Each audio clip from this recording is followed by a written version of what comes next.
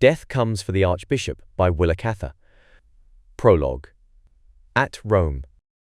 One summer evening in the year 1848, 3 cardinals and a missionary bishop from America were dining together in the gardens of a villa in the Sabine Hills overlooking Rome. The villa was famous for the fine view from its terrace. The hidden garden in which the 4 men sat at table lay some 20 feet below the south end of this terrace, and was a mere shelf of rock overhanging a steep declivity planted with vineyards. A flight of stone steps connected it with the promenade above. The table stood in a sanded square among potted orange and oleander trees, shaded by spreading ilex oaks that grew out of the rocks overhead. Beyond the balustrade was the drop into the air, and far below the landscape stretched soft and undulating. There was nothing to arrest the eye until it reached Rome itself. It was early when the Spanish cardinal and his guests sat down to dinner. The sun was still good for an hour of supreme splendor, and across the shining folds of country the low profile of the city barely fretted the skyline. Indistinct except for the dome of St. Peter's, bluish-grey like the flattened top of a great balloon, just a flash of copper light on its soft metallic surface. The cardinal had an eccentric preference for beginning his dinner at this time in the late afternoon, when the vehemence of the sun suggested motion. The light was full of action, and had a peculiar quality of climax, of splendid finish. It was both intense and soft, with a ruddiness as of much multiplied candlelight, an aura of red in its flames. It bored into the ilex trees, illuminating their mahogany trunks and blurring their dark foliage.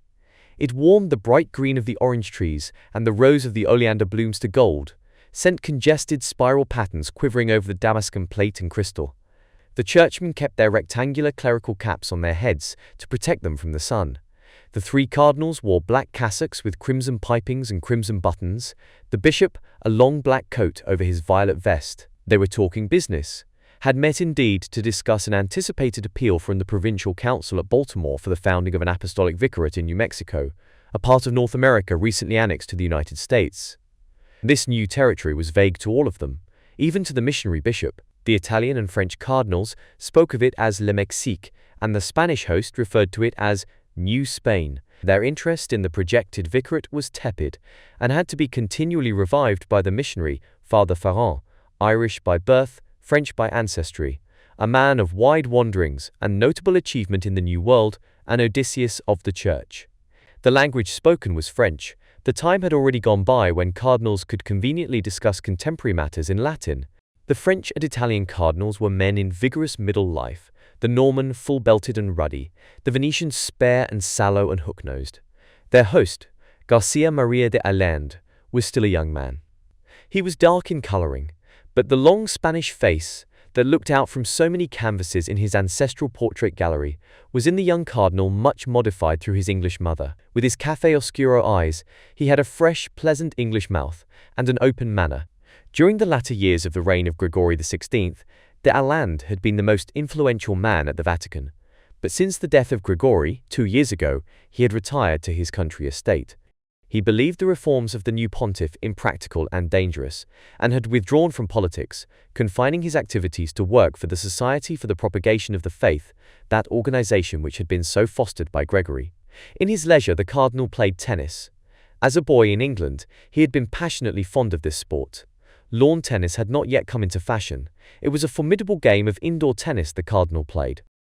Amateurs of that violent sport came from Spain and France to try their skill against him. The missionary, Bishop Ferrand, looked much older than any of them, old and rough, except for his clear, intensely blue eyes. His diocese lay within the icy arms of the Great Lakes, and on his long, lonely horseback rides among his missions, the sharp winds had bitten him well. The missionary was here for a purpose, and he pressed his point. He ate more rapidly than the others, and had plenty of time to plead his cause. Finished each course with such dispatch that the Frenchman remarked he would have been an ideal dinner companion for Napoleon. The bishop laughed, and threw out his brown hands in apology. "Likely enough I have forgot my manners. I am preoccupied. Here you can scarcely understand what it means that the United States has annexed that enormous territory which was the cradle of the faith in the New World. The Vicariate of New Mexico will be in a few years raised to an episcopal see with jurisdiction over a country larger than Central and Western Europe, barring Russia. The bishop of that see will direct the beginning of momentous things." "Beginnings," murmured the Venetian. There have been so many, but nothing ever comes from over there but trouble and appeals for money. The missionary turned to him patiently. Your Eminence, I beg you to follow me. This country was evangelized in 1500 by the Franciscan Fathers. It has been allowed to drift for nearly 300 years and is not yet dead. It still pitifully calls itself a Catholic country and tries to keep the forms of religion without instruction. The old mission churches are in ruins. The few priests are without guidance or discipline. They are lax in religious observance, and some of them live in open concubinage. If this Augean stable is not cleansed, now that the territory has been taken over by a progressive government, it will prejudice the interests of the Church in the whole of North America. But these missions are still under the jurisdiction of Mexico, are they not? Inquired the Frenchman. In the see of the Bishop of Durango? Added Maria de Allende. The missionary sighed.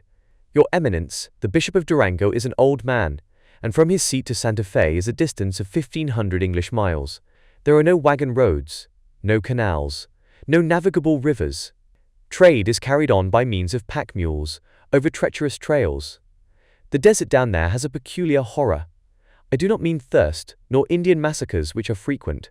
The very floor of the world is cracked open into countless canyons and arroyos, fissures in the earth which are sometimes 10 feet deep, sometimes 1,000. Up and down these stony chasms, the traveler and his mules clamber as best they can. It is impossible to go far in any direction without crossing them. If the Bishop of Durango should summon a disobedient priest by letter, who shall bring the padre to him?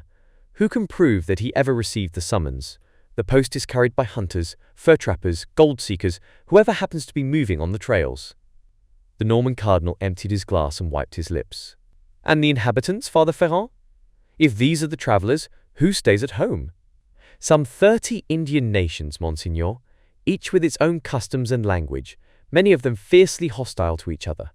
And the Mexicans, a naturally devout people. Untaught and unshepherded, they cling to the faith of their fathers. I have a letter from the Bishop of Durango recommending his vicar for this new post, remarked Maria de Allende. Your Eminence, it would be a great misfortune if a native priest were appointed. They have never done well in that field. Besides, this vicar is old.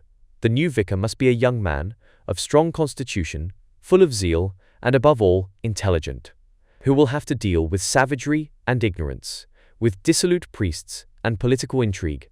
He must be a man to whom order is necessary, as dear as life. The Spaniard's coffee-colored eyes showed a glint of yellow as he glanced sidewise at his guest. I suspect, from your exordium, that you have a candidate, and that he is a French priest, perhaps? You guess rightly, Monseigneur. I am glad to see that we have the same opinion of French missionaries. Yes, said the Cardinal lightly, they are the best missionaries. Our Spanish fathers made good martyrs, but the French Jesuits accomplish more. They are the great organizers. Better than the Germans? Asked the Venetian, who had Austrian sympathies.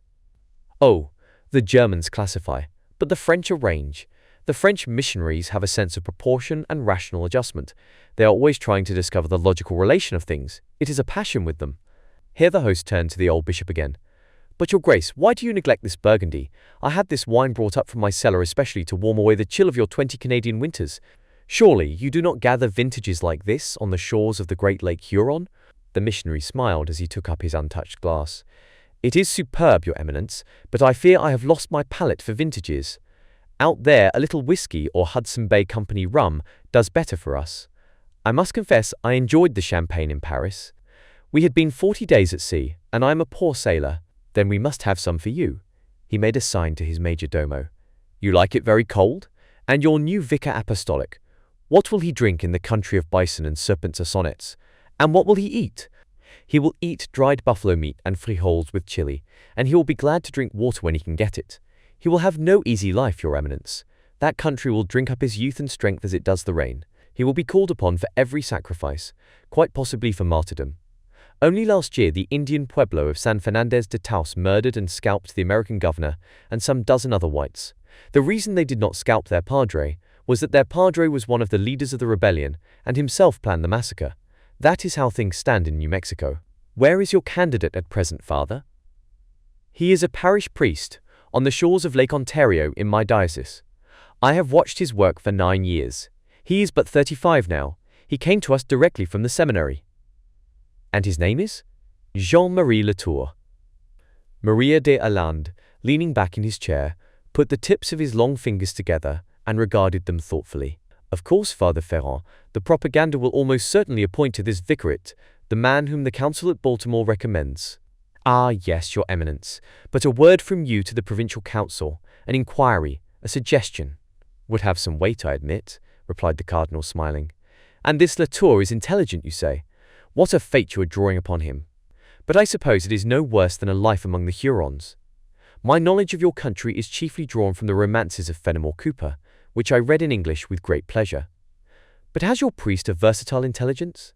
Any intelligence in matters of art, for example? And what need would he have for that, Monseigneur? Besides, he is from Auvergne. The three cardinals broke into laughter and refilled their glasses. They were all becoming restive under the monotonous persistence of the missionary. Listen, said the host, and I will relate a little story, while the bishop does me the compliment to drink my champagne. I have a reason for asking this question, which you have answered so finely. In my family house in Valencia, I have a number of pictures by the great Spanish painters, collected chiefly by my great-grandfather, who was a man of perception in these things, and, for his time, rich. His collection of El Greco is, I believe, quite the best in Spain. When my progenitor was an old man, along came one of these missionary priests from New Spain, begging. All missionaries from the Americas were inveterate beggars. Then as now, Bishop Ferrand. This Franciscan had considerable success, with his tales of pious Indian converts and struggling missions. He came to visit at my great-grandfather's house and conducted devotions in the absence of the chaplain. He wheedled a good sum of money out of the old man, as well as vestments and linen and chalices. He would take anything. And he implored my grandfather to give him a painting from his great collection for the ornamentation of his mission church among the Indians. My grandfather told him to choose from the gallery, believing the priest would covet most what he himself could best afford to spare. But not at all. The hairy Franciscan pounced upon one of the best in the collection, a young Saint Francis in Meditation by El Greco, and the model for the saint was one of the very handsome Dukes of Albuquerque. My grandfather protested, tried to persuade the fellow that some picture of the crucifixion or a martyrdom would appeal more strongly to his redskins. What would a St. Francis of almost feminine beauty mean to the scalp-takers? All in vain. The missionary turned upon his host with a reply which has become a saying in our family. You refuse me this picture because it is a good picture. It is too good for God, but it is not too good for you. He carried off the painting. In my grandfather's manuscript catalogue, under the number and title of the St. Francis, is written, Given to Fray Teodosio, for the glory of God, to enrich his mission church at Pueblo de Chía, among the savages of New Spain. It is because of this lost treasure, Father Ferrand, that I happen to have had some personal correspondence with the Bishop of Durango. I once wrote the facts to him fully. He replied to me that the mission at Sina was long ago destroyed and its furnishings scattered. Of course, the painting may have been ruined in a pillage or massacre. On the other hand, it may still be hidden away in some crumbling S.A. Christie or smoky wigwam. If your French priest had a discerning eye now, and was sent to this vicariate, he might keep my El Greco in mind. The bishop shook his head. No, I can't promise you. I do not know. I have noticed that he is a man of severe and refined tastes, but he is very reserved. Down there the Indians do not dwell in wigwams, Your Eminence, he added gently. No matter, Father. I see your redskins through Fenimore Cooper, and I like them so. Now let us go to the terrace for our coffee and watch the evening come on. The cardinal led his guests up the narrow stairway. The long gravelled terrace and its balustrade were blue as a lake in the dusky air. Both sun and shadows were gone. The folds of russet country were now violet. Waves of rose and gold throbbed up the sky from behind the dome of the basilica. As the churchmen walked up and down the promenade, watching the stars come out, their talk touched upon many matters, but they avoided politics, as men are apt to do in dangerous times.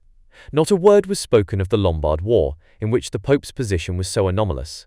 They talked, instead of a new opera by young Verdi, which was being sung in Venice, of the case of a Spanish dancing girl who had lately become a religious and was said to be working miracles in Andalusia. In this conversation, the missionary took no part, nor could he even follow it with much interest. He asked himself whether he had been on the frontier so long that he had quite lost his taste for the talk of clever men. But before they separated for the night, Maria de Allende spoke a word in his ear, in English. You are distrait, Father Ferrand. Are you wishing to unmake your new bishop already? It is too late. Jean-Marie Latour, am I right? Book 1, The Vicar Apostolic. Chapter 1, The Cruciform Tree. One afternoon, in the autumn of 1851, a solitary horseman, followed by a pack mule, was pushing through an arid stretch of country somewhere in central New Mexico. He had lost his way and was trying to get back to the trail with only his compass and his sense of direction for guides. The difficulty was that the country in which he found himself was so featureless, or rather, that it was crowded with features, all exactly alike. As far as he could see, on every side, the landscape was heaped up into monotonous red sand hills, not much larger than haycocks, and very much the shape of haycocks. One could not have believed that in the number of square miles a man is able to sweep with the eye, there could be so many uniform red hills. He had been riding among them since early morning, and the look of the country had no more changed than if he had stood still. He must have travelled through 30 miles of these conical red hills, winding his way in the narrow cracks between them, and he had begun to think that he would never see anything else. They were so exactly like one another that he seemed to be wandering in some geometrical nightmare. Flattened cones they were, more the shape of Mexican ovens than haycocks. Yes, exactly the shape of Mexican ovens, red as brick dust, and naked of vegetation except for small juniper trees. And the junipers, too, were the shape of Mexican ovens. Every conical hill was spotted with smaller cones of juniper, a uniform yellowish green, as the hills were a uniform red. The hills thrust out of the ground so thickly that they seemed to be pushing each other, elbowing each other aside, tipping each other over. The blunted pyramid, repeated so many hundred times upon his retina, and crowding down upon him in the heat, had confused the traveller, who was sensitive to the shape of things. Mais c'est fantastique, he muttered, closing his eyes to wrest them from the intrusive omnipresence of the triangle. When he opened his eyes again, his glance immediately fell upon one juniper, which differed in shape from the others. It was not a thick-growing cone, but a naked, twisted trunk, perhaps 10 feet high, and at the top it parted into two lateral flat-lying branches, with a little crest of green in the center, just above the cleavage. Living vegetation could not present more faithfully the form of the cross. The traveller dismounted, drew from his pocket a much-worn book, and baring his head, knelt at the foot of the cruciform tree. Under his buckskin riding coat he wore a black vest and the cravat and collar of a churchman. A young priest, at his devotions, and a priest in 1,000 one knew at a glance. His bowed head was not that of an ordinary man, it was built for the seat of a fine intelligence. His brow was open, generous, reflective, his features handsome and somewhat severe. There was a singular elegance about the hands below the fringed cuffs of the buckskin jacket. Everything showed him to be a man of gentle birth, brave, sensitive, courteous. His manners, even when he was alone in the desert, were distinguished. He had a kind of courtesy toward himself, toward his beasts, toward the juniper tree before which he knelt, and the God whom he was addressing. His devotions lasted perhaps half an hour, and when he rose he looked refreshed. He began talking to his mare in halting Spanish, asking whether she agreed with him that it would be better to push on, weary as she was, in hope of finding the trail. He had no water left in his canteen, and the horses had had none since yesterday morning. They had made a dry camp in these hills last night. The animals were almost at the end of their endurance, but they would not recuperate until they got water, and it seemed best to spend their last strength in searching for it. On a long caravan trip across Texas, this man had had some experience of thirst, as the party with which he traveled was several times put on a meager water ration for days together. But he had not suffered then as he did now. Since morning he had had a feeling of illness, the taste of fever in his mouth, and alarming seizures of vertigo.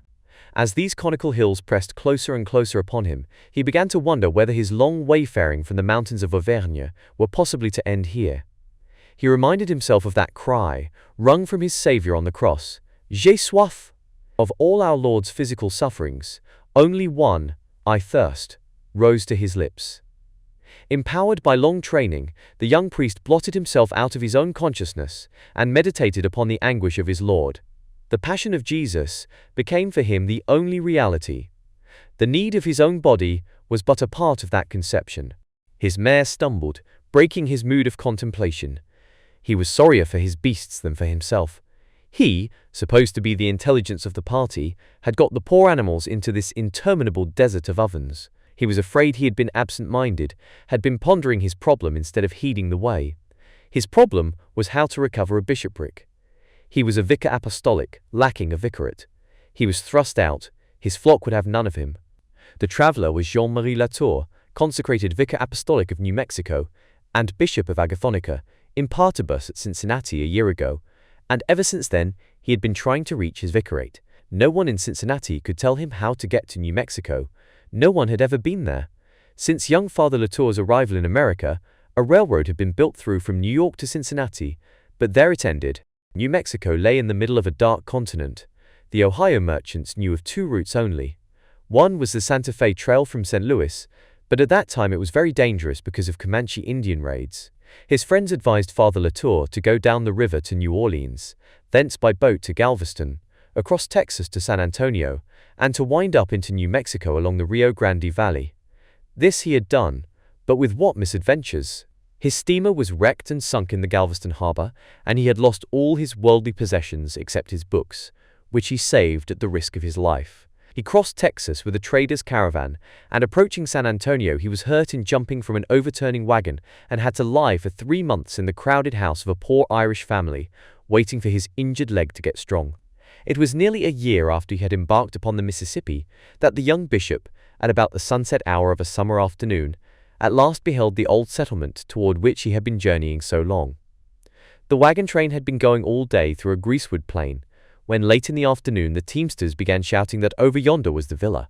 Across the level, Father Latour could distinguish low brown shapes, like earthworks, lying at the base of wrinkled green mountains with bare tops, wave-like mountains, resembling billows beaten up from a flat sea by a heavy gale, and their green was of two colors, aspen and evergreen, not intermingled but lying in solid areas of light and dark. As the wagons went forward and the sun sank lower, a sweep of red carnelian-colored hills lying at the foot of the mountains came into view. They curved like two arms about a depression in the plain, and in that depression was Santa Fe at last. A thin, wavering adobe town, a green plaza, at one end a church with 2 earthen towers that rose high above the flatness. The long main street began at the church. The town seemed to flow from it like a stream from a spring. The church towers, and all the low adobe houses, were rose-color in that light, a little darker in tone than the amphitheater of red hills behind, and periodically the plumes of poplars flashed like gracious accent marks, inclining and recovering themselves in the wind. The young bishop was not alone in the exaltation of that hour. Beside him rode Father Joseph Vaillant, his boyhood friend, who had made this long pilgrimage with him and shared his dangers. The two rode into Santa Fe together, claiming it for the glory of God. How then had Father Latour come to be here in the sandhills, many miles from his seat, unattended, far out of his way, and with no knowledge of how to get back to it? On his arrival at Santa Fe, this was what had happened. The Mexican priests there had refused to recognize his authority. They disclaimed any knowledge of a vicariate apostolic or a bishop of Agathonica. They said they were under the jurisdiction of the Bishop of Durango and had received no instructions to the contrary. If Father Latour was to be their bishop, where were his credentials? A parchment and letters, he knew, had been sent to the Bishop of Durango, but these had evidently got no farther. There was no postal service in this part of the world. The quickest and surest way to communicate with the Bishop of Durango was to go to him. So, having traveled for nearly a year to reach Santa Fe, Father Latour left it after a few weeks, and set off alone on horseback to ride down into Old Mexico and back, a journey of full 3,000 miles. He had been warned that there were many trails leading off the Rio Grande Road, and that a stranger might easily mistake his way. For the first few days he had been cautious and watchful. Then he must have grown careless, and turned into some purely local trail. When he realized that he was astray, his canteen was already empty, and his horses seemed too exhausted to retrace their steps. He had persevered in this sandy track, which grew ever fainter, reasoning that it must lead somewhere. All at once, Father Latour thought he felt a change in the body of his mare. She lifted her head for the first time in a long while, and seemed to redistribute her weight upon her legs. The pack mule behaved in a similar manner, and both quickened their pace. Was it possible they scented water? Nearly an hour went by, and then, winding between 2 hills that were like all the hundreds they had passed, the 2 beasts whinnied simultaneously. Below them, in the midst of that wavy ocean of sand, was a green thread of verdure and a running stream. This ribbon in the desert seemed no wider than a man could throw a stone, and it was greener than anything Latour had ever seen, even in his own greenest corner of the old world. But for the quivering of the hide on his mare's neck and shoulders, he might have thought this a vision, a delusion of thirst. Running water, clover fields, cottonwoods, acacias, little adobe houses with brilliant gardens, a boy, driving a flock of white goats toward the stream. That was what the young bishop saw. A few moments later, when he was struggling with his horses, trying to keep them from over-drinking, a young girl with a black shawl over her head came running toward him. He thought he had never seen a kindlier face. Her greeting was that of a Christian. "Ave Maria Purissima, Señor. Whence do you come?" "Blessed child," he replied in Spanish. "I am a priest who has lost his way. I am famished for water." "A priest?" she cried. "That is not possible. Yet I look at you and it is true. Such a thing has never happened to us before. It must be in answer to my father's prayers. Run, Pedro, and tell father and Salvatore." Chapter 2. Hidden Water. An hour later, as darkness came over the sandhills, the young bishop was seated at supper in the mother house of this Mexican settlement, which, he learned, was appropriately called Agua Secreta, Hidden Water. At the table with him were his host, an old man called Benito, the oldest son, and 2 grandsons. The old man was a widower, and his daughter, Josefa, the girl who had run to meet the bishop at the stream, was his housekeeper. Their supper was a pot of frijoles, cooked with meat, bread and goat's milk, fresh cheese and ripe apples. From the moment he entered this room, with its thick whitewashed adobe walls, Father Latour had felt a kind of peace about it. In its bareness and simplicity there was something comely, as there was about the serious girl who had placed their food before them and who now stood in the shadows against the wall, her eager eyes fixed upon his face. He found himself very much at home with the 4 dark-headed men who sat beside him in the candlelight. Their manners were gentle, their voices low and agreeable. When he said grace before meat, the men had knelt on the floor beside the table. The grandfather declared that the Blessed Virgin must have led the bishop from his path and brought him here to baptize the children and to sanctify the marriages. Their settlement was little known, he said. They had no papers for their land and were afraid the Americans might take it away from them. There was no one in their settlement who could read or write. Salvatore, his oldest son, had gone all the way to Albuquerque to find a wife and had married there. But the priest had charged him 20 pesos, and that was half of all he had saved to buy furniture and glass windows for his house. His brothers and cousins, discouraged by his experience, had taken wives without the marriage sacrament. In answer to the bishop's questions, they told him the simple story of their lives. They had here all they needed to make them happy. They spun and wove from the fleece of their flocks, raised their own corn and wheat and tobacco, dried their plums and apricots for winter. Once a year, the boys took the grain up to Albuquerque to have it ground, and bought such luxuries as sugar and coffee. They had bees, and when sugar was high, they sweetened with honey. Benito did not know in what year his grandfather had settled here, coming from Chihuahua with all his goods in ox carts. But it was soon after the time when the French killed their king. My grandfather had heard talk of that before he left home, and used to tell us boys about it when he was an old man. "Perhaps you have guessed that I am a Frenchman," said Father Latour. No, they had not, but they felt sure he was not an American. Jose, the elder grandson, had been watching the visitor uncertainly.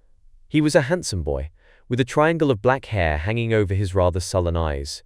He now spoke for the first time. "They say at Albuquerque that now we are all Americans, but that is not true, Padre. I will never be an American. They are infidels." "Not all, my son. I have lived among Americans in the North for 10 years, and I found many devout Catholics." The young man shook his head. "They destroyed our churches when they were fighting us, and stabled their horses in them, and now they will take our religion away from us. We want our own ways, and our own religion." Father Latour began to tell them about his friendly relations with Protestants in Ohio, but they had not room in their minds for 2 ideas. There was one church, and the rest of the world was infidel. One thing they could understand, that he had here in his saddlebags his vestments, the altar stone, and all the equipment for celebrating the Mass, and that tomorrow morning, after Mass, he would hear confessions, baptize, and sanctify marriages. After supper, Father Latour took up a candle and began to examine the holy images on the shelf over the fireplace. The wooden figures of the saints, found in even the poorest Mexican houses, always interested him. He had never yet seen 2 alike. These over Benito's fireplace had come in the ox carts from Chihuahua nearly 60 years ago. They had been carved by some devout soul and brightly painted, though the colors had softened with time, and they were dressed in cloth like dolls. They were much more to his taste than the factory-made plaster images in his mission churches in Ohio, more like the homely stone carvings on the front of old parish churches in Auvergne. The wooden Virgin was a sorrowing mother indeed, long and stiff and severe, very long from the neck to the waist, even longer from waist to feet, like some of the rigid mosaics of the Eastern Church. She was dressed in black, with a white apron and a black rebozo over her head, like a Mexican woman of the poor. At her right was St. Joseph, and at her left a fierce little equestrian figure, a saint wearing the costume of a Mexican ranchero, velvet trousers richly embroidered and wide at the ankle, velvet jacket and silk shirt, and a high-crowned, broad-brimmed Mexican sombrero. He was attached to his fat horse by a wooden pivot driven through the saddle. The younger grandson saw the priest's interest in this figure. "That," he said, "is my name's Saint Santiago." "Oh yes, Santiago. He was a missionary like me. In our country we call him Saint Jacques, and he carries a staff and a wallet. But here he would need a horse, surely." The boy looked at him in surprise. "But he's the saint of horses. Isn't he that in your country?" The bishop shook his head. "No, I know nothing about that. How is he the saint of horses?" "He blesses the mares and makes them fruitful. Even the Indians believe that. They know that if they neglect to pray to Santiago for a few years, the foals do not come right." A little later, after his devotions, the young bishop lay down in Benito's deep feather bed, thinking how different was this night from his anticipation of it. He had expected to make a dry camp in the wilderness, and to sleep under a juniper tree, like the prophet, tormented by thirst. But here he lay in comfort and safety, with love for his fellow creatures flowing like peace about his heart. If Father Vaillant were here, he would say, "A miracle," that the Holy Mother, to whom he had addressed himself before the cruciform tree, had led him hither. And it was a miracle, Father Latour knew that. But his dear Joseph must always have the miracle very direct and spectacular, not with nature, but against it. He would almost be able to tell the color of the mantle Our Lady wore when she took the mare by the bridle back yonder among the junipers, and led her out of the pathless sandhills, as the angel led the ass on the flight into Egypt. In the late afternoon of the following day, the bishop was walking alone along the banks of the life-giving stream, reviewing in his mind the events of the morning. Benito and his daughter had made an altar before the sorrowful wooden Virgin, and placed upon it candles and flowers. Every soul in the village, except Salvatore's sick wife, had come to the Mass. He had performed marriages and baptisms and heard confessions and confirmed until noon. Then came the christening feast. Jose had killed a kid the night before, and immediately after her confirmation, Josefa slipped away to help her sisters-in-law roast it. When Father Latour asked her to give him his portion without chili, the girl inquired whether it was more pious to eat it like that. He hastened to explain that Frenchmen, as a rule, do not like high seasoning, lest she should hereafter deprive herself of her favorite condiment. After the feast, the sleepy children were taken home. The men gathered in the plaza to smoke under the great cottonwood trees. The bishop, feeling a need of solitude, had gone forth to walk, firmly refusing an escort. On his way he passed the earthen thrashing floor, where these people beat out their grain and winnowed it in the wind, like the children of Israel. He heard a frantic bleating behind him, and was overtaken by Pedro with the great flock of goats, indignant at their day's confinement, and wild to be in the fringe of pasture along the hills. They leaped the stream like arrows speeding from the bow, and regarded the bishop as they passed him with their mocking, humanly intelligent smile. The young bucks were light and elegant in figure, with their pointed chins and polished tilted horns. There was great variety in their faces, but in nearly all something supercilious and sardonic. The Angoras had long silky hair of a dazzling whiteness. As they leaped through the sunlight, they brought to mind the chapter in the Apocalypse, about the whiteness of them that were washed in the blood of the Lamb. The young bishop smiled at his mixed theology. But though the goat had always been the symbol of pagan lewdness, he told himself that their fleece had warmed many a good Christian, and their rich milk nourished sickly children. About a mile above the village he came upon the waterhead, a spring overhung by the sharp-leafed variety of cottonwood called water willow. All about it crowded the oven-shaped hills, nothing to hint of water until it rose miraculously out of the parched and thirsty sea of sand. Some subterranean stream found an outlet here, was released from darkness. The result was grass and trees and flowers and human life, household order and hearths from which the smoke of burning piñon logs rose like incense to heaven. The bishop sat a long time by the spring, while the declining sun poured its beautifying light over those low, rose-tinted houses and bright gardens. The old grandfather had shown him arrowheads and corroded medals, and a sword hilt, evidently Spanish, that he had found in the earth near the waterhead. This spot had been a refuge for humanity long before these Mexicans had come upon it. It was older than history, like those wellheads in his own country where the Roman settlers had set up the image of a river goddess, and later the Christian priests had planted a cross. This settlement was his bishopric in miniature. Hundreds of square miles of thirsty desert, then a spring, a village, old men trying to remember their catechism to teach their grandchildren. The faith, planted by the Spanish friars and watered with their blood, was not dead. It awaited only the toil of the husbandman. It was not troubled about the revolt in Santa Fe or the powerful old native priest who led it. Father Martinez, of Taos, who had ridden over from his parish expressly to receive the new vicar and to drive him away. He was rather terrifying, that old priest, with his big head, violent Spanish face, and shoulders like a buffalo. But the day of his tyranny was almost over. Chapter 3. The Bishop chez lui. It was the late afternoon of Christmas Day, and the bishop sat at his desk writing letters. Since his return to Santa Fe, his official correspondence had been heavy, but the closely written sheets over which he bent with a thoughtful smile were not to go to Monsignori, or to archbishops, or to the heads of religious houses, but to France, to Auvergne, to his own little town, to a certain grey, winding street, paved with cobbles and shaded by tall chestnuts, on which, even today, some few brown leaves would be clinging, or dropping one by one, to be caught in the cold green ivy on the walls.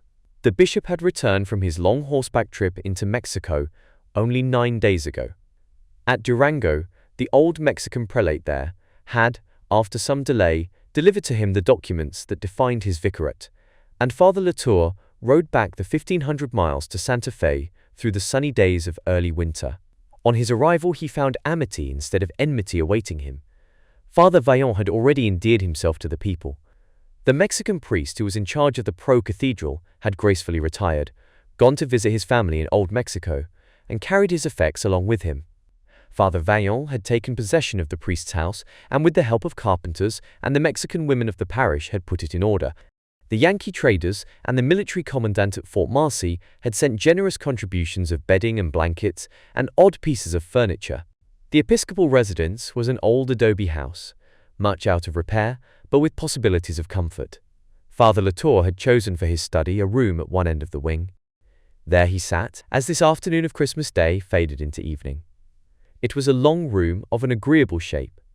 The thick clay walls had been finished on the inside by the deft palms of Indian women, and had that irregular and intimate quality of things made entirely by the human hand.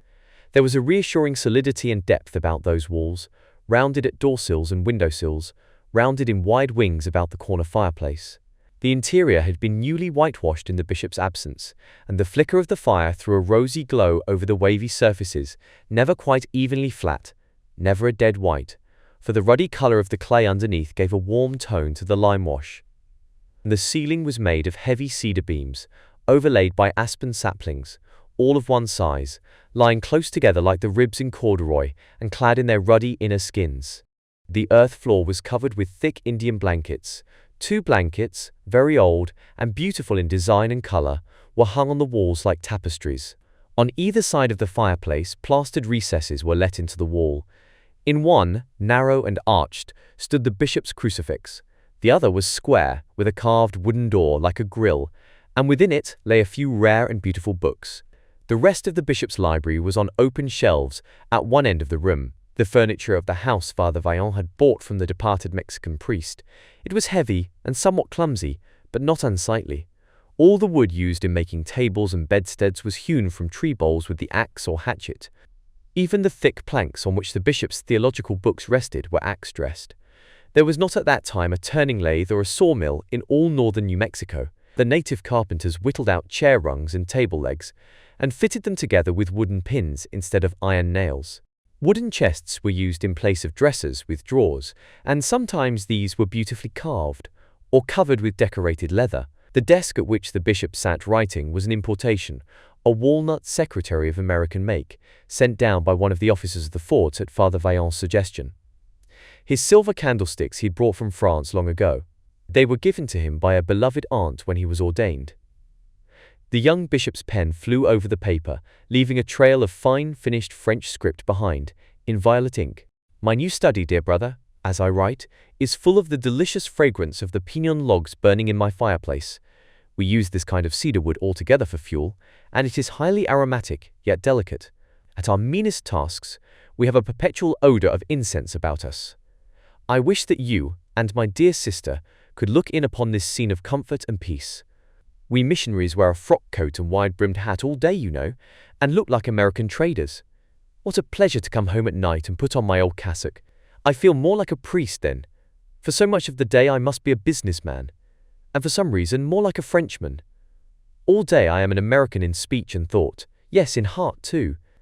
The kindness of the American traders, and especially of the military officers at the fort, commands more than a superficial loyalty. I mean to help the officers at their task here. I can assist them more than they realize.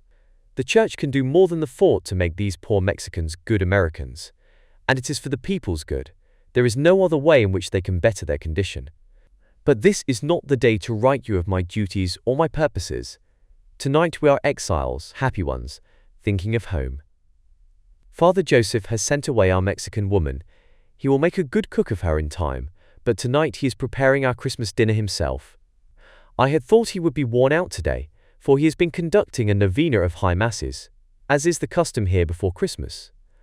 After the novena and the midnight mass last night, I supposed he would be willing to rest today, but not a bit of it. You know his motto, rest in action. I brought him a bottle of olive oil on my horse all the way from Durango. I say olive oil because here oil means something to grease the wheels of wagons, and he is making some sort of cooked salad. We have no green vegetables here in winter, and no one seems ever to have heard of that blessed plant, the lettuce. Joseph finds it hard to do without salad oil. He always had it in Ohio, though it was a great extravagance. He has been in the kitchen all afternoon. There is only an open fireplace for cooking, and an earthen roasting oven out in the courtyard. But he has never failed me in anything yet, and I think I can promise you that tonight 2 Frenchmen will sit down to a good dinner and drink your health.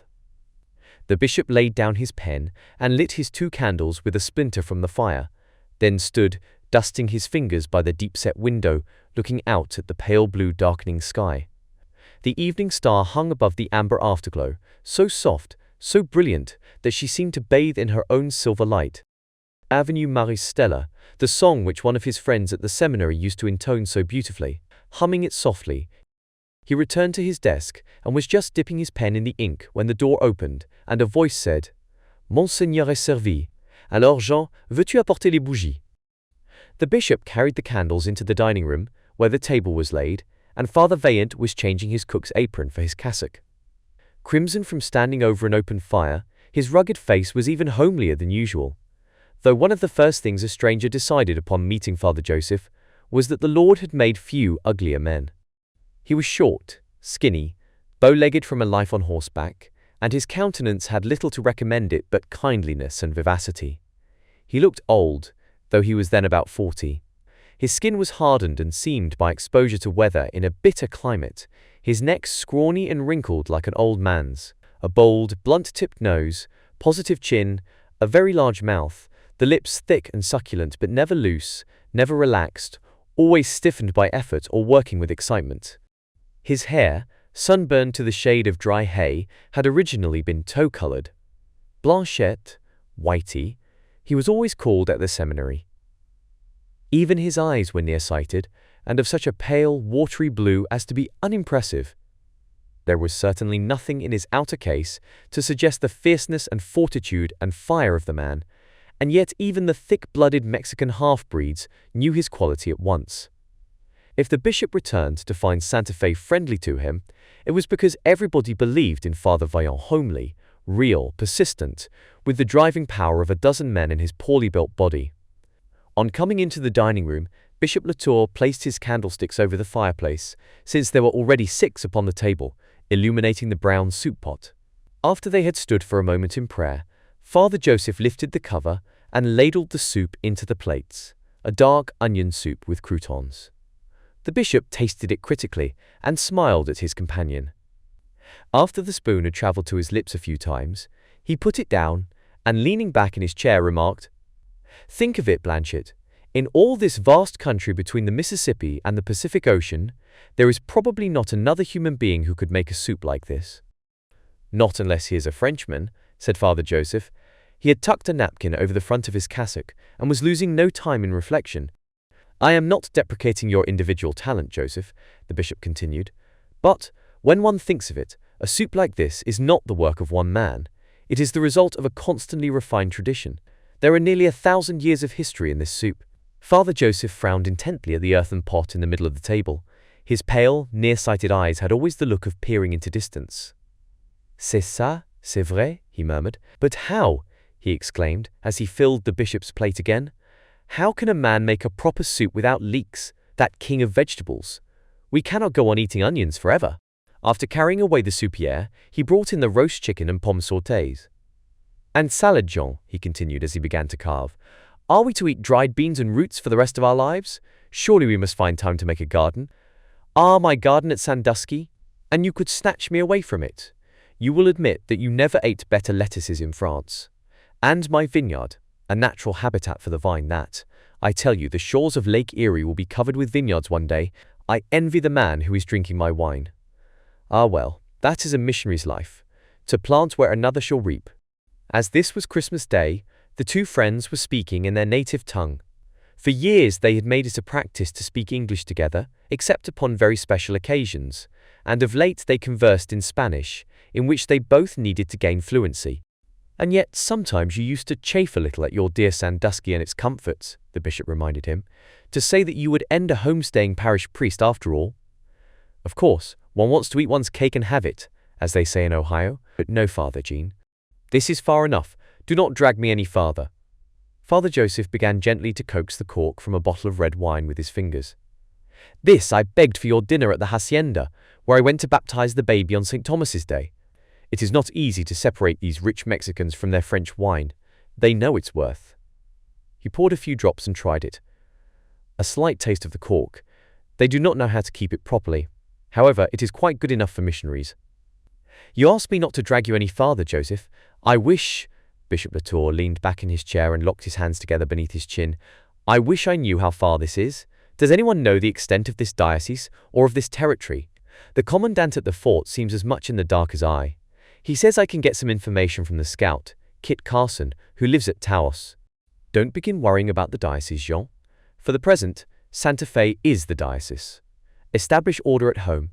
Tomorrow I will have a reckoning with the church wardens, who allowed that band of drunken cowboys to come into the midnight mass and defile the font. There is enough to do here. Festina lente. I have made a resolve not to go more than 3 days' journey from Santa Fe for 1 year." The bishop smiled and shook his head. "And when you were at the seminary, you made a resolve to lead a life of contemplation." A light leaped into Father Joseph's homely face. "I have not yet renounced that hope. One day you will release me, and I will return to some religious house in France, and end my days in devotion to the Holy Mother. For the time being, it is my destiny to serve her in action. But this is far enough, Jean." The bishop again shook his head and murmured, "Who knows how far?" The very little priest whose life was to be a succession of mountain ranges, pathless deserts, yawning canyons and swollen rivers, who was to carry the cross into territories yet unknown and unnamed, who would wear down mules and horses and scouts and stage drivers, tonight looked apprehensively at his superior and repeated, "No more, Jean. This is far enough." Then, making haste to change the subject, he said briskly, "A bean salad was the best I could do for you, but with onion and just a suspicion of salt pork, it is not so bad." Over the compote of dried plums, they fell to talking of the great yellow ones that grew in the old Latour garden at home. Their thoughts met in that tilted cobble street, winding down a hill, with the uneven garden walls and tall horse chestnuts on either side. A lonely street after nightfall, with soft street lamps shaped like lanterns at the darkest turnings. At the end of it was the church where the bishop made his first communion, with a grove of flat-cut plane trees in front, under which the market was held on Tuesdays and Fridays. While they lingered over these memories, an indulgence they seldom permitted themselves, The two missionaries were startled by a volley of rifle shots and blood-curdling yells without, and the galloping of horses. The bishop half rose, but Father Joseph reassured him with a shrug. "Do not discompose yourself. The same thing happened here on the eve of All Souls' Day. A band of drunken cowboys, like those who came into the church last night, go out to the pueblo and get the Tesuque Indian boys drunk, and then they ride in to serenade the soldiers at the fort in this manner." Chapter 4. A Bell and a Miracle. On the morning after the bishop's return from Durango, after his first night in his episcopal residence, he had a pleasant awakening from sleep. He had ridden into the courtyard after nightfall, having changed horses at a rancho, and pushed on nearly 60 miles in order to reach home. Consequently, he slept late the next morning. It did not awaken until 6 o'clock, when he heard the Angelus ringing. He recovered consciousness slowly, unwilling to let go of a pleasing delusion that he was in Rome. Still half believing that he was lodged near St. John Lateran, he yet heard every stroke of the Ave Maria bell, marveling to hear it rung correctly. 9 quick strokes in all, divided into threes, with an interval between, and from a bell with beautiful tone. Full, clear, with something bland and suave, each note floated through the air like a globe of silver. Before the 9 strokes were done, Rome faded, and behind it he sensed something eastern, with palm trees. Jerusalem, perhaps, though he had never been there. Keeping his eyes closed, he cherished for a moment this sudden, pervasive sense of the East. Once before, he had been carried out of the body thus to a place far away. It had happened in a street in New Orleans. He had turned a corner and come upon an old woman with a basket of yellow flowers, sprays of yellow sending out a honey-sweet perfume. Mimosa, but before he could think of the name, he was overcome by a feeling of place, was dropped, cassock and all, into a garden in the south of France, where he had been sent one winter in his childhood to recover from an illness. And now this silvery bell note had carried him farther and faster than sound could travel. When he joined Father Vaillant at coffee, that impetuous man who could never keep a secret asked him anxiously whether he had heard anything. "I thought I heard the Angelus, Father Joseph, but my reason tells me that only a long sea voyage could bring me within sound of such a bell." "Not at all," said Father Joseph briskly. "I found that remarkable bell here, in the basement of old San Miguel. They tell me it has been here 100 years or more. There is no church tower in the place strong enough to hold it. It is very thick and must weigh close upon 800 pounds. But I had a scaffolding built in the churchyard, and with the help of oxen we raised it and got it swung on crossbeams. I taught a Mexican boy to ring it properly against your return. But how could it have come here? It is Spanish, I suppose?" "Yes, the inscription is in Spanish, to St. Joseph, and the date is 1356. It must have been brought up from Mexico City in an ox cart, a heroic undertaking, certainly. Nobody knows where it was cast, but they do tell a story about it, that it was pledged to St. Joseph in the wars with the Moors, and that the people of some besieged city brought all their plate and silver and gold ornaments and threw them in with the baser metals. There is certainly a good deal of silver in the bell, nothing else would account for its tone." Father Latour reflected. "And the silver of the Spaniards was really Moorish, was it not? If not actually of Moorish make, copied from their design. The Spaniards knew nothing about working silver except as they learnt it from the Moors." "What are you doing, Jean? Trying to make my bell out an infidel?" Father Joseph asked impatiently. The bishop smiled. "I am trying to account for the fact that, when I heard it this morning, it struck me at once as something oriental. A learned Scotch Jesuit in Montreal told me that our first bells, and the introduction of the bell in the service all over Europe, originally came from the East. He said the Templars brought the Angelus back from the Crusades, and it is really an adaptation of a Moslem custom." Father Vaillant sniffed. "I noticed that scholars always manage to dig out something belittling," he complained. "Belittling? I should say the reverse. I am glad to think there is Moorish silver in your bell.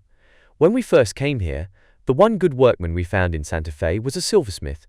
The Spaniards handed on their skill to the Mexicans, and the Mexicans have taught the Navajos to work silver, but it all came from the Moors." "I am no scholar, as you know," said Father Vaillant, rising, "and this morning we have many practical affairs to occupy us. I have promised that you will give an audience to a good old man, a native priest from the Indian mission at Santa Clara, who is returning from Mexico. He has just been on a pilgrimage to the shrine of Our Lady of Guadalupe, and has been much edified. He would like to tell you the story of his experience. It seems that ever since he was ordained he has desired to visit the shrine. During your absence I have found how particularly precious is that shrine to all Catholics in New Mexico. They regard it as the one absolutely authenticated appearance of the Blessed Virgin in the New World, and a witness of her affection for her church on this continent. The bishop went into his study, and Father Vaillant brought in Padre Escolastico Herrera, a man of nearly 70, who had been 40 years in the ministry and had just accomplished the pious desire of a lifetime. His mind was still full of the sweetness of his late experience. He was so rapt that nothing else interested him. He asked anxiously whether perhaps the bishop would have more leisure to attend to him later in the day. But Father Latour placed a chair for him and told him to proceed. The old man thanked him for the privilege of being seated. Leaning forward, with his hands locked between his knees, he told the whole story of the miraculous appearance, both because it was so dear to his heart and because he was sure that no American bishop would have heard of the occurrence as it was, though at Rome all the details were well known and 2 popes had sent gifts to the shrine. On Saturday, December 9th, in the year 1531, a poor neophyte of the monastery of St. James was hurrying down Tepeyac Hill to attend Mass in the city of Mexico. His name was Juan Diego, and he was 55 years old. When he was halfway down the hill, a light shone in his path, and the Mother of God appeared to him as a young woman of great beauty, clad in blue and gold. She greeted him by name and said, "Juan, seek out thy bishop, and bid him build a church in my honor, on the spot where I now stand. Go then, and I will bide here and await thy return." Brother Juan ran into the city and straight to the bishop's palace, where he reported the matter. The bishop was Zumarraga, a Spaniard. He questioned the monk severely and told him he should have required a sign of the lady to assure him that she was indeed the Mother of God and not some evil spirit.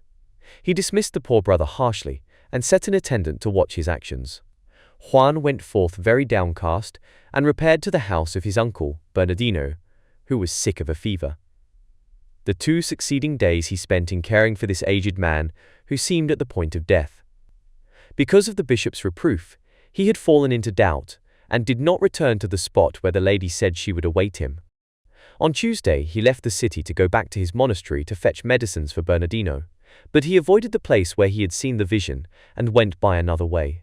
Again he saw a light in his path, and the Virgin appeared to him as before, saying, "Juan, why goest thou by this way?" Weeping, he told her that the bishop had distrusted his report, and that he had been employed in caring for his uncle, who was sick unto death. The lady spoke to him with all comfort, telling him that his uncle would be healed within the hour, and that he should return to Bishop Zumarraga, and bid him build a church where she had first appeared to him. It must be called the Shrine of Our Lady of Guadalupe, after her dear shrine of that name in Spain. When Brother Juan replied to her that the bishop required a sign, she said, "Go up on the rocks yonder, and gather roses." Though it was December and not the season for roses, he ran up among the rocks and found such roses as he had never seen before. He gathered them until he had filled his tilma. The tilma was a mantle worn only by the very poor, a wretched garment loosely woven of coarse vegetable fiber and sewn down the middle. When he returned to the apparition, she bent over the flowers and took pains to arrange them, then closed the ends of the tilma together and said to him, "Go now, and do not open your mantle until you open it before your bishop." Juan sped into the city and gained admission to the bishop, who was in council with his vicar. "Your Grace," he said, "the Blessed Lady who appeared to me has sent you these roses for a sign." At this he held up one end of his tilma and let the roses fall in profusion to the floor. To his astonishment, Bishop Zumarraga and his vicar instantly fell upon their knees among the flowers. On the inside of his poor mantle was a painting of the Blessed Virgin, in robes of blue and rose and gold, exactly as she had appeared to him upon the hillside. A shrine was built to contain this miraculous portrait, which since that day has been the goal of countless pilgrimages and has performed many miracles. Of this picture, Padre Escolastico had much to say. He affirmed that it was of marvelous beauty, rich with gold, and the colors as pure and delicate as the tints of early morning. Many painters had visited the shrine and marveled that paint could be laid at all upon such poor and coarse material. In the ordinary way of nature, the flimsy mantle would have fallen to pieces long ago. The padre modestly presented Bishop Latour and Father Joseph with little medals he had brought from the shrine. On one side a relief of the miraculous portrait, on the other an inscription, "Non fecit taliter omni nationi," "She hath not dealt so with any nation." Father Vaillant was deeply stirred by the priest's recital, and after the old man had gone he declared to the bishop that he meant himself to make a pilgrimage to this shrine at the earliest opportunity. "What a priceless thing for the poor converts of a savage country," he exclaimed, wiping his glasses, which were clouded by his strong feeling. "All these poor Catholics who have been so long without instruction have at least the reassurance of that visitation. It is a household word with them that their Blessed Mother revealed herself in their own country to a poor convert. Doctrine is well enough for the wise, Jean, but the miracle is something we can hold in our hands and love." Father Vaillant began pacing restlessly up and down as he spoke, and the bishop watched him, musing. It was just this in his friend that was dear to him. "Where there is great love there are always miracles," he said at length. "One might almost say that an apparition is human vision corrected by divine love. I do not see you as you really are, Joseph. I see you through my affection for you. The miracles of the Church seem to me to rest not so much upon faces or voices or healing power coming suddenly near to us from afar off, but upon our perceptions being made finer, so that for a moment our eyes can see and our ears can hear what is there about us always." Book 2, Missionary Journeys. Chapter 1, The White Mules. In mid-March, Father Vaillant was on the road, returning from a missionary journey to Albuquerque. He was to stop at the rancho of a rich Mexican, Manuel Lujan, to marry his men and maidservants who were living in concubinage, and to baptize the children. There he would spend the night. Tomorrow or the day after he would go on to Santa Fe, halting by the way at the Indian pueblo of Santo Domingo to hold service. There was a fine old mission church at Santo Domingo, but the Indians were of a haughty and suspicious disposition. He had said Mass there on his way to Albuquerque nearly a week ago. By dint of canvassing from house to house, and offering medals and religious color prints to all who came to church, he had got together a considerable congregation. It was a large and prosperous pueblo, set among clean sandhills, with its rich irrigated farmlands lying just below, in the valley of the Rio Grande. His congregation was quiet, dignified, attentive. They sat on the earth floor, wrapped in their best blankets, repose in every line of their strong, stubborn backs. He harangued them in such Spanish as he could command, and they listened with respect. But bring their children to be baptized, they would not. The Spaniards had treated them very badly long ago, and they had been meditating upon their grievance for many generations. Father Vaillant had not baptized one infant there, but he meant to stop tomorrow and try again. Then back to his bishop, provided he could get his horse up La Bajada Hill. He had bought his horse from a Yankee trader, and had been woefully deceived. 1 week's journey of from 20 to 30 miles a day had shown the beast up for a wind-broken wreck. Father Vaillant's mind was full of material cares as he approached Manuel Lujan's place beyond Bernalillo. The rancho was like a little town, with all its stables, corrals, and stake fences. The Casa Grande was long and low, with glass windows and bright blue doors, a portal running its full length, supported by blue posts. Under this portal, the adobe wall was hung with bridles, saddles, great boots and spurs, guns and saddle blankets, strings of red peppers, fox skins, and the skins of 2 great rattlesnakes. When Father Vaillant rode in through the gateway, children came running from every direction, some with no clothing but a little shirt, and women with no shawls over their black hair came running after the children. They all disappeared when Manuel Lujan walked out of the great house, hat in hand, smiling and hospitable. He was a man of 35, settled in figure and somewhat full under the chin. He greeted the priest in the name of God and put out a hand to help him alight. But Father Vaillant sprang quickly to the ground. "God be with you, Manuel, and with your house. But where are those who are to be married?" "The men are all in the field, Padre. There is no hurry. A little wine, a little bread, coffee, repose, and then the ceremonies." "A little wine, very willingly, and bread too, but not until afterward. I meant to catch you all at dinner, but I am 2 hours late, because my horse is bad. Have someone bring in my saddlebags, and I will put on my vestments. Send out to the fields for your men, Señor Lujan. A man can stop work to be married." The swarthy host was dazed by this dispatch. "But one moment, Padre. There are all the children to baptize. Why not begin with them, if I cannot persuade you to wash the dust from your sainted brow and repose a little? Take me to a place where I can wash and change my clothes, and I will be ready before you can get them here. No, I tell you, Lujan, the marriage is first, the baptisms afterward. That order is but Christian. I will baptize the children tomorrow morning, and their parents will at least have been married overnight." Father Joseph was conducted to his chamber, and the older boys were sent running off across the fields to fetch the men. Lujan and his 2 daughters began constructing an altar at one end of the sala. 2 old women came to scrub the floor, and another brought chairs and stools. "My God, but he is ugly, the padre," whispered one of these to the others. "He must be very holy. And did you see the great wart he has on his chin? My grandmother could take that away for him if she were alive, poor soul. Somebody ought to tell him about the holy mud at Chimayo. That mud might dry it up, but there is nobody left now who can take warts away." "No, the times are not so good anymore," the other agreed.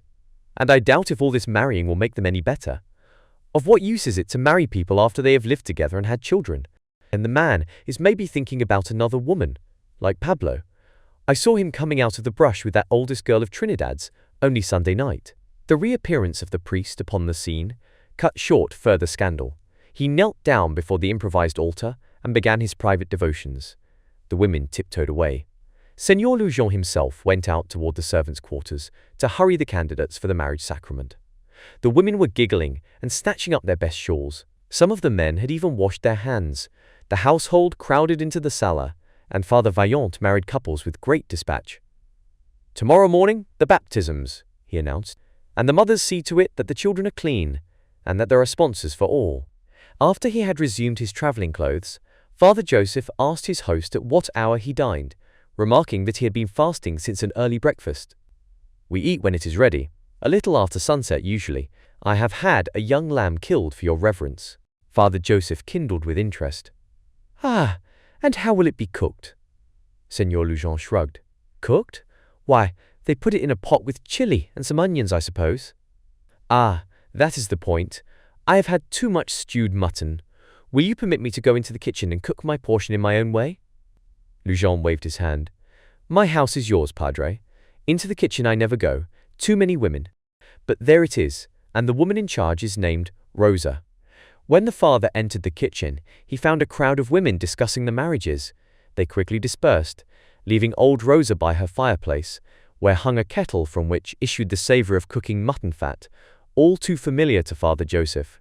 He found a half sheep hanging outside the door, covered with a bloody sack, and asked Rosa to heat the oven for him, announcing that he meant to roast the hind leg.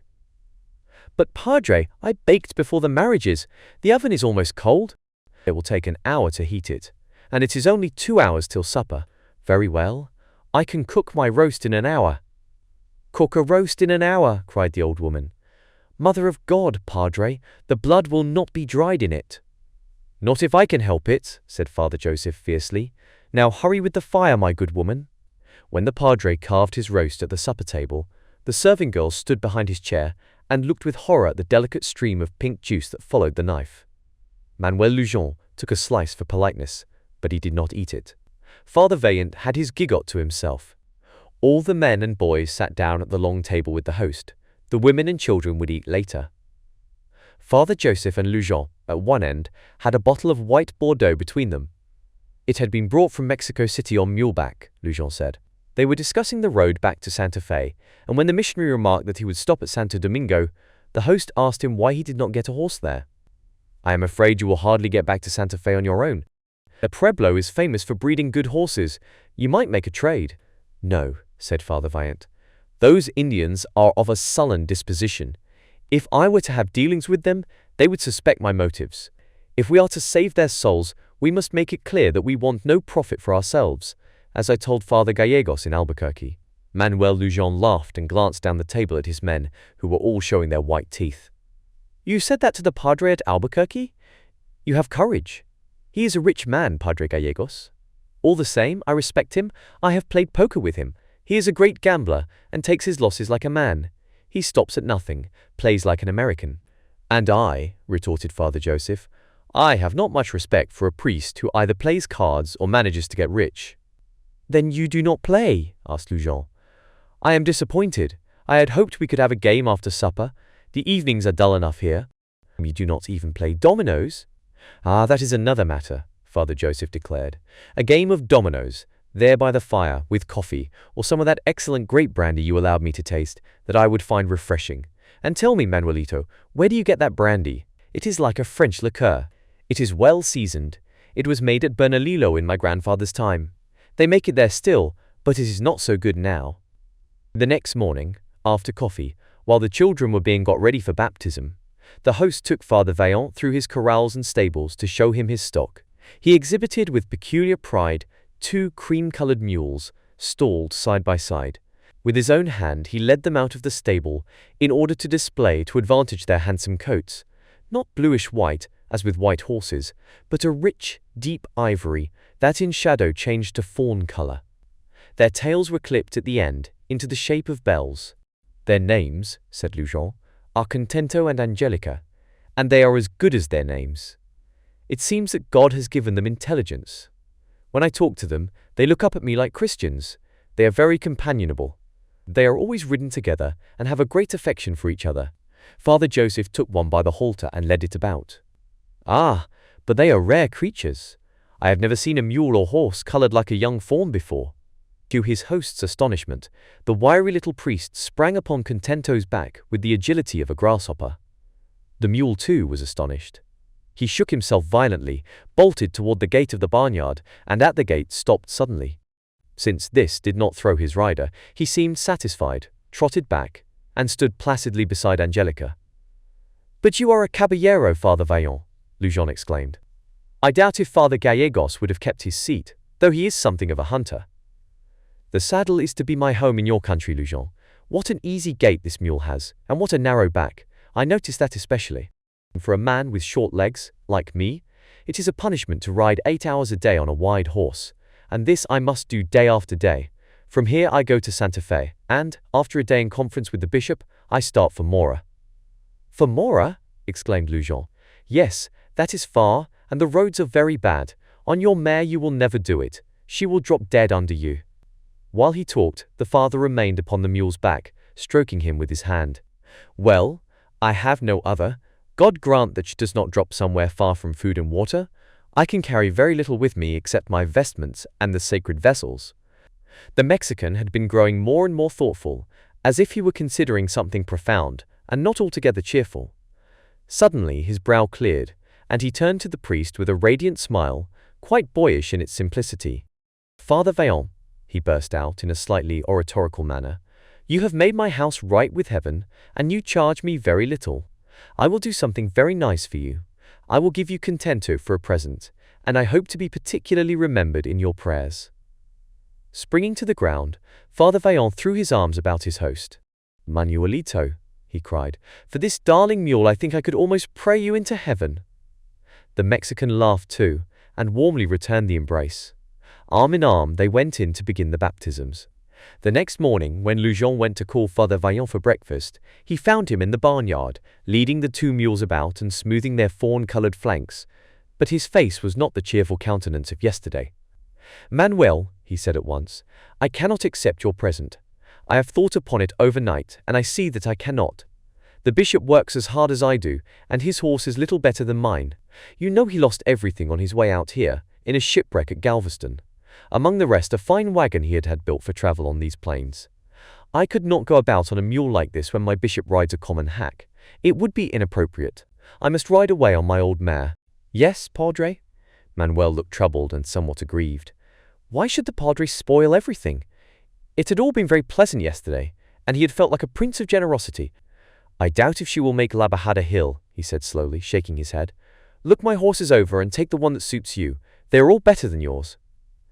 "No, no," said Father Vaillant decidedly. "Having seen these mules, I want nothing else. They are the color of pearls, really. I will raise the price of marriages until I can buy this pair from you. A missionary must depend upon his mount for companionship in his lonely life. I want a mule that can look at me like a Christian, as you said of these."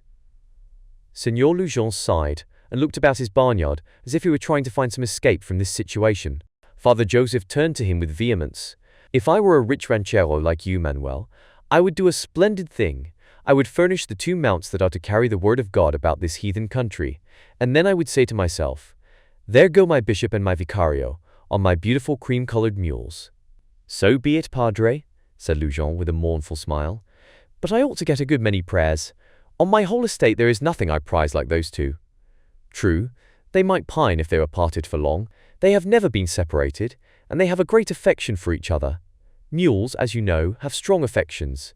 It is hard for me to give them up." "You will be all the happier for that, Manuelito," Father Joseph cried heartily. "Every time you think of these mules, you will feel pride in your good deed." Soon after breakfast, Father Vaillant departed, riding contento, with Angelica trotting submissively behind, and from his gate, Signor Lujon watched them disconsolately until they disappeared. He felt he had been worried out of his mules, and yet he bore no resentment. He did not doubt Father Joseph's devotedness, nor his singleness of purpose. After all, a bishop was a bishop, and a vicar was a vicar, and it was not to their discredit that they worked like a pair of common parish priests. He believed he would be proud of the fact that they rode Contento and Angelica. Father Vaillant had forced his hand, but he was rather glad of it. Chapter 2. The Lonely Road to Mora. The bishop and his vicar were riding through the rain in the Truchas Mountains. The heavy, lead-colored drops were driven slantingly through the air by an icy wind from the peak. His raindrops, Father Latour kept thinking, were the shape of tadpoles, and they broke against his nose and cheeks, exploding with a splash, as if they were hollow and full of air. The priests were riding across high mountain meadows, which in a few weeks would be green, though just now they were slate-colored. On every side lay ridges covered with blue-green fir trees. Above them rose the horny backbones of mountains. The sky was very low. Purplish, lead-colored clouds let down curtains of mist into the valleys between the pine ridges. There was not a glimmer of white light in the dark vapors working overhead. Rather, they took on the cold green of the evergreens.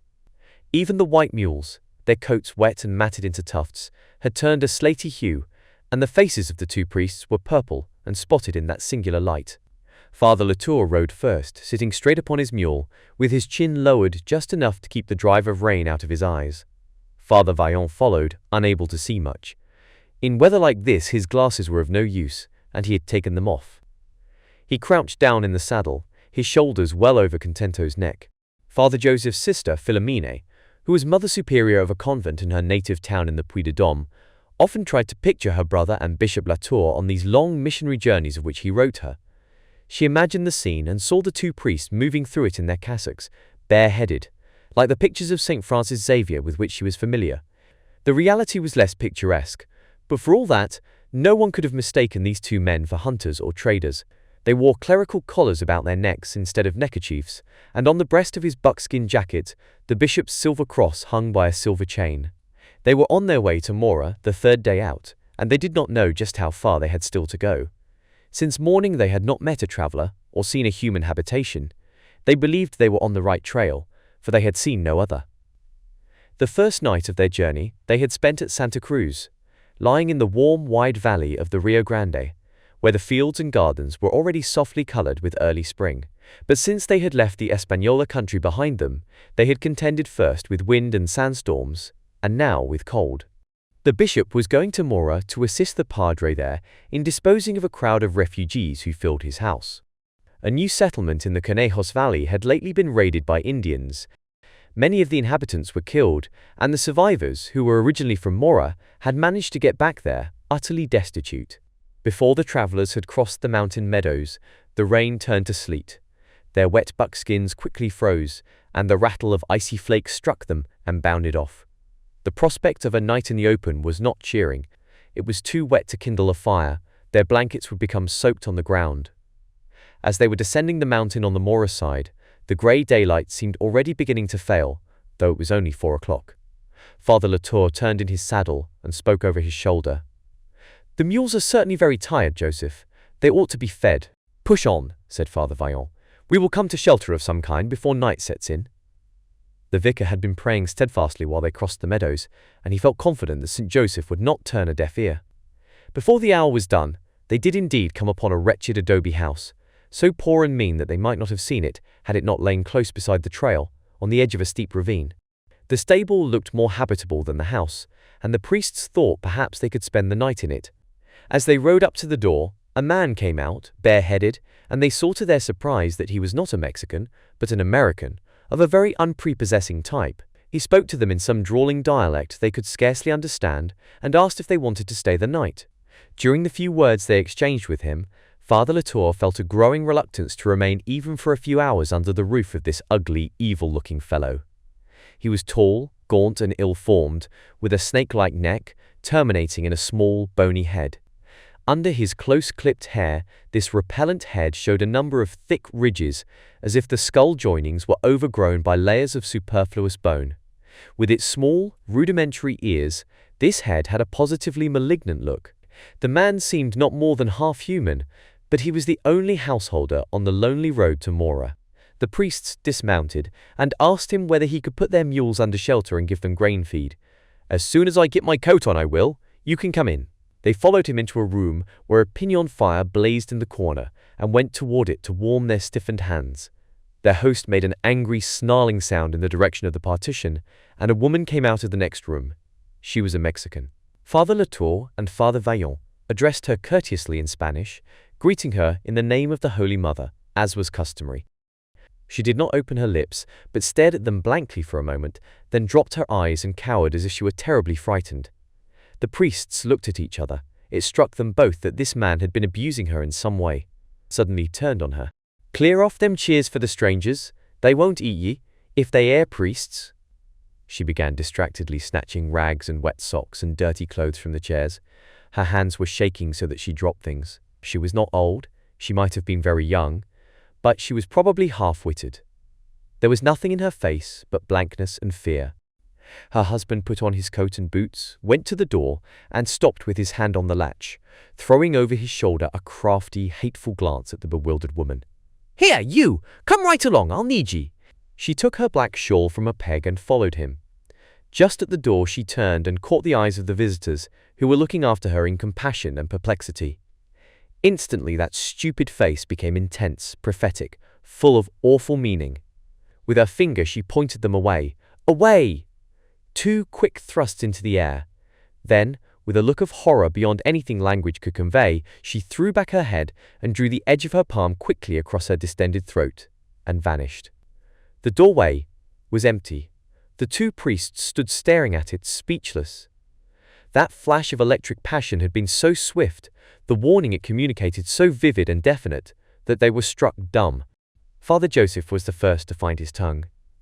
"There is no doubt of her meaning. Your pistol is loaded, Jean?" "Yes, but I neglected to keep it dry. No matter." They hurried out of the house. It was still light enough to see the stable through the grey drive of rain, and they went toward it. "Señor American," the bishop called, "will you be good enough to bring out our mules?" The man came out of the stable. "What do you want?" "Our mules. We have changed our mind. We will push on to Mora, and here is $1 for your trouble." The man took a threatening attitude. As he looked from one to the other, his head played from side to side exactly like a snake's. "What's the matter? My house ain't good enough for ye." "No explanation is necessary. Go into the barn and get the mules, Father Joseph." "You dare go into my stable, you priest?" The bishop drew his pistol. "No profanity, Signor. We want nothing from you but to get away from your uncivil tongue. Stand where you are." The man was unarmed. Father Joseph came out with the mules, which had not been unsaddled. The poor things were each munching a mouthful, but they needed no urging to be gone. They did not like this place. The moment they felt their riders on their backs, they trotted quickly along the road, which dropped immediately into the arroyo. While they were descending, Father Joseph remarked that the man would certainly have a gun in the house, and that he had no wish to be shot in the back. "Nor I. But it is growing too dark for that, unless he should follow us on horseback," said the bishop. "Were there horses in the stable?" "Only a burro." Father Vaillant was relying upon the protection of St. Joseph, whose office he had fervently said that morning. The warning given them by that poor woman, with such scant opportunity, seemed evidence that some protecting power was mindful of them. By the time they had ascended the far side of the arroyo, night had closed down, and the rain was pouring harder than ever. "I am by no means sure that we can keep in the road," said the bishop, "but at least I am sure we are not being followed. We must trust to these intelligent beasts." Poor woman. He will suspect her and abuse her, I am afraid. He kept seeing her in the darkness as he rode on, her face in the firelight, and her terrible pantomime. They reached the town of Mora a little after midnight. The padre's house was full of refugees, and 2 of them were put out of a bed, in order that the bishop and his vicar could get into it. In the morning a boy came from the stable and reported that he had found a crazy woman lying in the straw, and that she begged to see the 2 padres who owned the white mules. She was brought in, her clothing cut to rags, her legs and face and even her hair so plastered with mud that the priests could scarcely recognize the woman who had saved their lives the night before. She said she had never gone back to the house at all. When the two priests rode away, her husband had run to the house to get his gun, and she had plunged down a washout behind the stable into the arroyo and had been on the way to Mora all night. She had supposed he would overtake her and kill her, but he had not. She reached the settlement before daybreak and crept into the stable to warm herself among the animals and wait until the household was awake. Kneeling before the bishop, she began to relate such horrible things that he stopped her and turned to the native priest. "This is a case for the civil authorities. Is there a magistrate here?"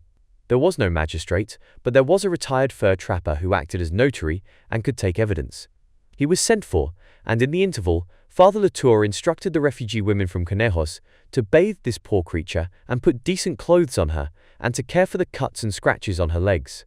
An hour later, the woman, whose name was Magdalena, calmed by food and kindness, was ready to tell her story. The notary had brought along his friend, Saint-Vrain, a Canadian trapper who understood Spanish better than he. The woman was known to Saint-Vrain, moreover, who confirmed her statement that she was born Magdalena Valdez at Los Ranchos de Taos, and that she was 24 years old. Her husband, Buck Scales, had drifted into Taos with a party of hunters from somewhere in Wyoming. All white men knew him for a dog and a degenerate. But to Mexican girls, marriage with an American meant coming up in the world. She had married him 6 years ago and had been living with him ever since in that wretched house on the Mora Trail. During that time, he had robbed and murdered 4 travelers who had stopped there for the night. They were all strangers, not known in the country. She had forgot their names, but one was a German boy who spoke very little Spanish and little English, a nice boy with blue eyes, and she had grieved for him more than for the others. They were all buried in the sandy soil behind the stable. She was always afraid their bodies might wash out in a storm. Their horses Buck had ridden off by night and sold to Indians somewhere in the north. Magdalena had borne 3 children since her marriage, and her husband had killed each of them a few days after birth, by ways so horrible that she could not relate it. After he killed the first baby, she ran away from him, back to her parents at Ranchos. He came after her and made her go home with him by threatening harm to the old people. She was afraid to go anywhere for help, but twice before she had managed to warn travelers away when her husband happened to be out of the house. This time she had found courage, because, when she looked into the faces of these 2 padres, she knew they were good men, and she thought if she ran after them they could save her. She could not bear any more killing. She asked nothing better than to die herself, if only she could hide near a church and a priest for a while, to make her soul right with God. Saint-Vrain and his friend got together a search party at once. They rode out to Scales' place and found the remains of 4 men buried under the corral behind the stable, as the woman had said. Scales himself they captured on the road from Taos, where he had gone to look for his wife. They brought him back to Mora, but Saint-Vrain rode on to Taos to fetch a magistrate. There was no calabozo in Mora, so Scales was put into an empty stable, under guard. This stable was soon surrounded by a crowd of people, who loitered to hear the blood-curdling threats the prisoner shouted against his wife. Magdalena was kept in the padre's house, where she lay on a mat in the corner, begging Father Latour to take her back to Santa Fe so that her husband could not get at her. Though Scales was bound, the bishop felt alarmed for her safety. He and the American notary, who had a pistol of the new revolver model, sat in the sala and kept watch over her all night. In the morning, the magistrate and his party arrived from Taos. The notary told him the facts of the case in the plaza, where everyone could hear.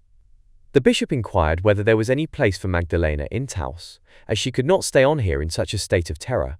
A man dressed in buckskin hunting clothes stepped out of the crowd and asked to see Magdalena. Father Latour conducted him into the room where she lay on her mat. The stranger went up to her, removing his hat. He bent down and put his hand on her shoulder. Though he was clearly an American, he spoke Spanish in the native manner. "Magdalena, don't you remember me?" She looked up at him, as out of a dark well. Something became alive in her deep, haunted eyes. She caught with both hands at his fringed buckskin knees. "Cristobal!" she wailed. "Oh, Cristobal!" "I'll take you home with me, Magdalena, and you can stay with my wife.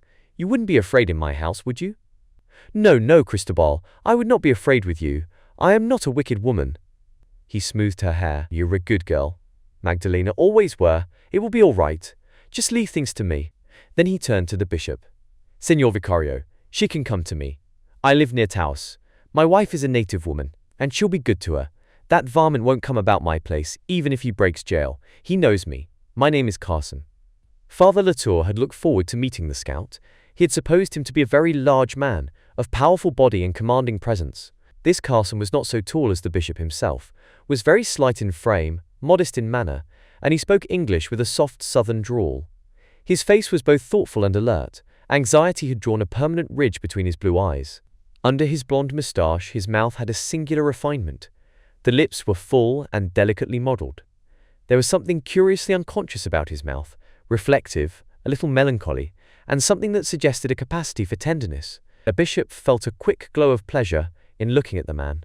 As he stood there in his buckskin clothes, one felt in him standards, loyalties, a code which is not easily put into words, but which is instantly felt when two men who live by it come together by chance. He took the scout's hand. "I have long wanted to meet Kit Carson," he said, "even before I came to New Mexico. I have been hoping you would pay me a visit at Santa Fe." The other smiled. "I'm right shy, sir, and I'm always afraid of being disappointed, but I guess it will be all right from now on." This was the beginning of a long friendship. On their ride back to Carson's ranch, Magdalena was put in Father Vaillant's care, and the bishop and the scout rode together. Carson said he had become a Catholic merely as a matter of form, as Americans usually did when they married a Mexican girl. His wife was a good woman and very devout, but religion had seemed to him pretty much a woman's affair until his last trip to California. He had been sick out there, and the fathers at one of the missions took care of him. "I began to see things different and thought I might someday be a Catholic in earnest. I was brought up to think priests were rascals and that the nuns were bad women, all the stuff they taught back in Missouri. A good many of the native priests here bear out that story. Our Padre Martinez at Taos is an old scapegrace, if ever there was one. He's got children and grandchildren in almost every settlement around here. Padre Lucero at Arroyo Hondo is a miser, takes everything a poor man's got to give him a Christian burial." The bishop discussed the needs of his people at length with Carson. He felt great confidence in his judgment. The two men were about the same age, both a little over 40, and both had been sobered and sharpened by wide experience. Carson had been guide in world-renowned explorations, but he was still almost as poor as in the days when he was a beaver trapper. He lived in a little adobe house with his Mexican wife.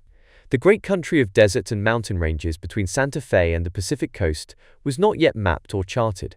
The most reliable map of it was in Kit Carson's brain. This Missourian, whose eye was so quick to read a landscape or a human face, could not read a printed page. He could at that time barely write his own name. Yet one felt in him a quick and discriminating intelligence. That he was illiterate was an accident. He had got ahead of books, gone where the printing press could not follow him. Out of the hardships of his boyhood, from 14 to 20, picking up a bare living as cook or mule driver for wagon trains, often in the service of brutal and desperate characters, he had preserved a clean sense of honor and a compassionate heart. In talking to the bishop of poor Magdalena, he said sadly, "I used to see her in Taos when she was such a pretty girl. Ain't it a pity?" The degenerate murderer, Buck Scales, was hanged after a short trial. Early in April, the bishop left Santa Fe on horseback and rode to St. Louis, on his way to attend the provincial council at Baltimore. When he returned in September, he brought back with him 5 courageous nuns, Sisters of Loretto, to found a school for girls in letterless Santa Fe. He sent at once for Magdalena and took her into the service of the sisters. She became housekeeper and manager of the sisters' kitchen. She was devoted to the nuns and so happy in the service of the church that when the bishop visited the school, he used to enter by the kitchen garden in order to see her serene and handsome face. For she became beautiful, as Carson said she had been as a girl. After the blight of her horrible youth was over, she seemed to bloom again in the household of God. Book 3, The Mass at Acoma. Chapter 1, The Wooden Parrot. During the first year after his arrival in Santa Fe, the bishop was actually in his diocese only about 4 months. 6 months of that first year were consumed in attending the plenary council at Baltimore, to which he had been summoned. He went on horseback over the Santa Fe Trail to St. Louis, nearly 1,000 miles, then by steamboat to Pittsburgh, across the mountains to Cumberland, and on to Washington by the new railroad. The return journey was even slower, as he had with him the 5 nuns who came to found the School of Our Lady of Light. He reached Santa Fe late in September. So far, Bishop Latour had been mainly employed on business that took him far away from his vicariate. His great diocese was still an unimaginable mystery to him. He was eager to be abroad in it, to know his people, to escape for a little from the cares of building and founding, and to go westward among the old, isolated Indian missions. Santo Domingo, breeder of horses; Isleta, whitened with gypsum; Laguna, of wide pastures; and finally, cloud-set Acoma. In the golden October weather, the bishop, with his blankets and coffee pot, attended by Jacinto, a young Indian from the Pecos Pueblo, whom he employed as guide, set off to visit the Indian missions in the west. He spent a night and a day at Albuquerque with the genial and popular Padre Gallegos. After Santa Fe, Albuquerque was the most important parish in the diocese. The priest belonged to an influential Mexican family, and he and the rancheros had run their church to suit themselves, making a very gay affair of it. Though Padre Gallegos was 10 years older than the bishop, he would still dance the fandango 5 nights running, as if he could never have enough of it. He had many friends in the American colony, with whom he played poker and went hunting, when he was not dancing with the Mexicans. His cellar was well stocked with wines from El Paso del Norte, whiskey from Taos, and grape brandy from Bernalillo. He was genuinely hospitable, and the gambler down on his luck, the soldier sobering up, were always welcome at his table. The padre was adored by a rich Mexican widow, who was hostess at his supper parties, engaged his servants for him, made lace for the altar, and napery for his table. Every Sunday her carriage, the only closed one in Albuquerque, waited in the plaza after Mass, and when the priest had put off his vestments, he came out and was driven away to the ladies' hacienda for dinner. The bishop and Father Vaillant had thoroughly examined the case of Father Gallegos, and meant to end this scandalous state of things well before Christmas. But on this visit, Father Latour exhibited neither astonishment nor displeasure at anything, and Padre Gallegos was cordial and most ceremoniously polite. When the bishop permitted himself to express some surprise that there was not a confirmation class awaiting him, the padre explained smoothly that it was his custom to confirm infants at their baptism.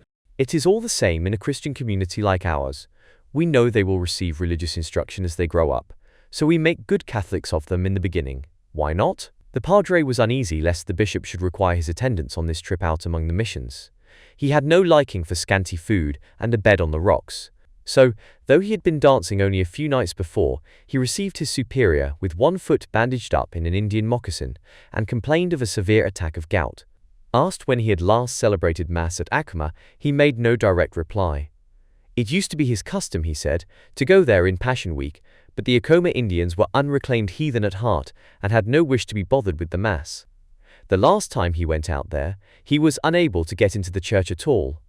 The Indians pretended they had not the key, that the governor had it, and that he had gone on Indian business up into the Ceboleta mountains.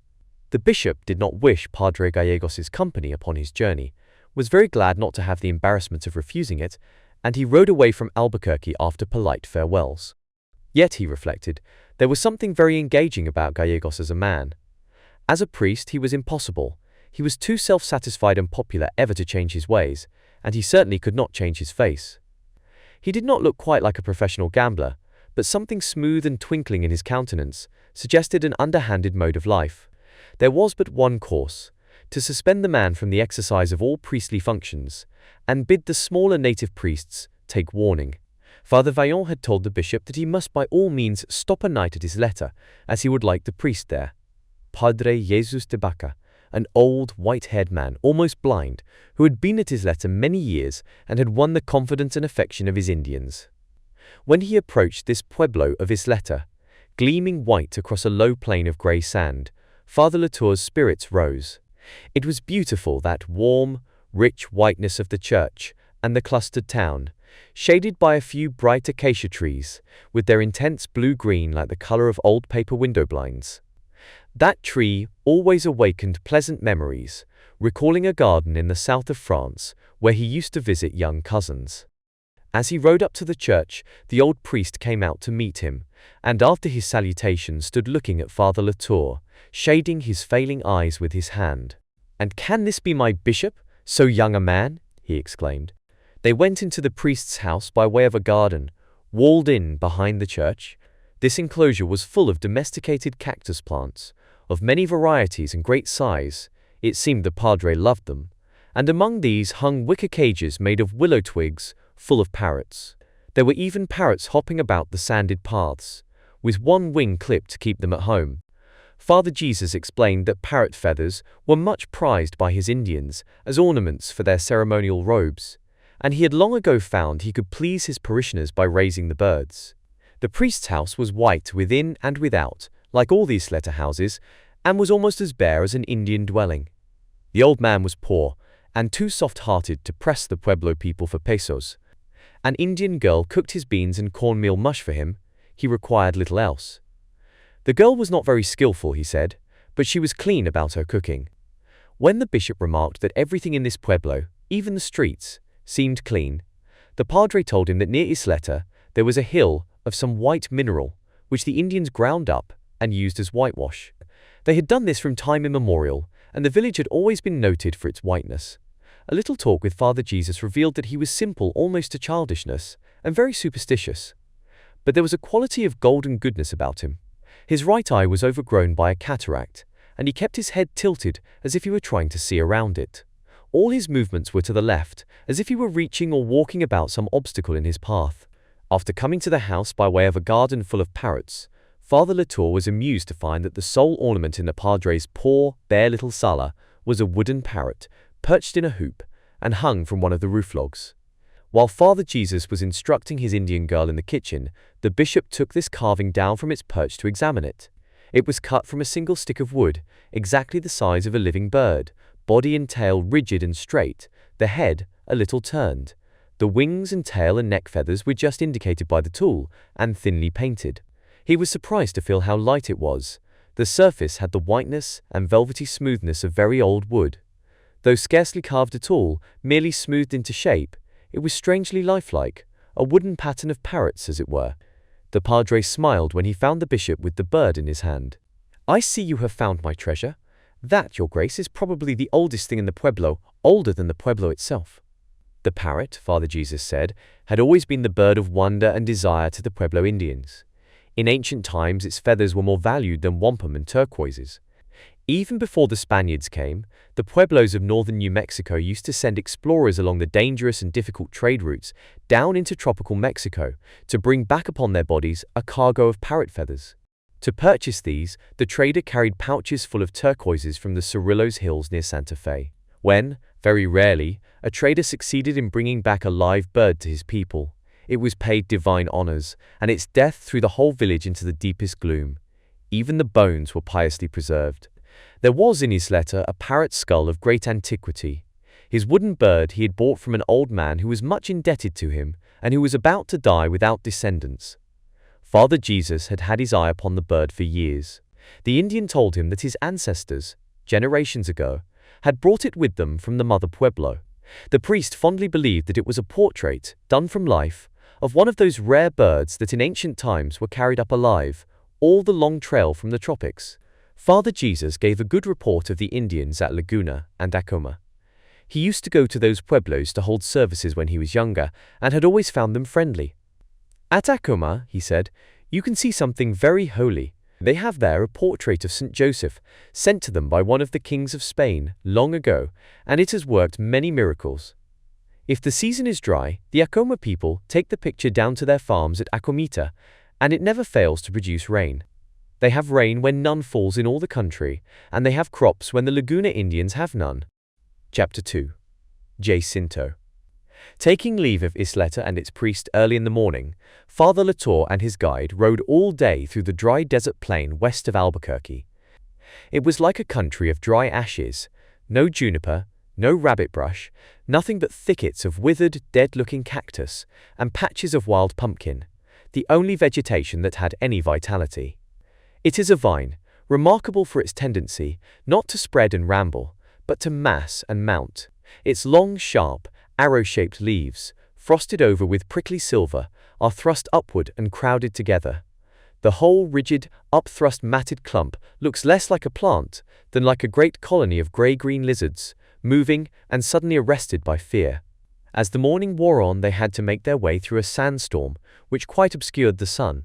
Jacinto knew the country well, having crossed it often to go to the religious dances at Laguna, but he rode with his head low and a purple handkerchief tied over his mouth. Coming from a pueblo among woods and water, he had a poor opinion of this plain. At noon he alighted and collected enough greasewood to boil the bishop's coffee. They knelt on either side of the fire, the sand curling about them so that the bread became gritty as they ate it. The sun set red in an atmosphere murky with sand. The travelers made a dry camp and rolled themselves in their blankets. All night a cold wind blew over them. Father Latour was so stiff that he arose long before daybreak. The dawn came at last, fair and clear, and they made an early start. About the middle of that afternoon, Jacinto pointed out Laguna in the distance, lying, apparently, in the midst of bright yellow waves of high sand dunes, yellow as ochre. As they approached, Father Latour found these were petrified sand dunes, long waves of soft, gritty yellow rock, shining and bare except for a few lines of dark juniper that grew out of the weather cracks, little trees, and very, very old. At the foot of this sweep of rock waves was the Blue Lake, a stone basin full of water from which the pueblo took its name. The kindly padre at Isleta had sent his cook's brother off on foot to warn the Laguna people that the new high priest was coming and that he was a good man and did not want money. They were prepared accordingly. The church was clean and the doors were open, a small white church, painted above and about the altar with gods of wind and rain and thunder, sun and moon, linked together in a geometrical design of crimson and blue and dark green, so that the end of the church seemed to be hung with tapestry. It recalled to Father Latour the interior of a Persian chieftain's tent he had seen in a textile exhibit at Lyon. Whether this decoration had been done by Spanish missionaries or by Indian converts, he was unable to find out. The governor told him that his people would come to Mass in the morning and that there were a number of children to be baptized. He offered the bishop the S.A. Christi for the night, but there was a damp, earthy smell about that chamber, and Father Latour had already made up his mind that he would like to sleep on the rock dunes, under the junipers. Jacinto got firewood and good water from the lagunas, and they made their camp in a pleasant spot on the rocks north of the village. As the sun dropped low, the light brought the white church and the yellow adobe houses up into relief from the flat ledges. Behind their camp, not far away, lay a group of great mesas. The bishop asked Jacinto if he knew the name of the one nearest them. "No, I not know any name," he shook his head. "I know Indian name," he added, as if for once he were thinking aloud. "And what is the Indian name?" "The Laguna Indians call Snowbird Mountain." He spoke somewhat unwillingly. "That is very nice," said the bishop musingly. "Yes, that is a pretty name." "Oh, Indians have nice names too," Jacinto replied quickly, with a curl of the lip. Then, as if he felt he had taken out on the bishop a reproach not deserved, he said in a moment, "The Laguna people think it very funny for a big priest to be a young man. The governor say, 'How can I call him padre when he is younger than my sons?'" There was a note of pride in Jacinto's voice very flattering to the bishop. He had noticed how kind the Indian voice could be when it was kind at all. A slight inflection made one feel that one had received a great compliment. "I am not very young in heart, Jacinto. How old are you, my boy?" 26. "Have you a son?" "One, baby, not very long born." Jacinto usually dropped the article in speaking Spanish, just as he did in speaking English, though the bishop had noticed that when he did give a noun its article, he used the right one. The customary omission, therefore, seemed to be a matter of taste, not ignorance. In the Indian conception of language, such attachments were superfluous and unpleasing perhaps. They relapsed into the silence, which was their usual form of intercourse. The bishop sat drinking his coffee slowly out of the tin cup, keeping the pot near the embers. The sun had set now, the yellow rocks were turning grey, down in the pueblo the light of the cook fires made red patches of the glassless windows, and the smell of pinon smoke came softly through the still air. The whole western sky was the colour of golden ashes, with here and there a flush of red on the lip of a little cloud. High above the horizon the evening star flickered like a lamp just lit, and close beside it was another star of constant light, much smaller. Jacinto threw away the end of his corn-husk cigarette, and again spoke without being addressed. "The evening star," he said in English, slowly and somewhat sententiously, then relapsed into Spanish. "You see the little star beside, Padre?" Indians called him the guide. The two companions sat, each thinking his own thoughts as night closed in about them. A blue night set with stars, the bulk of the solitary mesas cutting into the firmament. The bishop seldom questioned Jacinto about his thoughts or beliefs. He didn't think it polite, and he believed it to be useless. There was no way in which he could transfer his own memories of European civilization into the Indian mind, and he was quite willing to believe that behind Jacinto there was a long tradition, a story of experience, which no language could translate to him. A chill came with the darkness. Father Latour put on his old fur-lined cloak, and Jacinto, loosening the blanket tied about his loins, drew it up over his head and shoulders. "Many stars," he said presently. "What you think about the stars, Padre?" "The wise men tell us they are worlds, like ours, Jacinto." The end of the Indian's cigarette grew bright and then dull again before he spoke. "I think not," he said in the tone of one who has considered a proposition fairly and rejected it. "I think they are leaders, great spirits." "Perhaps they are," said the bishop with a sigh. "Whatever they are great. Let us say Our Father, and go to sleep, my boy." Kneeling on either side of the embers, they repeated the prayer together, and then rolled up in their blankets. The bishop went to sleep, thinking with satisfaction that he was beginning to have some sort of human companionship with his Indian boy. One called the young Indians boys, perhaps because there was something youthful and elastic in their bodies. Certainly about their behavior, there was nothing boyish in the American sense, nor even in the European sense. Jacinto was never, by any chance, naïf. He was never taken by surprise. One felt that his training, whatever it had been, had prepared him to meet any situation which might confront him. He was as much at home in the bishop's study as in his own pueblo, and he was never too much at home anywhere. Father Latour felt he had gone a good way toward gaining his guide's friendship, though he did not know how. The truth was, Jacinto liked the bishop's way of meeting people, thought he had the right tone with Padre Gallegos, the right tone with Padre Jesus, and that he had good manners with the Indians. In his experience, white people, when they addressed Indians, always put on a false face. There were many kinds of false faces. Father Vaillance, for example, was kindly but too vehement. The bishop put on none at all. He stood straight and turned to the governor of Laguna, and his face underwent no change. Jacinto thought this remarkable. Chapter 3. The Rock. After early Mass the next morning, Father Latour and his guide rode off across the low plain that lies between Laguna and Acoma. In all his travels, the bishop had seen no country like this. From the flat Red Sea of sand rose great rock mesas, generally Gothic in outline, resembling vast cathedrals. They were not crowded together in disorder, but placed in wide spaces, long vistas between. This plain might once have been an enormous city, all the smaller quarters destroyed by time, only the public buildings left, piles of architecture that were like mountains. The sandy soil of the plain had a light sprinkling of junipers, and was splotched with masses of blooming rabbit brush, that olive-colored plant that grows in high waves like a tossing sea, at this season covered with a thatch of bloom, yellow as gorse, or orange like marigolds. This mesa plain had an appearance of great antiquity and of incompleteness, as if, with all the materials for world-making assembled, the Creator had desisted, gone away, and left everything on the point of being brought together, on the eve of being arranged into mountain plain plateau. The country was still waiting to be made into a landscape. Ever afterward the bishop remembered his first ride to Acoma as his introduction to the mesa country. One thing which struck him at once was that every mesa was duplicated by a cloud mesa, like a reflection, which lay motionless above it, or moved slowly up from behind it. These cloud formations seemed to be always there, however hot and blue the sky. Sometimes they were flat terraces, ledges of vapor, sometimes they were dome-shaped, or fantastic, like the tops of silvery pagodas, rising one above another, as if an oriental city lay directly behind the rock.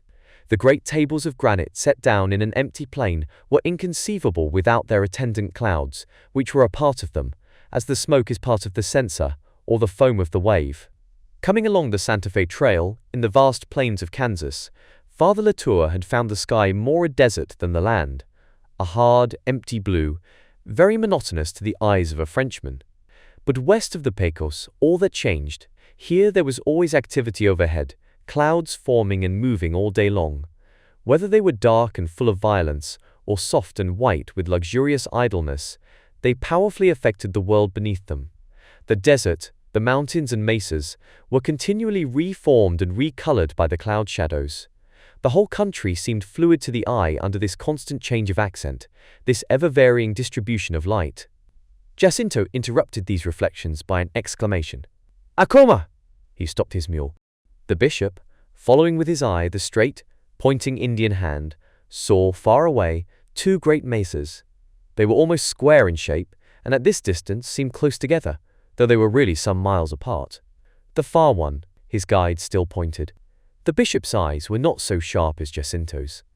But now, looking down upon the top of the farther mesa from the high land on which they halted, he saw a flat white outline on the grey surface. A white square, made up of squares. That, his guide said, was the pueblo of Acoma. Riding on, they presently drew rein under the enchanted mesa, and Jacinto told him that on this too there had once been a village, but the stairway which had been the only access to it was broken off by a great storm many centuries ago, and its people had perished up there from hunger. But how, the bishop asked him, did men first think of living on the top of naked rocks like these, hundreds of feet in the air, without soil or water? Jacinto shrugged. A man can do whole lot when they hunt him day and night like an animal. Navajos on the north, Apaches on the south. The Acoma run up a rock to be safe. All this plain, the bishop gathered, had once been the scene of a periodic manhunt. These Indians, born in fear and dying by violence for generations, had at last taken this leap away from the earth, and on that rock had found the hope of all suffering and tormented creatures' safety. They came down to the plain to hunt and to grow their crops, but there was always a place to go back to. If a band of Navajos were on the Acoma's trail, there was still one hope: if he could reach his rock sanctuary. On the winding stone stairway up the cliff, a handful of men could keep off a multitude. The rock of Acoma had never been taken by a foe but once, by Spaniards in armor. It was very different from a mountain fastness, more lonely, more stark and grim, more appealing to the imagination. The rock, when one came to think of it, was the utmost expression of human need. Even mere feeling yearned for it. It was the highest comparison of loyalty and love and friendship. Christ himself had used that comparison for the disciple to whom he gave the keys of his church. And the Hebrews of the Old Testament, always being carried captive into foreign lands, their rock was an idea of God, the only thing their conquerors could not take from them. Already the bishop had observed in Indian life a strange literalness, often shocking and disconcerting. The Acomas, who must share the universal human yearning for something permanent, enduring, without shadow of change, they had their idea in substance. They actually lived upon their rock, were born upon it, and died upon it. There was an element of exaggeration in anything so simple. As they drew near the Acoma Mesa, dark clouds began boiling up from behind it, like ink spots spreading in a brilliant sky. "Rain come," remarked Jacinto. "That is good. They will be well disposed." He left the mules in a stake corral at the foot of the mesa, took up the blankets, and hurried Father Latour into the narrow crack in the rock, where the craggy edges formed a kind of natural stairway up the cliff. Wherever the footing was treacherous, it was helped out by little handholds, ground into the stone like smooth mittens.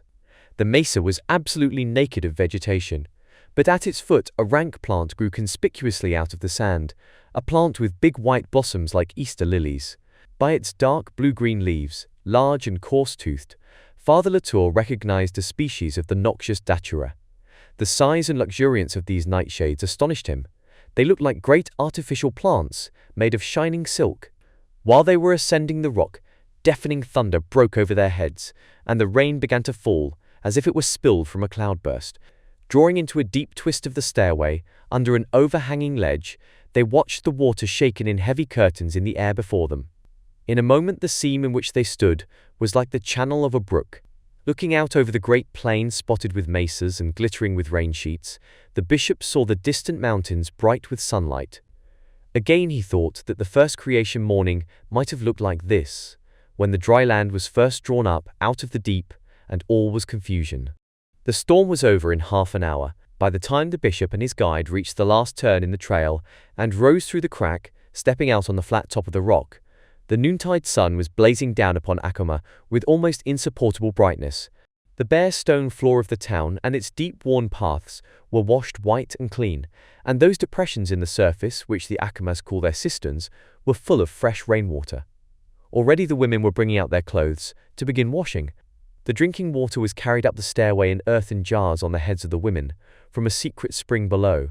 But for all other purposes, the people depended on the rainfall held in these cisterns.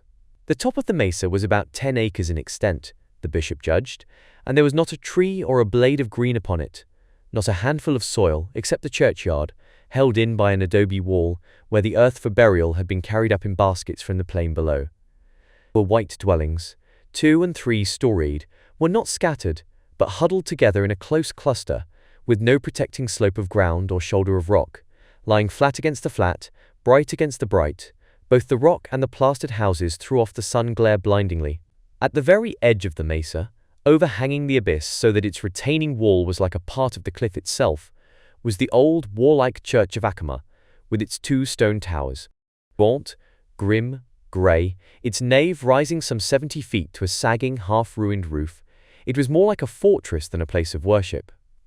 That spacious interior depressed the bishop, as no other mission church had done. He held a service there before midday, and he had never found it so hard to go through the ceremony of the Mass. Before him, on the grey floor, in the grey light, a group of bright shawls and blankets, some 50 or 60 silent faces. Above and behind them, the grey walls. He celebrated as if he were celebrating Mass at the bottom of the sea, for antediluvian creatures, for types of life so old, so hardened, so shut within their shells, that the sacrifice on Calvary could hardly reach back so far. Those shell-like backs behind him might be saved by baptism and divine grace, as undeveloped infants are, but hardly through any experience of their own, he thought. When he blessed them and sent them away, it was with a sense of inadequacy and spiritual defeat. After he had laid aside his vestments, Father Latour went over the church with Jacinto. As he examined it, his wonder grew. What need had there ever been for this great church at Acoma? It was built early in 1600 by Fray Juan Ramirez, a great missionary, who labored on the rock of Acoma for 20 years or more. It was Father Ramirez, too, who made the mule trail down the other side, the only path by which a burro can ascend the mesa, and which is still called El Camino del Padre. The more Father Latour examined this church, the more he was inclined to think that Fray Ramirez, or some Spanish priest who followed him, was not altogether innocent of worldly ambition, and that they built for their own satisfaction, perhaps, rather than according to the needs of the Indians. The magnificent sight, the natural grandeur of this stronghold, might well have turned their heads a little. Powerful men they must have been, those Spanish fathers, to draft Indian labor for this great work without military support. Every stone in that structure, every handful of earth in those many thousand pounds of adobe, was carried up the trail on the backs of men and boys and women. And the great carved beams of the roof, Father Latour looked at them with amazement. In all the plain through which he had come, he had seen no trees, but a few stunted piñons. He asked Jacinto where these huge timbers could have been found. San Mateo Mountain, I guess. But the San Mateo Mountains must be 40 or 50 miles away. How could they bring such timbers? Jacinto shrugged. Acomas carry. Certainly there was no other explanation. Besides the church proper, there was the cloister, large, thick-walled, which must have required an enormous labor of portage from the plain. The deep cloister corridors were cool when the rock outside was blistering. The low arches opened on an enclosed garden which, judging from its depth of earth, must once have been very verdant. Pacing those shady passages, with 4 feet of solid, windowless adobe shutting out everything but the green garden and the turquoise sky above, the early missionaries might well have forgotten the poor Acomas, that tribe of ancient rock turtles, and believed themselves in some cloister hung on a spur of the Pyrenees. In the grey dust of the enclosed garden, 2 thin, half-dead peach trees still struggled with the drought, the kind of unlikely tree that grows up from an old root and never bears.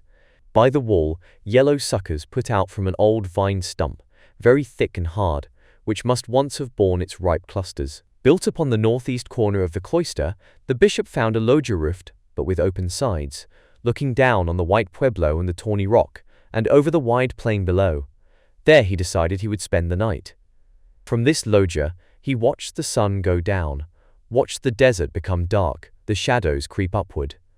Abroad in the plain the scattered mesa tops, red with the afterglow, one by one lost their light, like candles going out. He was on a naked rock in the desert, in the Stone Age, a prey to homesickness for his own kind, his own epoch, for European man and his glorious history of desire and dreams. Through all the centuries that his own part of the world had been changing like the sky at daybreak, this people had been fixed, increasing neither in numbers nor desires, rock turtles on their rock. Something reptilian he felt here, something that had endured by immobility, a kind of life out of reach, like the crustaceans in their armor. On his homeward way, the bishop spent another night with Father Jesus, the good priest at Isleta, who talked with him much of the Moqui country and of those very old rock-set pueblos still farther to the west. One story related to a long-forgotten friar at Acoma, and was somewhat as follows. Chapter 4. The Legend of Fray Baltazar. Sometime in the very early years of 1700, nearly 50 years after the great Indian uprising in which all the missionaries and all the Spaniards in northern New Mexico were either driven out or murdered, after the country had been reconquered and new missionaries had come to take the place of the martyrs, a certain Friar Baltazar Montoya was priest at Acoma. He was of a tyrannical and overbearing disposition and bore a hard hand on the natives. All the missions now in ruins were active then. Each had its resident priest, who lived for the people or upon the people, according to his nature. Friar Baltazar was one of the most ambitious and exacting. It was his belief that the pueblo of Acoma existed chiefly to support its fine church, and that this should be the pride of the Indians as it was his. He took the best of their corn and beans and squashes for his table, and selected the choicest portions when they slaughtered a sheep, chose their best hides to carpet his dwelling. Moreover, he exacted a heavy tribute in labor. He was never done with having earth carried up from the plain in baskets. He enlarged the churchyard and made the deep garden in the cloister, enriching it with dung from the corrals. Here he was able to grow a wonderful garden, since it was watered every evening by women, and this despite the fact that it was not proper that a woman should ever enter the cloister at all. Each woman owed the padre so many ollars of water a week from the cisterns, and they murmured not only because of the labor, but because of the drain on their water supply. Baltazar was not a lazy man, and in his first years there, before he became stout, he made long journeys in behalf of his mission and his garden. He went as far as Oraibi, many days' journey, to select their best peach seeds. The peach orchards of Oraibi were very old, having been cultivated since the days of the earliest Spanish expeditions, when Coronado's captains gave the Moquis peach seeds brought from Spain. His grape cuttings were brought from Sonora in baskets on muleback, and he would go all the way to the Villa, Santa Fe, for choice garden seeds, at the season when pack trains came up the Rio Grande Valley. The early churchmen did a great business in carrying seeds about, though the Indians and Mexicans were satisfied with beans and squashes and chili, asking nothing more. Friar Baltazar was from a religious house in Spain which was noted for good living, and he himself had worked in the refectory. He was an excellent cook and something of a carpenter, and he took a great deal of trouble to make himself comfortable upon that rock at the end of the world. He drafted 2 Indian boys into his service, one to care for his ass and work in the garden, the other to cook and wait upon him at table. In time, as he grew more unwieldy in figure, he adopted a 3rd boy and employed him as a runner to the distant missions. This boy would go on foot all the way to the villa for red cloth or an iron spade or a new knife, stopping at Bernalillo to bring home a wineskin full of grape brandy. He would go 5 days' journey to the Sandia Mountains to catch fish and dry or salt them for the padre's fast days, or run to Zuni, where the fathers raised rabbits, and bring back a pair for the spit. His errands were seldom of an ecclesiastical nature. It was clear that the friar at Acoma lived more after the flesh than after the spirit. The difficulty of obtaining an interesting and varied diet on a naked rock seemed only to whet his appetite and tempt his resourcefulness. But his sensuality went no further than his garden and table. Carnal commerce with the Indian women would have been very easy indeed, and the friar was at the hardy age of ripe manhood when such temptations are peculiarly sharp. But the missionaries had early discovered that the slightest departure from chastity greatly weakened their influence and authority with their Indian converts. The Indians themselves sometimes practiced continence as a penance or as a strong medicine with the spirits, and they were very willing that their padre should practice it for them. The consequences of carnal indulgence were perhaps more serious here than in Spain, and Friar Baltazar seems never to have given his flock an opportunity to exult over his frailty. He held his seat at Acoma for nearly 15 prosperous years, constantly improving his church and his living quarters, growing new vegetables and medicinal herbs, making soap from the yucca root. Even after he became stout, his arms were strong and muscular, his fingers clever. He cultivated his peach trees and watched over his garden like a little kingdom, never allowing the native women to grow slack in the water supply. His first serving boys were released to marry, and others succeeded them, who were even more minutely trained. Baltazar's tyranny grew little by little, and the Acoma people were sometimes at the point of revolt. But they could not estimate just how powerful the padre's magic might be, and were afraid to put it to the test. There was no doubt that the holy picture of St. Joseph had come to them from the King of Spain by the request of this padre, and that picture had been more effective in averting drought than all the native rainmakers had been. Properly entreated and honored, the painting had never failed to produce rain.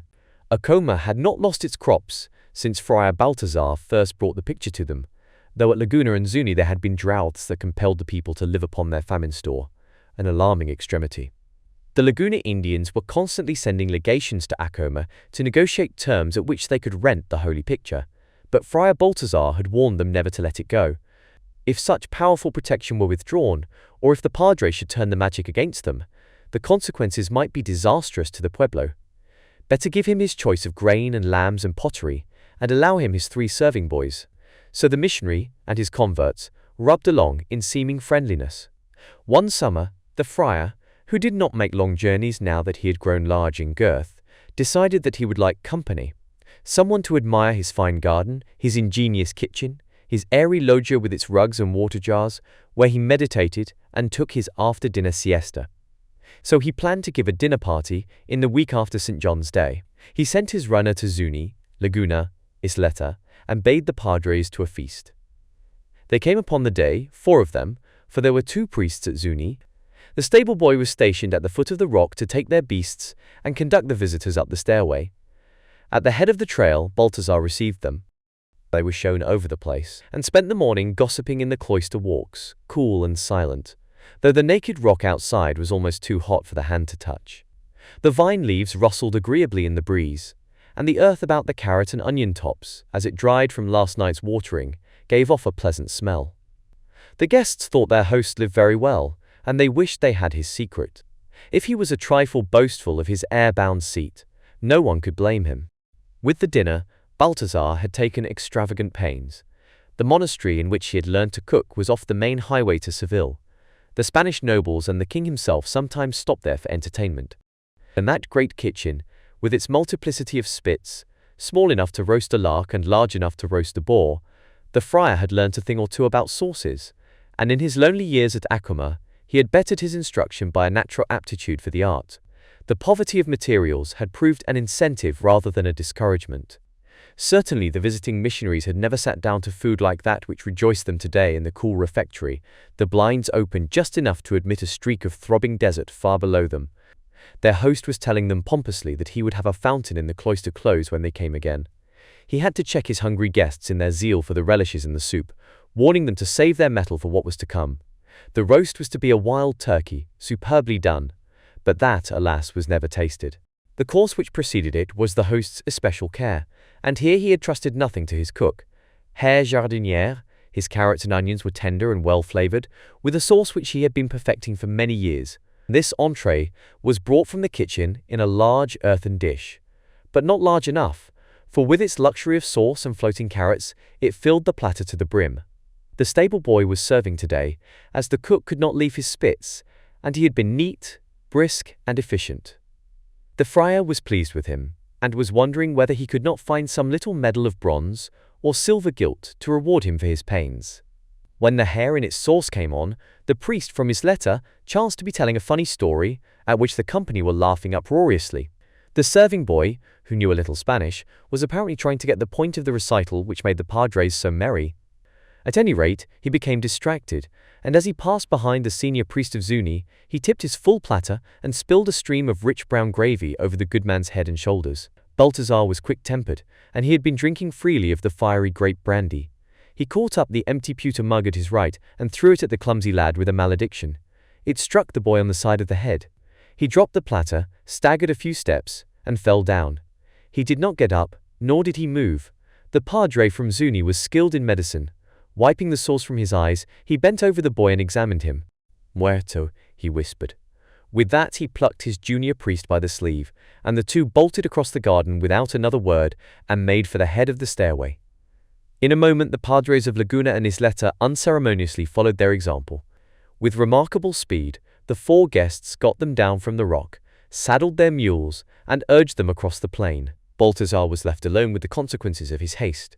Unfortunately, the cook, astonished at the prolonged silence, had looked in at the door just as the last pair of brown gowns were vanishing across the cloister. He saw his comrade lying upon the floor, and silently disappeared from the premises by an exit known only to himself.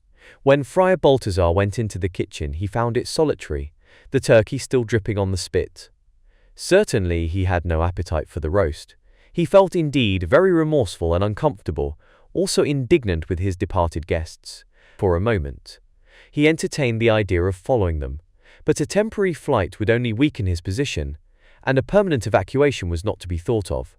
His garden was at its prime, his peaches were just coming ripe, and his vines hung heavy with green clusters. Mechanically he took the turkey from the spit, not because he felt any inclination for food, but from an instinct of compassion, quite as if the bird could suffer from being burned to a crisp. This done, he repaired to his loggia, and sat down to read his breviary, which he had neglected for several days, having been so occupied in the refectory. He had begrudged no pains to that source which had been his undoing. The airy loggia, where he customarily took his afternoon repose, was like a birdcage hung in the breeze. Through its open archways he looked down on the huddled pueblo and out over the great mesa-strewn plain far below. He was unable to fix his mind upon his office. The pueblo down there was much too quiet. At this hour there should be a few women washing pots or rags, a few children playing by the cisterns and chasing the turkeys. But today the rock top baked in the fire of the sun in utter silence. Not one human being was visible. Yes, one, though he had not been there a moment ago. At the head of the stone stairway there was a patch of lustrous black, just above the rocks, an Indian's hair. They had set a guard at the trailhead. Now the padre began to feel alarmed, to wish he had gone down that stairway with the others, while there was yet time.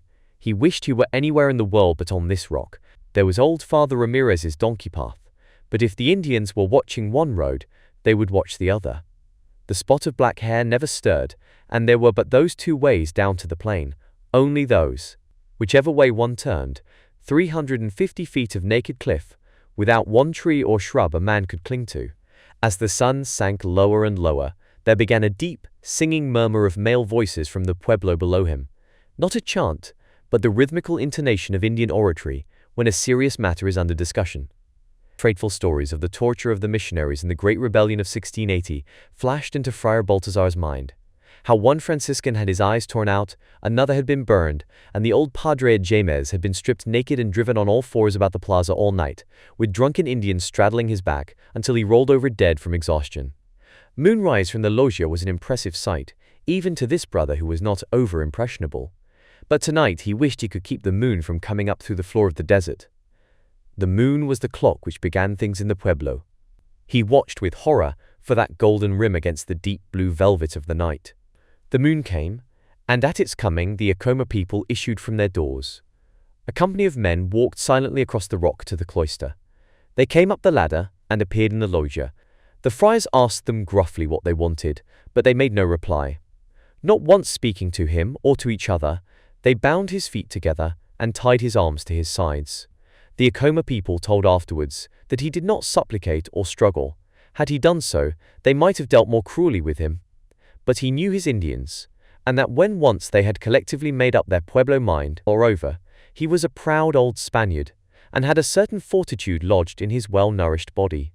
He was accustomed to command, not to entreat, and he retained the respect of his Indian vassals to the end. They carried him down the ladder and through the cloister and across the rock to the most precipitous cliff, the one over which the Acoma women flung broken pots and such refuse as the turkeys would not eat. There the people were assembled. They cut his bonds, and taking him by the hands and feet, swung him out over the rock edge and back a few times. He was heavy, and perhaps they thought this dangerous sport. No sound but hissing breath came through his teeth, a face bond. The four executioners took him up again from the brink where they had laid him, and, after a few feints, dropped him in mid-air. So did they rid their rock of their tyrants, whom on the whole they had liked very well. But everything has its day. The execution was not followed by any sacrilege to the church or defiling of holy vessels, but merely by a division of the padre's stores and household goods.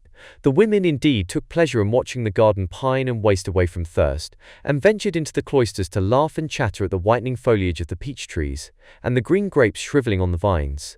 When the next priest came, years afterward, he found no ill will awaiting him. He was a native Mexican, of unpretentious tastes, who was well satisfied with beans and jerked meat, and let the Pueblo turkey flock scratch in the hot dust that had once been Baltazar's garden. The old peach stumps kept sending up pale sprouts for many years. Book 4, Snake Root. Chapter 1. The Night at Pecos. A month after the bishop's visit to Albuquerque and Acoma, the genial Father Gallegos was formally suspended, and Father Vaillant himself took charge of the parish. At first there was bitter feeling. The rich rancheros and the merry ladies of Albuquerque were very hostile to the French priest. He began his reforms at once. Everything was changed. The holy days, which had been occasions of revelry under Padre Gallegos, were now days of austere devotion. The fickle Mexican population soon found as much diversion in being devout as they had once found in being scandalous. Father Vaillant wrote to his sister Philomene, in France, that the temper of his parish was like that of a boys' school. Under one master, the lads try to excel one another in mischief and disobedience. Under another, they vie with each other in acts of loyalty. The novena preceding Christmas, which had long been celebrated by dances and hilarious merrymaking, was this year a great revival of religious zeal. Though Father Vaillant had all the duties of a parish priest at Albuquerque, he was still vicar general, and in February the bishop dispatched him on urgent business to Las Vegas. He did not return on the day that he was expected, and when several days passed with no word from him, Father Latour began to feel some anxiety. One morning at daybreak, a very sick Indian boy rode into the bishop's courtyard on Father Joseph's white mule, Contento, bringing bad news. The padre, he said, had stopped at his village in the Pecos Mountains where black measles had broken out, to give the sacrament to the dying, and had fallen ill of the sickness. The boy himself had been well when he started for Santa Fe, but had become sick on the way. The bishop had the messenger put into the woodhouse, an isolated building at the end of the garden, where the Sisters of Loreto could tend him. He instructed the Mother Superior to pack a bag with such medicines and comforts for the sick as he could carry, and told Fructosa, his cook, to put up for him the provisions he usually took on horseback journeys. When his man brought a pack mule and his own mule, Angelica, to the door, Father Latour, already in his rough riding breeches and buckskin jacket, looked at the handsome beast and shook his head. "No, leave her with Contento. The new army mule is heavier and will do for this journey." The bishop rode out of Santa Fe 2 hours after the Indian messenger rode in. He was going direct to the pueblo of Pecos, where he would pick up Jacinto. It was late in the afternoon when he reached the pueblo, lying low on its red rock ledges, half surrounded by a crown of fir-clad mountains, and facing a sea of junipers and cedars. The bishop had meant to get fresh horses at Pecos and push on through the mountains, but Jacinto and the older Indians who gathered about the horseman strongly advised him to spend the night there and start in the early morning. The sun was shining brilliantly in a blue sky, but in the west, behind the mountain, lay a great stationary black cloud, opaque and motionless as a ledge of rock. The old men looked at it and shook their heads. "Very big wind," said the governor gravely. Unwillingly, the bishop dismounted and gave his mules to Jacinto. It seemed to him that he was wasting time. There was still an hour before nightfall, and he spent that hour pacing up and down the crust of bare rock between the village and the ruin of the old mission church. The sun was sinking, a red ball which threw a copper glow over the pine-covered ridge of mountains and edged that inky, ominous cloud with molten silver. The great red earth walls of the mission, red as brick dust, yawned gloomily before him. Part of the roof had fallen in, and the rest would soon go. At this moment, Father Joseph was lying dangerously ill in the dirt and discomfort of an Indian village in winter. Why, the bishop was asking himself, had he ever brought his friend to this life of hardship and danger? Father Vaillant had been frail from childhood, though he had the endurance resulting from exhaustless enthusiasm. The brothers at Montferrat were not given to coddling boys, but every year they used to send this one away for a rest in the high Volvic mountains, because his vitality ran down under the confinement of college life. Twice, while he and Father Latour were missionaries in Ohio, Joseph had been at death's door, once so ill with cholera that the newspapers had printed his name in the death list. On that occasion their Ohio bishop had christened him Trompe la Mort. Yes, Father Latour told himself, Blanchette had outwitted death so often, there was always the chance he would do it again. Walking about the walls of the ruin, the bishop discovered that the sacristy was dry and clean, and he decided to spend the night there, wrapped in his blankets, on one of the earthen benches that ran about the inner walls. While he was examining this room, the wind began to howl about the old church, and darkness fell quickly. From the low doorways of the pueblo, ruddy firelight was gleaming, singularly grateful to the eye. Waiting for him on the rocks, he recognized the slight figure of Jacinto, his blanket drawn close about his head, his shoulders bowed to the wind. The young Indian said that supper was ready, and the bishop followed him to his particular lair, in those rows of little houses all alike and all built together. There was a ladder before Jacinto's door which led up to a second story, but that was the dwelling of another family. The roof of Jacinto's house made a veranda for the family above him. The bishop bent his head under the low doorway and stepped down. The floor of the room was a long step below the doorsill, the Indian way of preventing draughts. The room into which he descended was long and narrow, smoothly whitewashed and clean, to the eye at least, because of its very bareness. There was nothing on the walls but a few fox pelts and strings of gourds and red peppers. The richly colored blankets of which Jacinto was very proud were folded in piles on the earth settle. It was there he and his wife slept, near the fireplace. The earth of that settle became warm during the day and held its heat until morning, like the Russian peasant's stove bed. Over the fire, a pot of beans and dried meat was simmering. The burning piñon logs filled the room with sweet-smelling smoke. Clara, Jacinto's wife, smiled at the priest as he entered. She ladled out the stew, and the bishop and Jacinto sat down on the floor beside the fire, each with his bowl. Between them, Clara put a basin full of hot cornbread baked with squash seeds, an Indian delicacy comparable to raisin bread among the whites. The bishop said a blessing and broke the bread with his hands. While the two men ate, the young woman watched them and stirred a tiny cradle of deerskin which hung by thongs from the roof poles. Jacinto, when questioned, said sadly that the baby was ailing. Father Latour did not ask to see it. It would be swathed in layers of wrappings, he knew. Even its face and head would be covered against drafts. Indian babies were never bathed in winter, and it was useless to suggest treatment for the sick ones. On that subject, the Indian ear was closed to advice. It was a pity, too, that he could do nothing for Jacinto's baby. Cradles were not many in the pueblo of Pecos. The tribe was dying out. Infant mortality was heavy, and the young couples did not reproduce freely. The life force seemed low.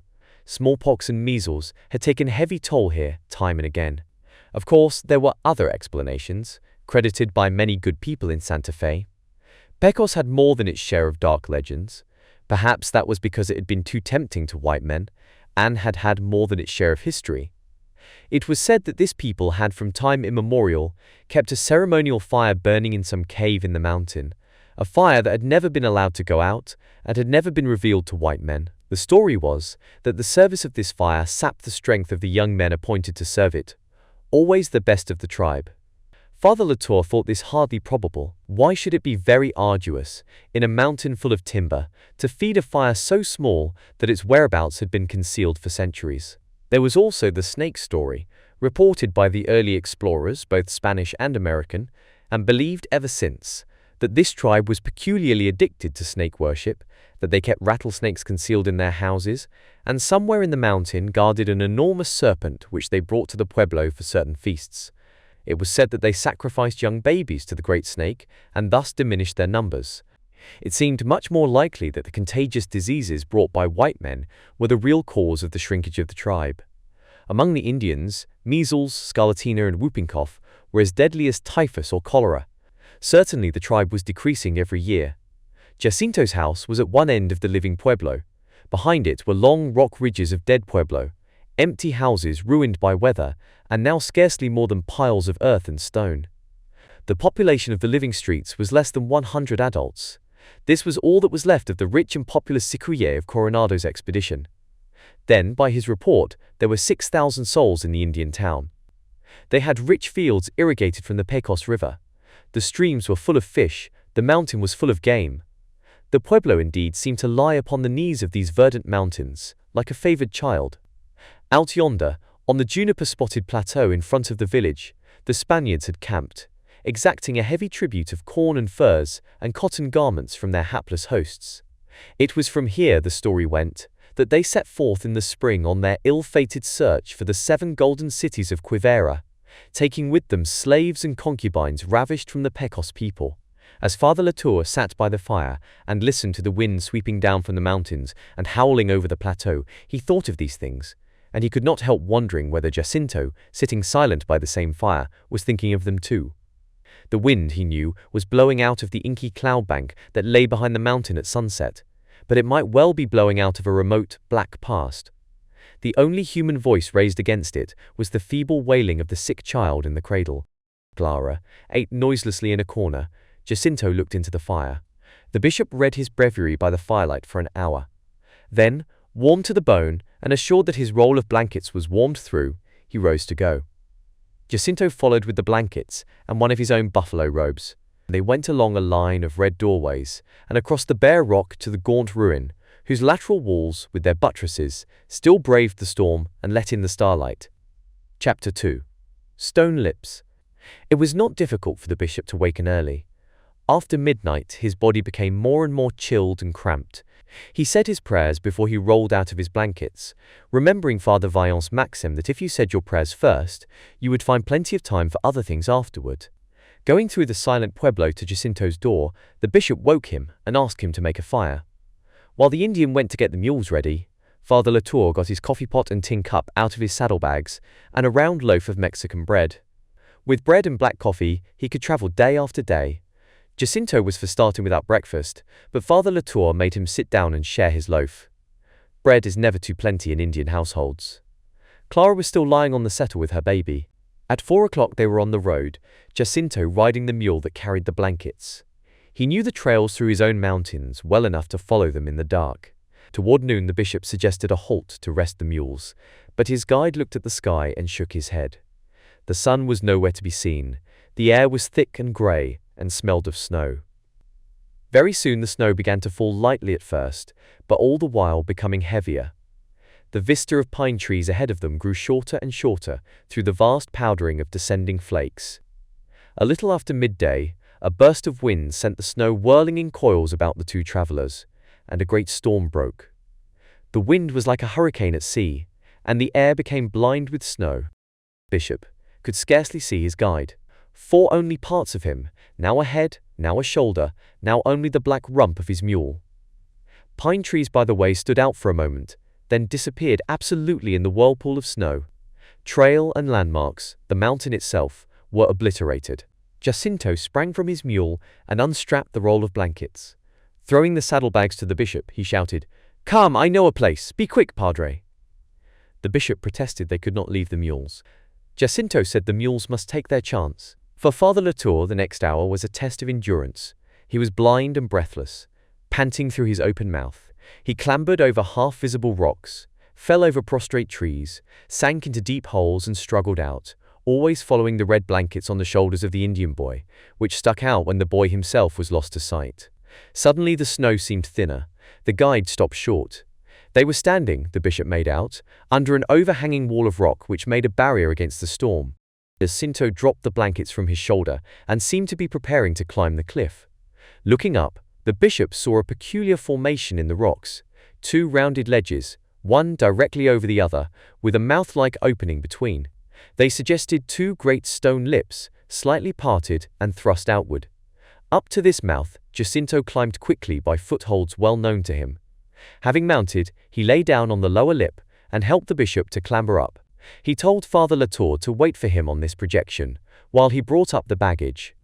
A few moments later the bishop slid after Jacinto and the blankets, through the orifice, into the throat of the cave. Within stood a wooden ladder, like that used in kivas, and down this he easily made his way to the floor. He found himself in a lofty cavern, shaped somewhat like a Gothic chapel, of vague outline. The only light within was that which came through the narrow aperture between the stone lips. Great as was his need of shelter, the bishop, on his way down the ladder, was struck by a reluctance, an extreme distaste for the place. The air in the cave was glacial, penetrated to the very bones, and he detected at once a fetid odor, not very strong but highly disagreeable. Some 20 feet or so above his head, the open mouth let in grey daylight like a high transom. While he stood gazing about, trying to reckon the size of the cave, his guide was intensely preoccupied in making a careful examination of the floor and walls. At the foot of the ladder lay a heap of half-burned logs. There had been a fire there, and it had been extinguished with fresh earth. A pile of dust covered what had been the heart of the fire. Against the cavern wall was a heap of piñon faggots, neatly piled. After he had made a minute examination of the floor, The guide began cautiously to move this pile of wood, taking the sticks up one by one and putting them in another spot. The bishop supposed he would make a fire at once, but he seemed in no haste to do so. Indeed, when he had moved the wood, he sat down upon the floor and fell into reflection. Father Latour urged him to build a fire without further delay. "Padre," said the Indian boy, "I do not know if it was right to bring you here. This place is used by my people for ceremonies and is known only to us. When you go out from here, you must forget." "I will forget, certainly, but unless we can have a fire, we had better go back into the storm. I feel ill here already." Jacinto unrolled the blankets and threw the driest one about the shivering priest. Then he bent over the pile of ashes and charred wood, but what he did was to select a number of small stones that had been used to fence in the burning embers. This he gathered in his serape and carried to the rear wall of the cavern, where, a little above his head, there seemed to be a hole. It was about as large as a very big watermelon, of an irregular oval shape. Holes of that shape are common in the black volcanic cliffs of the Pajarito Plateau, where they occur in great numbers. This one was solitary, dark, and seemed to lead into another cavern. Though it lay higher than Jacinto's head, it was not beyond easy reach of his arms, and to the bishop's astonishment, he began deftly and noiselessly to place the stones he had collected within the mouth of this orifice, fitting them together until he had entirely closed it. He then cut wedges from the piñón faggots and inserted them into the cracks between the stones. Finally, he took a handful of the earth that had been used to smother the dead fire and mixed it with the wet snow that had blown in between the stone lips.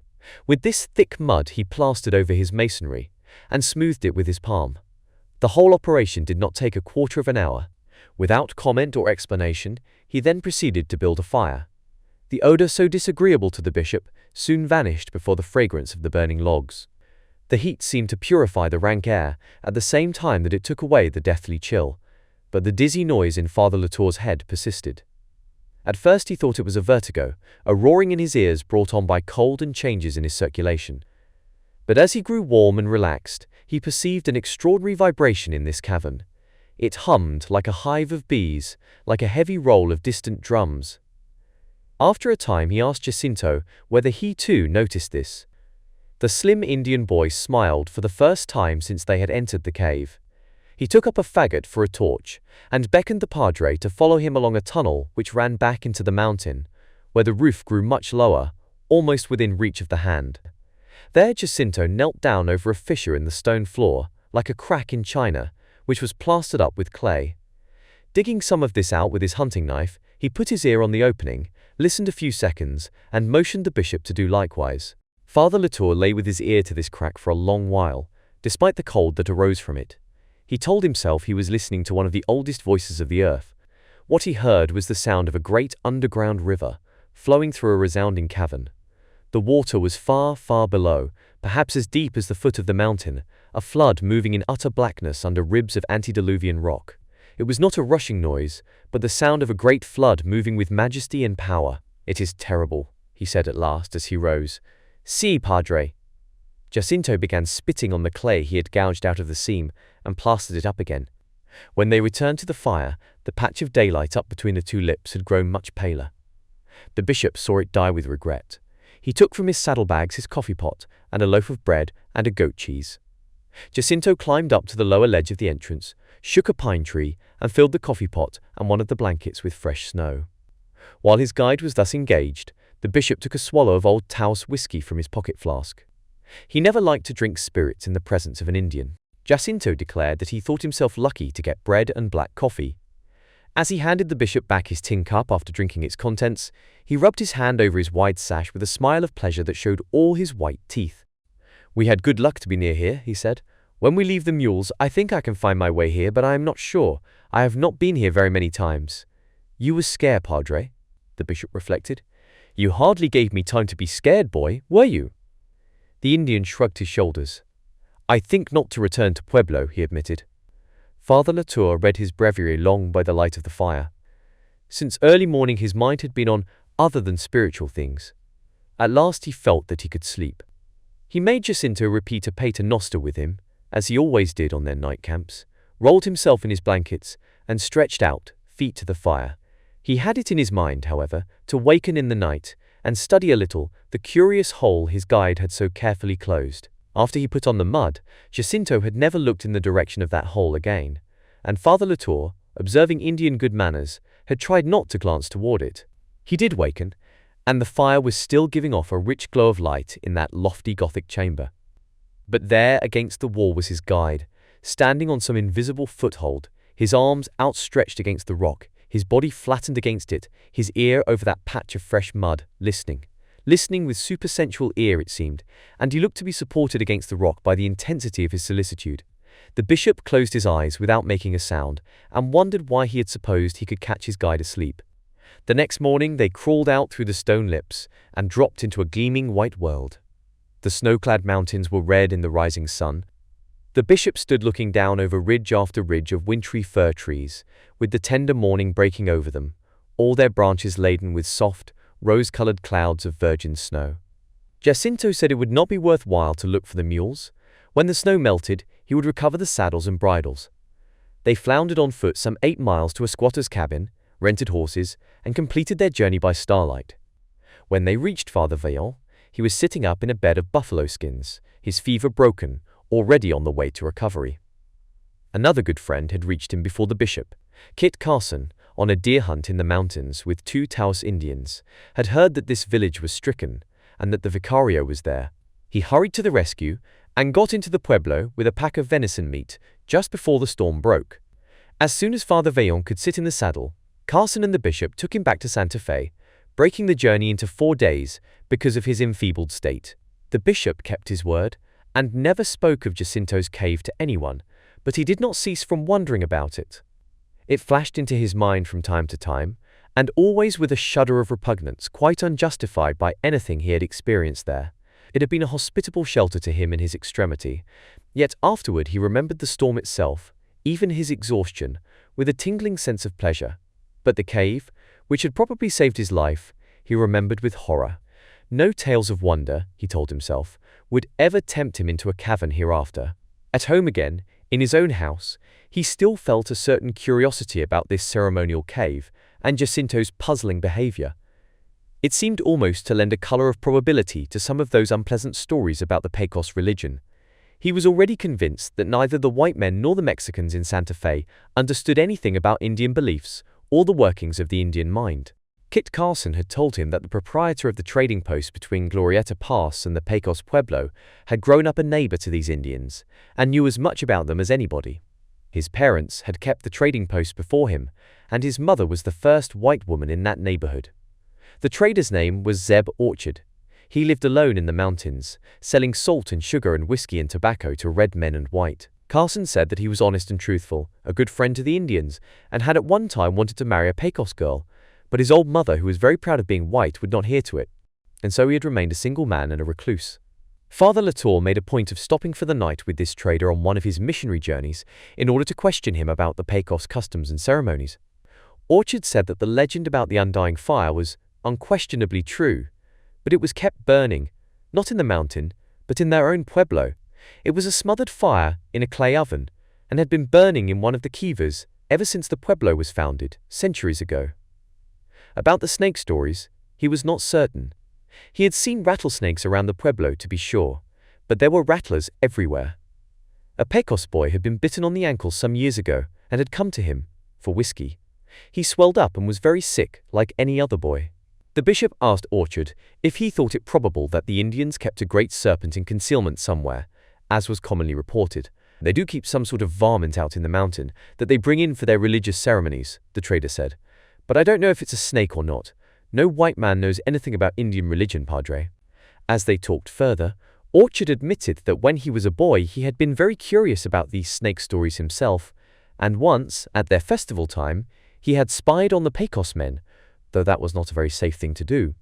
He had lain in ambush for 2 nights on the mountain, and he saw a party of Indians bringing in a chest by torchlight.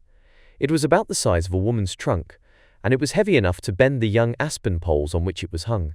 If I'd seen white men bringing in a chest after dark, he observed, I could have made a guess at what was in it, money or whiskey or firearms.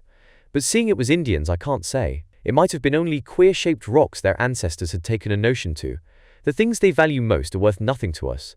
They've got their own superstitions, and their minds will go round and round in the same old ruts till Judgment Day. Father Latour remarked that their veneration for old customs was a quality he liked in the Indians, and that it played a great part in his own religion. The trader told him he might make good Catholics among the Indians, but he would never separate them from their own beliefs. Their priests have their own kind of mysteries. I don't know how much of it is real and how much is made up. I remember something that happened when I was a little fellow. One night a Pecos girl, with her baby in her arms, ran into the kitchen here and begged my mother to hide her until after the festival, for she'd seen signs between the caciques and was sure they were going to feed her baby to the snake. Whether it was true or not, she certainly believed it, poor thing, and mother let her stay. It made a great impression on me at the time. Book 5, Padre Martinez. Chapter 1, The Old Order. Bishop Latour, with Jacinto, was riding through the mountains on his first official visit to Taos after Albuquerque, the largest and richest parish in his diocese. Both the priest and people there were hostile to Americans and jealous of interference. Any European, except a Spaniard, was regarded as a gringo. The bishop had let the parish alone, giving their animosity plenty of time to cool. With Carson's help, he had informed himself fully about conditions there and about the powerful old priest, Antonio José Martinez, who was ruler in temporal as well as in spiritual affairs. Indeed, before Father Latour's entrance upon the scene, Martinez had been dictator to all the parishes in northern New Mexico, and the native priests at Santa Fe were all of them under his thumb. It was common talk that Padre Martinez had instigated the revolt of the Taos Indians 5 years ago, when Bent, the American governor, and a dozen other white men were murdered and scalped. 7 of the Taos Indians had been tried before a military court and hanged for the murder, but no attempt had been made to call the plotting priest to account. Indeed, Padre Martinez had managed to profit considerably by the affair. The Indians who were sentenced to death had sent for their padre and begged him to get them out of the trouble he had got them into. Martinez promised to save their lives if they would deed him their lands, near the pueblo. This they did, and after the conveyance was properly executed, the padre troubled himself no more about the matter, but went to pay a visit at his native town of Abiquiu. In his absence, the 7 Indians were hanged on the appointed day. Martinez now cultivated their fertile farms, which made him quite the richest man in the parish. Father Latour had had polite correspondence with Martinez, but had met him only once, on that memorable occasion when the padre had ridden up from Taos to strengthen the Santa Fe clergy in their refusal to recognize the new bishop. But he could see him as if that were only yesterday. The priest of Taos was not a man one would easily forget. One could not have passed him on the street without feeling his great physical force and his imperious will. Not much taller than the bishop in reality, he gave the impression of being an enormous man. His broad high shoulders were like a bull buffalo's, his big head was set defiantly on a thick neck, and the full-cheeked, richly colored, egg-shaped Spanish face. How vividly the bishop remembered that face! It was so unusual that he would be glad to see it again. A high, narrow forehead, brilliant yellow eyes set deep in strong arches, and full, florid cheeks. Not blank areas of smooth flesh, as in Anglo-Saxon faces, but full of muscular activity, as quick to change with feeling as any of his features. His mouth was the very assertion of violent, uncurbed passions and tyrannical self-will, the full lips thrust out and taut, like the flesh of animals distended by fear or desire. Father Latour judged that the day of lawless personal power was almost over, even on the frontier, and this figure was to him already like something picturesque and impressive, but really impotent, left over from the past. The bishop and Jacinto left the mountains behind them. The trail dropped to a plain covered by clumps of very old sagebrush, with trunks as thick as a man's leg. Jacinto pointed out a cloud of dust moving rapidly toward them. A cavalcade of 100 men or more, Indians and Mexicans, come out to welcome their bishop with shouting and musketry. As the horsemen approached, Padre Martinez himself was easily distinguishable. In buckskin breeches, high boots and silver spurs, a wide Mexican hat on his head, and a great black cape wound about his shoulders like a shepherd's plaid. He rode up to the bishop, and reining in his black gelding, uncovered his head in a broad salutation, while his escort surrounded the churchmen and fired their muskets into the air. The 2 priests rode side by side into Los Ranchos de Taos, a little town of yellow walls and winding streets and green orchards. The inhabitants were all gathered in the square before the church. When the bishop dismounted to enter the church, the women threw their shawls on the dusty pathway for him to walk upon, and as he passed through the kneeling congregation, men and women snatched for his hand to kiss the episcopal ring. In his own country, all this would have been highly distasteful to Jean-Marie Latour. Here, these demonstrations seemed a part of the high color that was in landscape and gardens, in the flaming cactus and the gaudily decorated altars, in the agonized Christs and dolorous virgins, and the very human figures of the saints.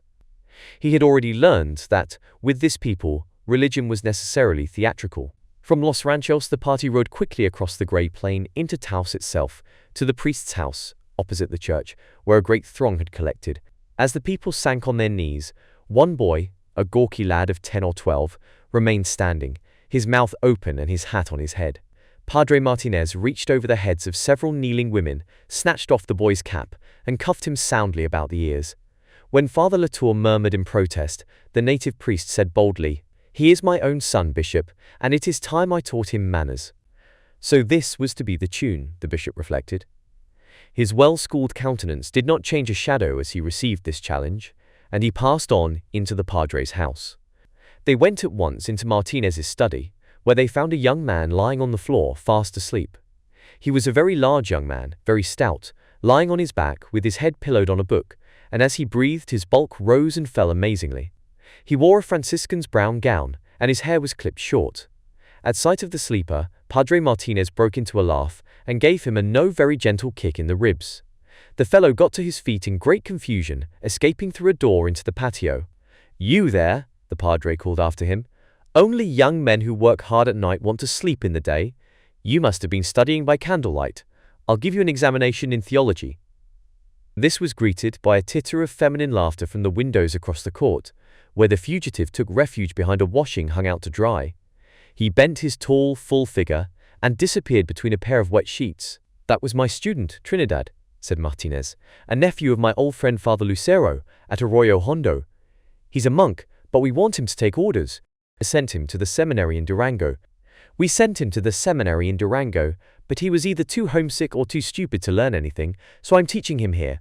We shall make a priest of him one day." Father Latour was told to consider the house his own, but he had no wish to. The disorder was almost more than his fastidious taste could bear. The padre's study table was sprinkled with snuff, and piled so high with books that they almost hid the crucifix hanging behind it. Books were heaped on chairs and tables all over the house, and the books and the floors were deep in the dust of spring sandstorms. Father Martinez's boots and hats lay about in corners, his coats and cassocks were hung on pegs and draped over pieces of furniture, yet the place seemed overrun by serving women, young and old, and by large yellow cats with full soft fur, of a special breed apparently. They slept in the windowsills, lay on the well curb in the patio. The boldest came directly to the supper table, where their master fed them carelessly from his plate. When they sat down to supper, the host introduced to the bishop the tall, stout young man with the protruding front, who had been asleep on the floor. He said again that Trinidad Lucero was studying with him, and was supposed to be his secretary, adding that he spent most of his time hanging about the kitchen and hindering the girls at their work. These remarks were made in the young man's presence, but did not embarrass him at all. His whole attention was fixed upon the mutton stew, which he began to devour with undue haste as soon as his plate was put before him. The bishop observed later that Trinidad was treated very much like a poor relation or a servant. He was sent on errands, was told without ceremony to fetch the padre's boots, to bring wood for the fire, to saddle his horse. Father Latour disliked his personality so much that he could scarcely look at him. His fat face was irritatingly stupid and had the grey, oily look of soft cheeses. The corners of his mouth were deep folds in plumpness, like the creases in a baby's legs, and the steel rim of his spectacles, where it crossed his nose, was embedded in soft flesh. He said not one word during supper, but ate as if he were afraid of never seeing food again.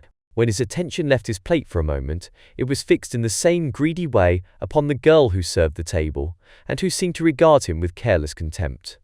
The student gave the impression of being always stupefied by one form of sensual disturbance or another. Padre Martinez, with a napkin tied round his neck to protect his cassock, ate and drank generously. The bishop found the food poor enough despite the many cooks, though the wine, which came from El Paso del Norte, was very fair. During supper, his host asked the bishop flatly if he considered celibacy an essential condition of the priest's vocation. Father Latour replied merely that this question had been thrashed out many centuries ago and decided once for all. "Nothing is decided once for all," Martinez declared fiercely. Celibacy may be all very well for the French clergy, but not for ours. St. Augustine himself says it is better not to go against nature. I find every evidence that in his old age he regretted having practiced continence. The bishop said he would be interested to see the passages from which he drew such conclusions, observing that he knew the writings of St. Augustine fairly well. I have the telling passages all written down somewhere. I will find them before you go. You have probably read them with a sealed mind. Celibate priests lose their perceptions. No priest can experience repentance and forgiveness of sin unless he himself falls into sin. Since concupiscence is the most common form of temptation, it is better for him to know something about it. The soul cannot be humbled by fasts and prayer. It must be broken by mortal sin to experience forgiveness of sin and rise to a state of grace. Otherwise, religion is nothing but dead logic. This is a subject upon which we must confer later, and at some length, said the bishop quietly. I shall reform these practices throughout my diocese as rapidly as possible.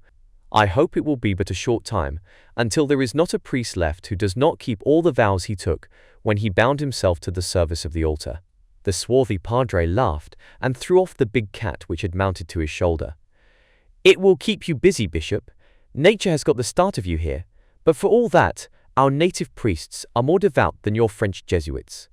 We have a living church here, not a dead arm of the European church.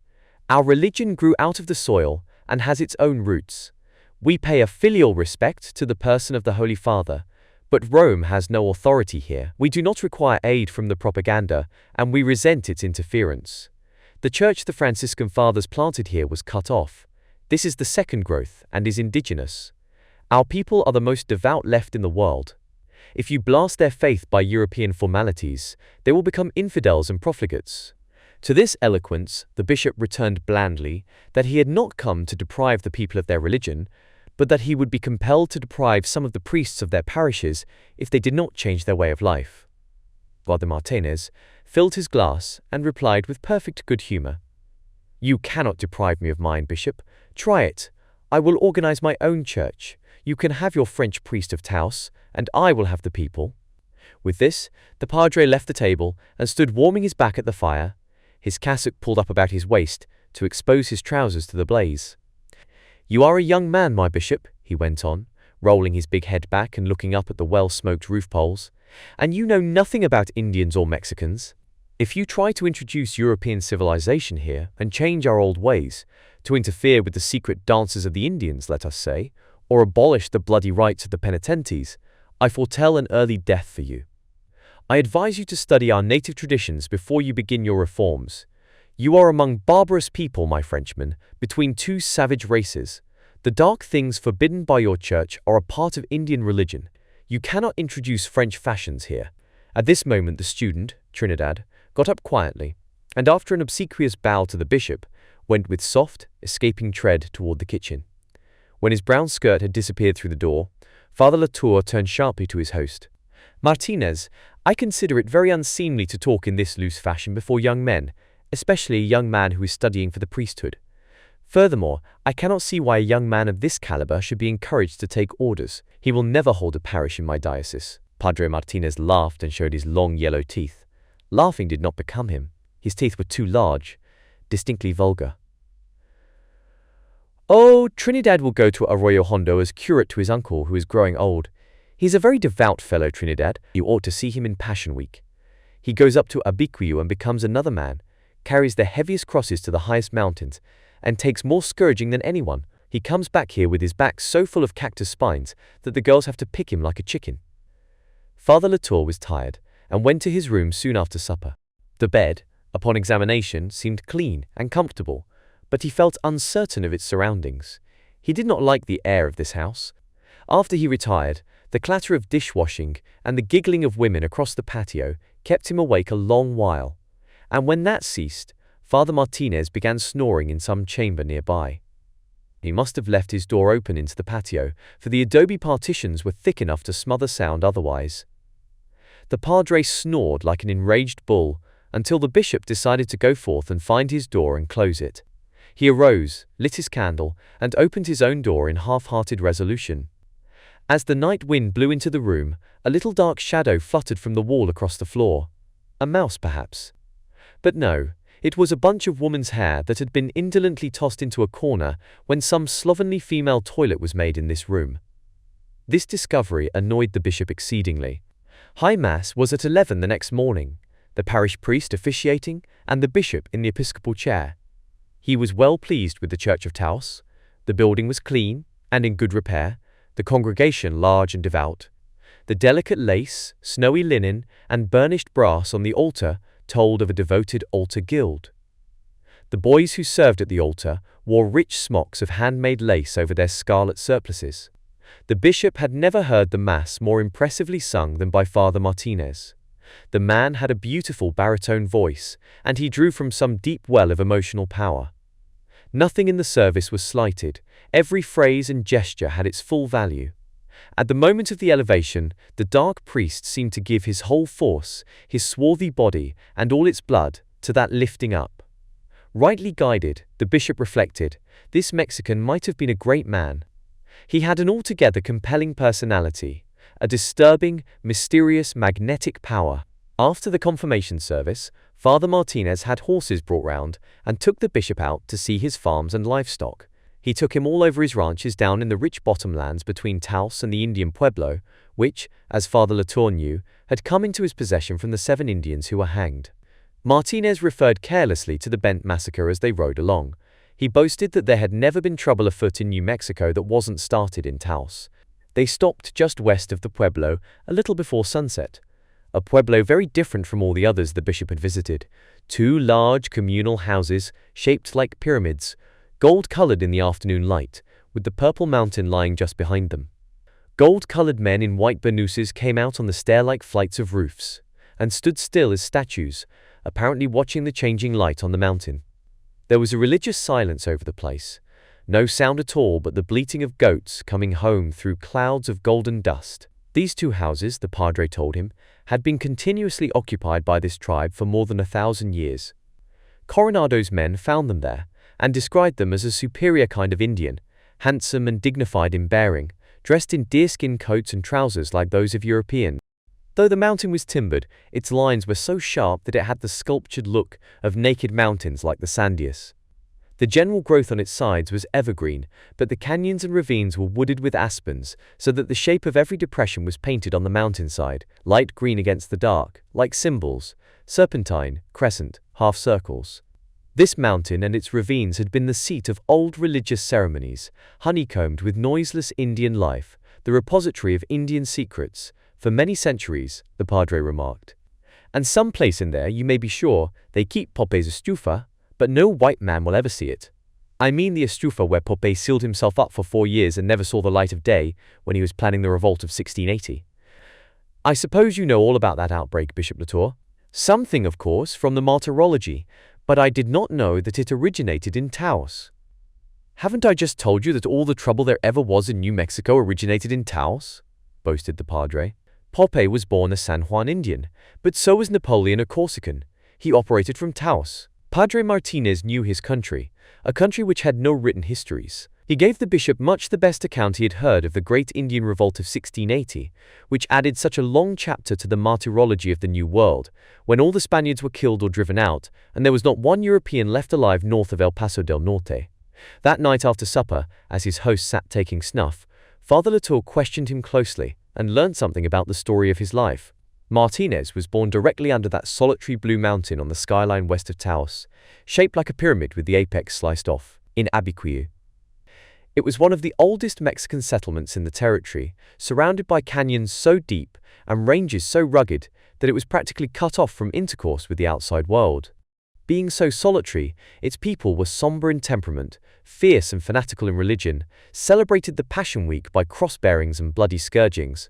Antonio Jose Martinez grew up there, without learning to read or write, married at 20, and lost his wife and child when he was 23. After his marriage, he had learned to read from the parish priest, and when he became a widower, he decided to study for the priesthood. Taking his clothes and the little money he got from the sale of his household goods, he started on horseback for Durango, in Old Mexico. There he entered the seminary and began a life of laborious study. The bishop could imagine what it meant for a young man who had not learned to read until long after adolescence to undergo a severe academic training. He found Martinez deeply versed, not only in the Church Fathers, but in the Latin and Spanish classics. After 6 years at the seminary, Martinez had returned to his native Abiquiu as priest of the parish church there. He was passionately attached to that old village under the pyramidal mountain. All the while he had been in Taos, half a lifetime now, he made periodic pilgrimages on horseback back to Abiquiu, as if the flavor of his own yellow earth were medicine to his soul. Naturally, he hated the Americans. The American occupation meant the end of men like himself. He was a man of the old order, a son of Abiquiu, and his day was over. On his departure from Taos, the bishop went out of his way to make a call at Kit Carson's ranch house. Carson, he knew, was away buying sheep, but Father Latour wished to see the Senora Carson to thank her again for her kindness to poor Magdalena, and to tell her of the woman's happy and devoted life with the sisters in their school at Santa Fe. The Senora received him with that quiet but unabashed hospitality which is a common grace in Mexican households. She was a tall woman, slender, with drooping shoulders and lustrous black eyes and hair. Though she could not read, both her face and conversation were intelligent. To the bishop's thinking, she was handsome. Her countenance showed that discipline of life which he admired. She had a cheerful disposition, too, and a pleasant sense of humor. It was possible to talk confidentially to her. She said she hoped he had been comfortable in Padre Martinez's house, with an inflection which told that she much doubted it, and she laughed a little when he confessed that he had been annoyed by the presence of Trinidad Lucero. "Some people say he is Father Lucero's son," she said with a shrug, "but I do not think so. More likely one of Padre Martinez's. Did you hear what happened to him at Abiquiu last year, in Passion Week? He tried to be like the Savior, and had himself crucified. Oh, not with nails. He was tied upon a cross with ropes, to hang there all night. They do that sometimes at Abiquiu. It is a very old-fashioned place. But he is so heavy, that after he had hung there a few hours, the cross fell over with him, and he was very much humiliated. Then he had himself tied to a post, and said he would bear as many stripes as our Saviour's 6,000, as was revealed to St. Bridget. But before they had given him 100, he fainted. They scourged him with cactus whips, and his back was so poisoned that he was sick up there for a long while. This year they sent word that they did not want him at Abiquiu, so he had to keep Holy Week here, and everybody laughed at him. Father Latour asked the Senora to tell him frankly whether she thought he could put a stop to the extravagances of the penitential brotherhood. She smiled and shook her head. "I often say to my husband, I hope you will not try to do that. It would only set the people against you. The old people have need of their old customs, and the young ones will go with the times." As the bishop was taking his leave, she put into his saddlebags a beautiful piece of lacework for Magdalena. "She will not be likely to use it for herself, but she will be glad to have it to give to the sisters. That brutal man left her nothing. After he was hung, there was nothing to sell but his gun and one burro. That was why he was going to take the risk of killing 2 padres for their mules, and for spite against religion maybe." Magdalena said he had often threatened to kill the priest at Mora. At Santa Fe, the bishop found Father Vaillant awaiting him. They had not seen each other since Easter, and there were many things to be discussed. The vigor and zeal of Bishop Latour's administration had already been recognized at Rome, and he had lately received a letter from Cardinal Fransoni, prefect of the propaganda, announcing that the vicariate of Santa Fe had been formally raised to a diocese. By the same long-delayed post came an invitation from the cardinal, urgently requesting Father Latour's presence at important conferences at the Vatican during the following year. Though all these matters must be taken up in their turn between the bishop and his vicar general, Father Joseph had undoubtedly come up from Albuquerque at this particular time because of a lively curiosity to hear how the bishop had been received in Taos. Seated in the study in their old cassocks, with the candles lighted on the table between them, they spent a long evening. "For the present," Father Latour remarked, "I shall do nothing to change the curious situation at Taos. It is not expedient to interfere. The church is strong, the people are devout. No matter what the conduct of the priest has been, he has built up a strong organization, and his people are devotedly loyal to him." "But can he be disciplined, do you think?" "Oh, there is no question of discipline. He has been a little potentate too long. His people would assuredly support him against a French bishop. For the present, I shall be blind to what I do not like there." "But Jean," Father Joseph broke out in agitation, "the man's life is an open scandal. One hears of it everywhere. Only a few weeks ago I was told a pitiful story of a Mexican girl carried off in one of the Indian raids on the Costella Valley. She was a child of 8 when she was carried away, and was 15 when she was found and ransomed. During all that time, the pious girl had preserved her virginity by a succession of miracles. She had a medal from the shrine of Our Lady of Guadalupe tied round her neck, and she said such prayers as she had been taught. Her chastity was threatened many times, but always some unexpected event averted the catastrophe. After she was found and sent back to some relatives living in Arroyo Hondo, she was so devout that she wished to become a religious. She was debauched by this Martinez, and he married her to one of his peons. She is now living on one of his farms. Yes, Cristobal told me that story, said the bishop with a shrug. But Padre Martinez is getting too old to play the part of Don Juan much longer. I do not wish to lose the parish of Taos in order to punish its priest, my friend. I have no priest strong enough to put in his place. You are the only man who could meet the situation there, and you are at Albuquerque. A year from now I shall be in Rome, and there I hope to get a Spanish missionary who will take over the parish of Taos. Only a Spaniard would be welcomed there, I think. You are doubtless right, said Father Joseph. I am often too hasty in my judgments. I may do very badly for you while you are in Europe, for I suppose I am to leave my dear Albuquerque and come to Santa Fe while you are gone. Assuredly, they will love you all the more for lacking you a while. I hope to bring some more hardy Auvergnats back with me, young men from our own seminary, and I am afraid I must put one of them in Albuquerque. You have been there long enough. You have done all that is necessary. I need you here, Father Joseph. As it is now, one of us must ride 70 miles whenever we wish to converse about anything. Father Vaillant sighed. I supposed it would come. You will snatch me from Albuquerque as you did from Sandusky. When I went there, everybody was my enemy. Now everybody is my friend. Therefore, it is time to go. Father Vaillant took off his glasses, folded them, and put them in their case, which act always announced his determination to retire. So a year from now you will be in Rome. Well, I had rather be among my people in Albuquerque, that I can say honestly. But Clermont, there I envy you. I should like to see my own mountains again. At least you will see all my family, and bring me word of them, and you can bring me the vestments that my dear sister Philomene and her nuns have been making for me these 3 years. I shall be very glad to have them. He rose and took up one of the candles. And when you leave Clermont, Jean, put a few chestnuts in your pocket for me. Chapter 2. The Miser. In February, Bishop Latour once more set out on horseback over the Santa Fe Trail, this time with Rome as his objective. He was absent for nearly a year, and when he returned, he brought with him 4 young priests from his own seminary of Montferrand and a Spanish priest, Father Taladrid, whom he had found in Rome and who was at once sent to Taos. At the bishop's suggestion, Padre Martinez formally resigned his parish, with the understanding that he was still to celebrate Mass upon solemn occasions. Not only did he avail himself of this privilege, but he continued to perform all marriages and burial services and to dictate the lives of the parishioners. Very soon, he and Father Taladrid were at open war. When the bishop, unable to compose their differences, supported the new priest, Father Martinez and his friend Father Lucero of Arroyo Hondo mutinied, flatly refused to submit, and organized a church of their own. This, they declared, was the old Holy Catholic Church of Mexico, while the bishop's church was an American institution. In both towns, the greater part of the population went over to the schismatic church, though some pious Mexicans, in great perplexity, attended Mass at both. Father Martinez printed a long and eloquent proclamation, which very few of his parishioners could read, giving an historical justification for his schism, and denying the obligation of celibacy for the priesthood. As both he and Father Lucero were well on in years, this particular clause could be of little benefit to anyone in their new organization, except Trinidad. After the 2 old priests went off into schism, one of their first solemn acts was to elevate Father Lucero's nephew to the priesthood, and he acted as curate to them both, swinging back and forth between Taos and Arroyo Hondo.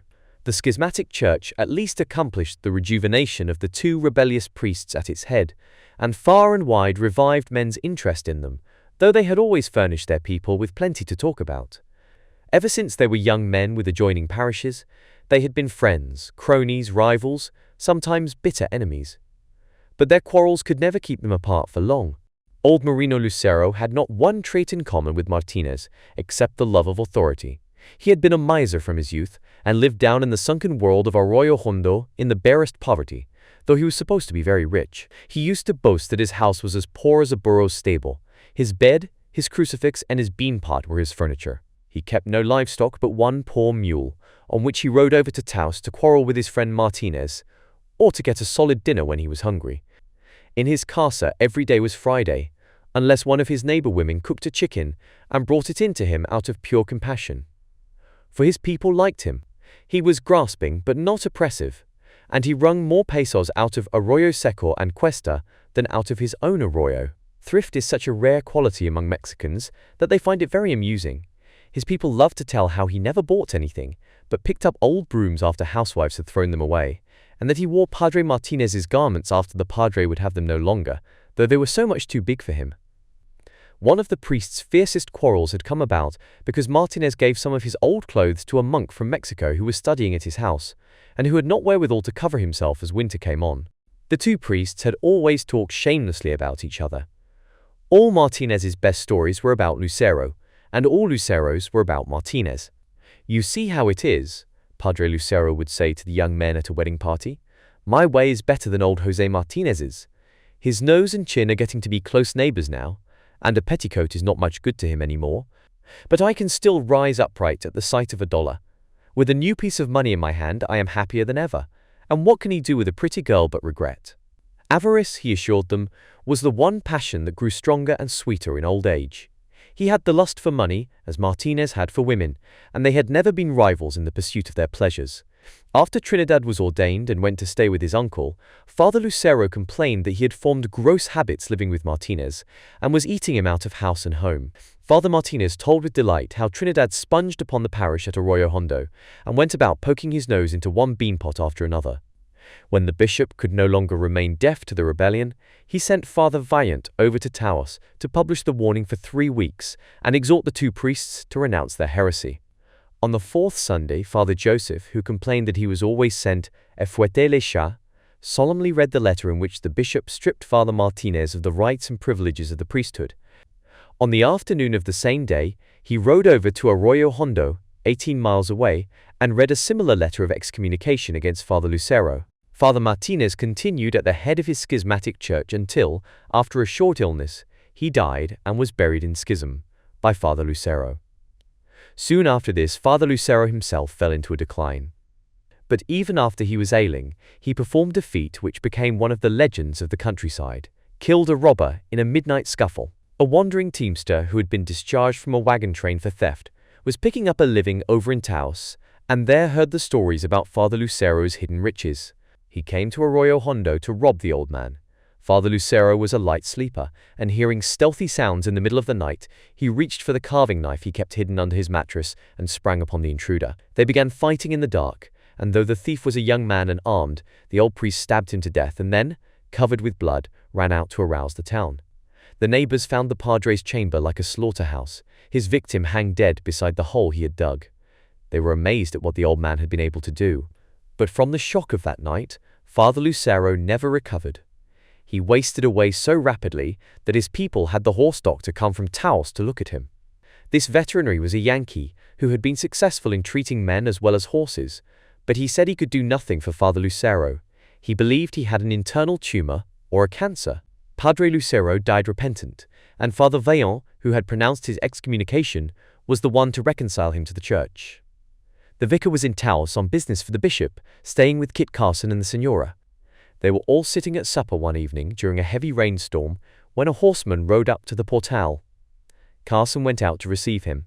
The visitor he brought in with him was Trinidad Lucero, who took off his rubber coat and stood in a full-skirted cassock of Arroyo Hondo make, a crucifix about his neck, seeming to fill the room with his size and importance.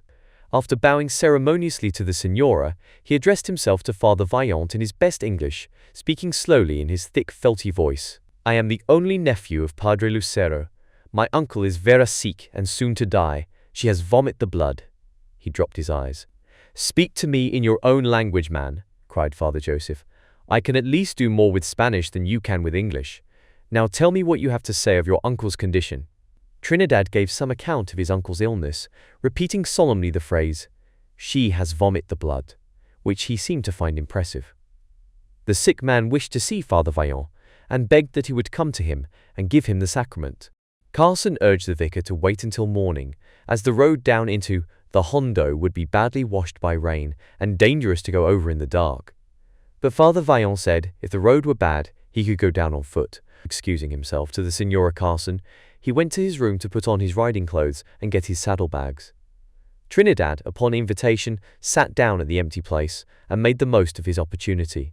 The host saddled Father Vaillant's mule, and the vicar rode away, with Trinidad for guide.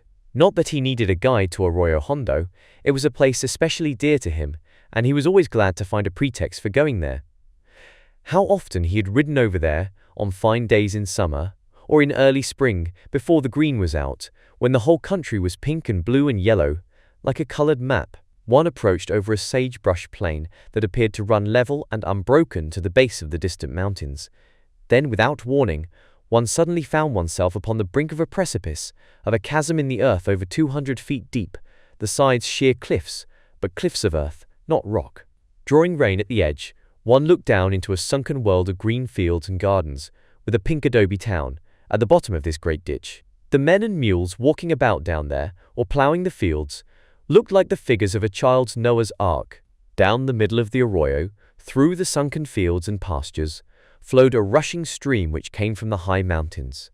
Its original source was so high, indeed, that by merely laying an open wooden trough up the opposite side of the arroyo, the Mexicans conveyed the water to the plateau at the top. This sluice was laid in sections that zigzagged up the face of the cliff. Father Vaillant always stopped to watch the water rushing up the side of the precipice, like a thing alive, an ever-ascending ladder of clear water, gurgling and clouding into silver as it climbed. Only once before, he used to tell the natives, in Italy, had he seen water run uphill like that. The water thus diverted was but a tiny thread of the full creek. The main stream ran down the arroyo over a white rock bottom, with green willows and deep haygrass, and brilliant wildflowers on its banks. Evening primroses, the fireweed, and butterfly weed grew to a tropical size and brilliance there among the sedges. But this was the first time Father Vaillant had ever gone down into the Hondo after dark, and at the edge of the cliff he decided not to put Contento to so cruel a test. "He can do it," he said to Trinidad, "but I will not make him." He dismounted and went on foot down the steep, winding trail. They reached Father Lucero's house before midnight. Half the population of the town seemed to be in attendance, and the place was lit up as if for a festival. The sick man's chamber was full of Mexican women, sitting about on the floor, wrapped in their black shawls, saying their prayers with lighted candles before them. One could scarcely step for the candles. Father Vaillant beckoned to a woman he knew well, Concepcion Gonzalez, and asked her what was the meaning of this. She whispered that the dying padre would have it so. His sight was growing dim, and he kept calling for more lights. All his life, Concepcion sighed, he had been so saving of candles, and had mostly done with a pine splinter in the evenings. In the corner, on the bed, Father Lucero was groaning and tossing, one man rubbing his feet, and another wringing cloths out of hot water and putting them on his stomach to dull the pain. Senora Gonzalez whispered that the sick man had been gnawing the sheets for pain. She had brought over her best ones, and they were chewed to lacework across the top. Father Vaillant approached the bedside. "Get away from the bed a little, my good women. Arrange yourselves along the wall. Your candles blind me." But as they began rising and lifting their candlesticks from the floor, the sick man called, "No, no, do not take away the lights. Some thief will come, and I will have nothing left." The women shrugged, looked reproachfully at Father Vaillant, and sat down again. Padre Lucero was wasted to the bones. His cheeks were sunken, his hooked nose was clay-colored and waxy, his eyes were wild with fever. They burned up at Father Joseph, great, black, glittering, distrustful eyes. On this night of his departure, the old man looked more Spaniard than Mexican. He clutched Father Joseph's hand with a grip surprisingly strong, and gave the man who was rubbing his feet a vigorous kick in the chest. "Have done with my feet there, and take away these wet rags. Now that the vicar has come, I have something to say, and I want you all to hear." Father Lucero's voice had always been thin and high in pitch. His parishioners used to say it was like a horse talking. "Señor Vicario, you remember Padre Martinez? You ought to, for you served him as badly as you did me. Now listen." Father Lucero related that Martinez, before his death, had entrusted to him a certain sum of money to be spent in masses for the repose of his soul, these to be offered at his native church in Abiquiu. Lucero had not used the money as he promised, but had buried it under the dirt floor of this room, just below the large crucifix that hung on the wall yonder. At this point, Father Vaillant again signaled to the women to withdraw, but as they took up their candles, Father Lucero sat up in his nightshirt and cried, "Stay as you are! Are you going to run away and leave me with a stranger? I trust him no more than I do you." Oh, why did God not make some way for a man to protect his own after death? Alive, I can do it with my knife, old as I am, but after? The Señora González soothed Father Lucero, persuaded him to lie back upon his pillows and tell them what he wanted them to do. He explained that this money which he had taken in trust from Martinez was to be sent to Abiquiu and used as the padre had wished. Under the crucifix and under the floor beneath the bed on which he was lying, they would find his own savings. 1/3 of his hoard was for Trinidad. The rest was to be spent in masses for his soul, and they were to be celebrated in the old church of San Miguel in Santa Fe.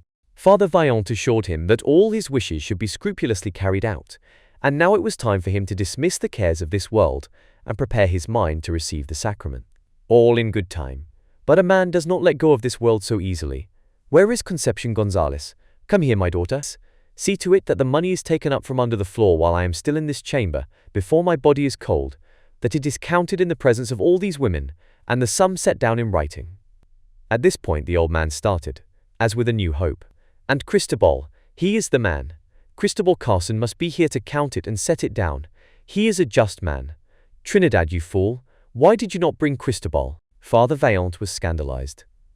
Unless you compose yourself, Father Lucero, and fix your thoughts upon heaven, I shall refuse to administer the sacrament. In your present state of mind, it would be a sacrilege. The old man folded his hands and closed his eyes in assent.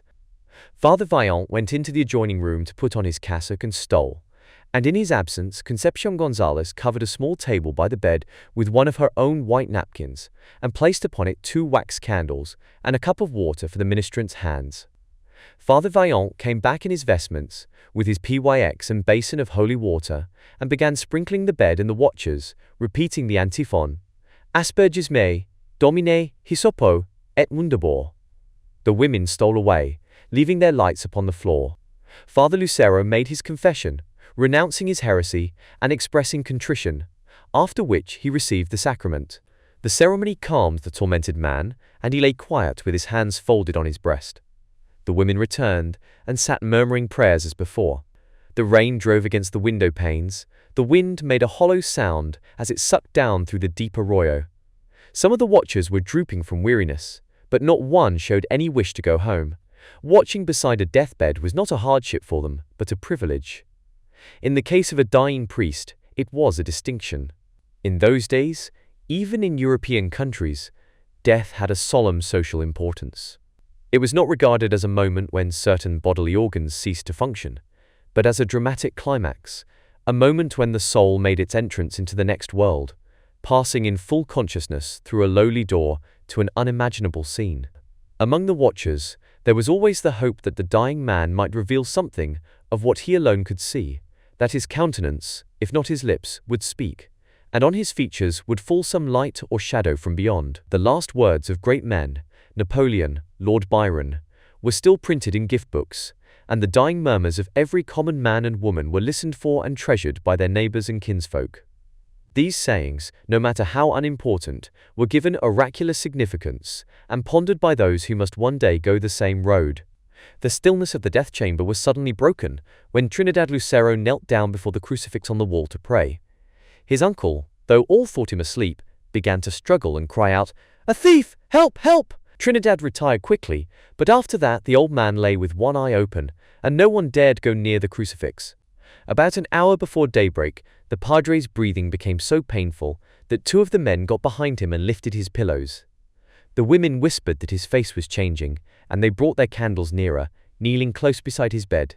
His eyes were alive and had perception in them. He rolled his head to one side and lay looking intently down into the candlelight, without blinking, while his features sharpened. Several times his lips twitched back over his teeth. The watchers held their breath, feeling sure that he would speak before he passed, and he did. After a facial spasm that was like a sardonic smile and a clicking of breath in his mouth, their padre spoke like a horse for the last time. "Comete tu cola, Martinez, comete tu cola." Eat your tail, Martinez, eat your tail.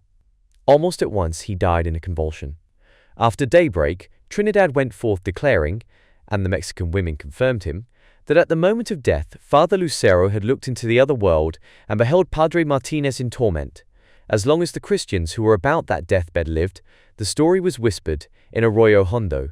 When the floor of the priest's house was taken up, According to his last instructions, people came from as far as Taos and Santa Cruz and Mora to see the buckskin bags of gold and silver coin that were buried beneath it.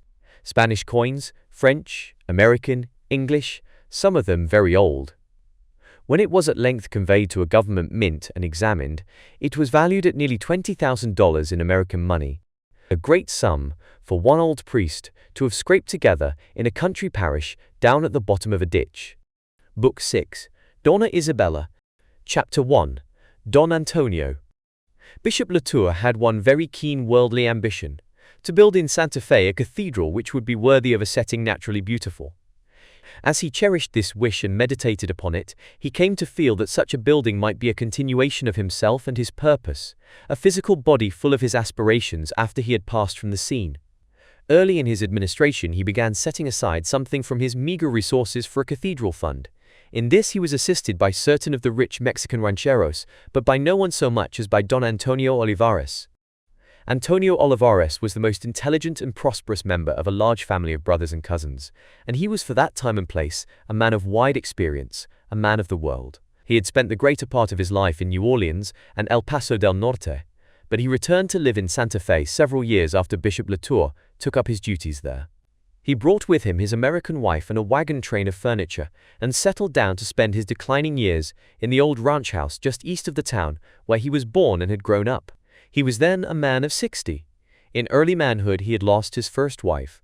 After he went to New Orleans he had married a second time, a Kentucky girl who had grown up among her relatives in Louisiana.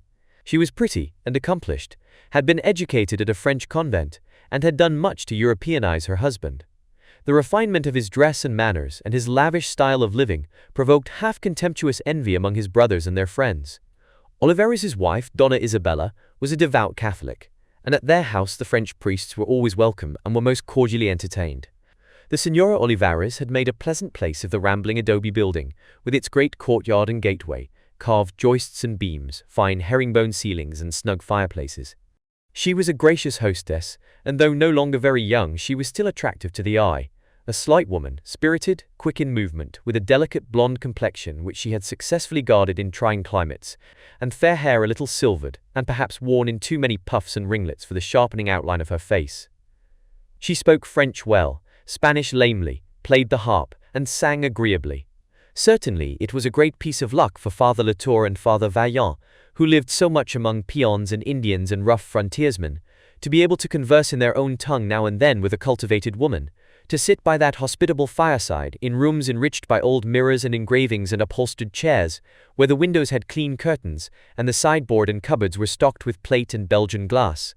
It was refreshing to spend an evening with a couple who were interested in what was going on in the outside world, to eat a good dinner and drink good wine, and listen to music. Father Joseph, that man of inconsistencies, had a pleasing tenor voice, true though not strong.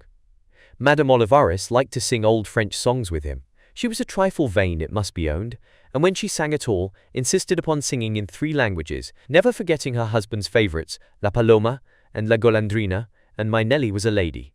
The Negro melodies of Stephen Foster had already traveled to the frontier, going along the river highways, not in print, but passed on from one humble singer to another.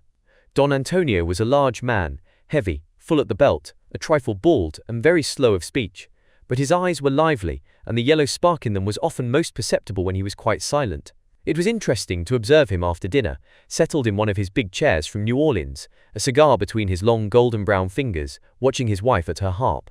There was gossip about the lady in Santa Fe, of course, since she had retained her beautiful complexion and her husband's devoted regard for so many years. The Americans and the Olivares brothers said she dressed much too youthfully, which was perhaps true, and that she had lovers in New Orleans and El Paso del Norte.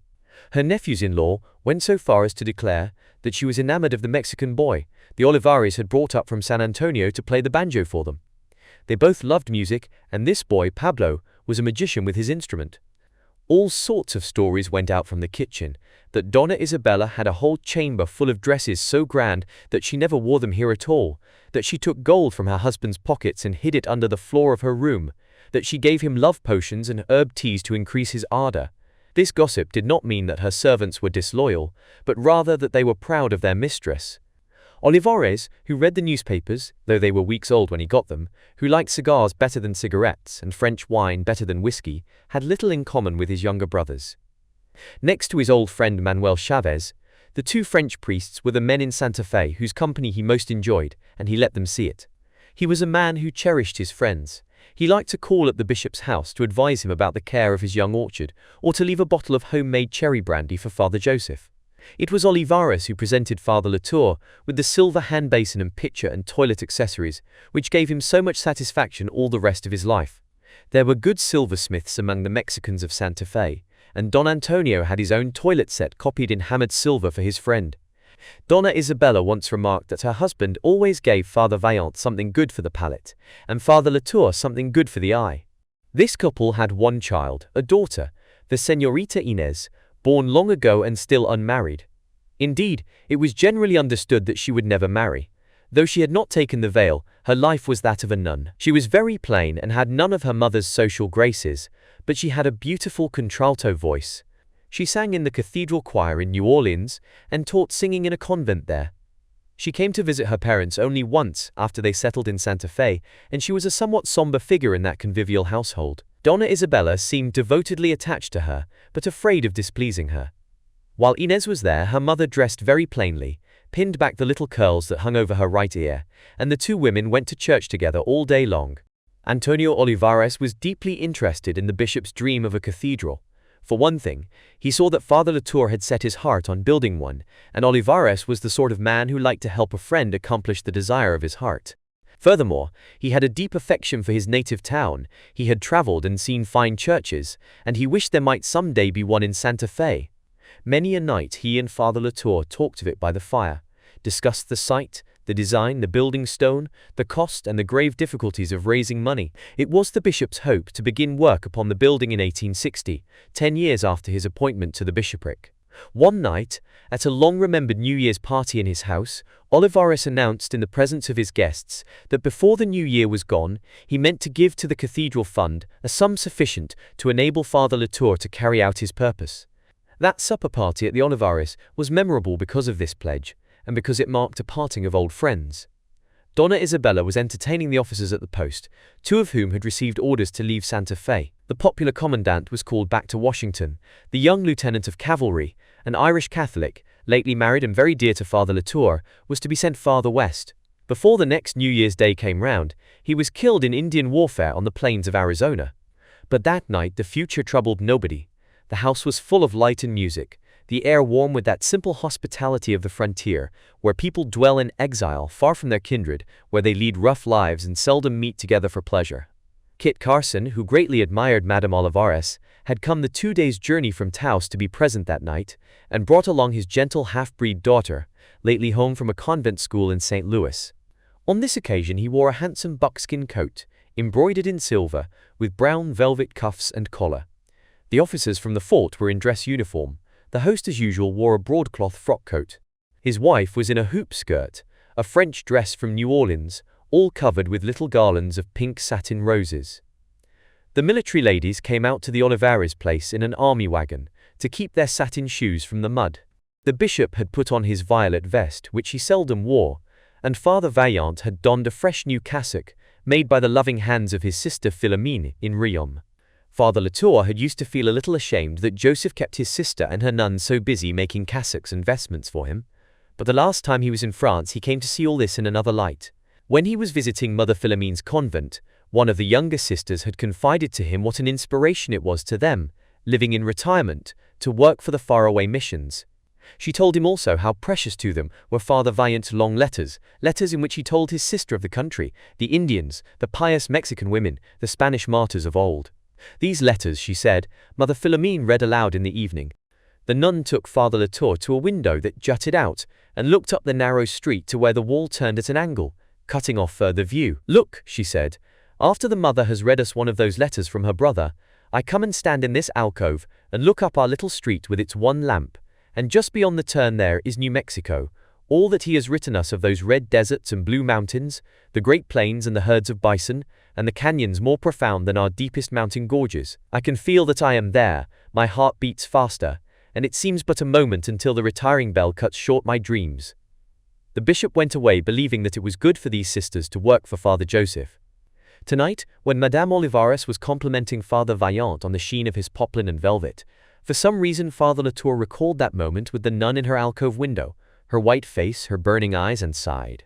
After supper was over and the toasts had been drunk, the boy Pablo was called in to play for the company while the gentlemen smoked.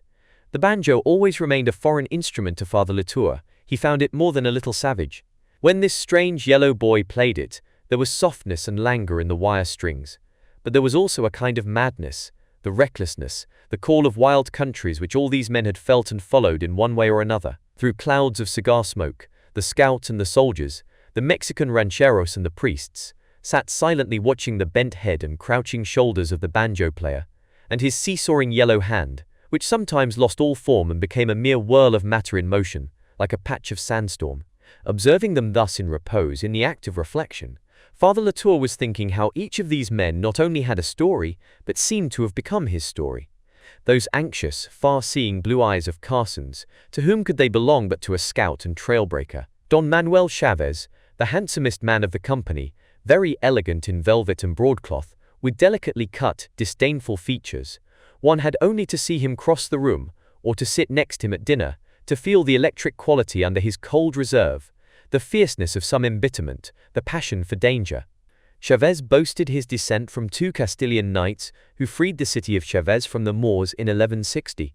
He had estates in the Pecos and in the San Mateo Mountains, and a house in Santa Fe, where he hid himself behind his beautiful trees and gardens.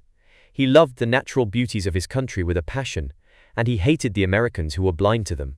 He was jealous of Carson's fame as an Indian fighter, declaring that he had seen more Indian warfare before he was 20 than Carson would ever see. He was easily Carson's rival as a pistol shot. With the bow and arrow he had no rival, he had never been beaten. No Indian had ever been known to shoot an arrow as far as Chavez. Every year parties of Indians came up to the villa to shoot with him for wages.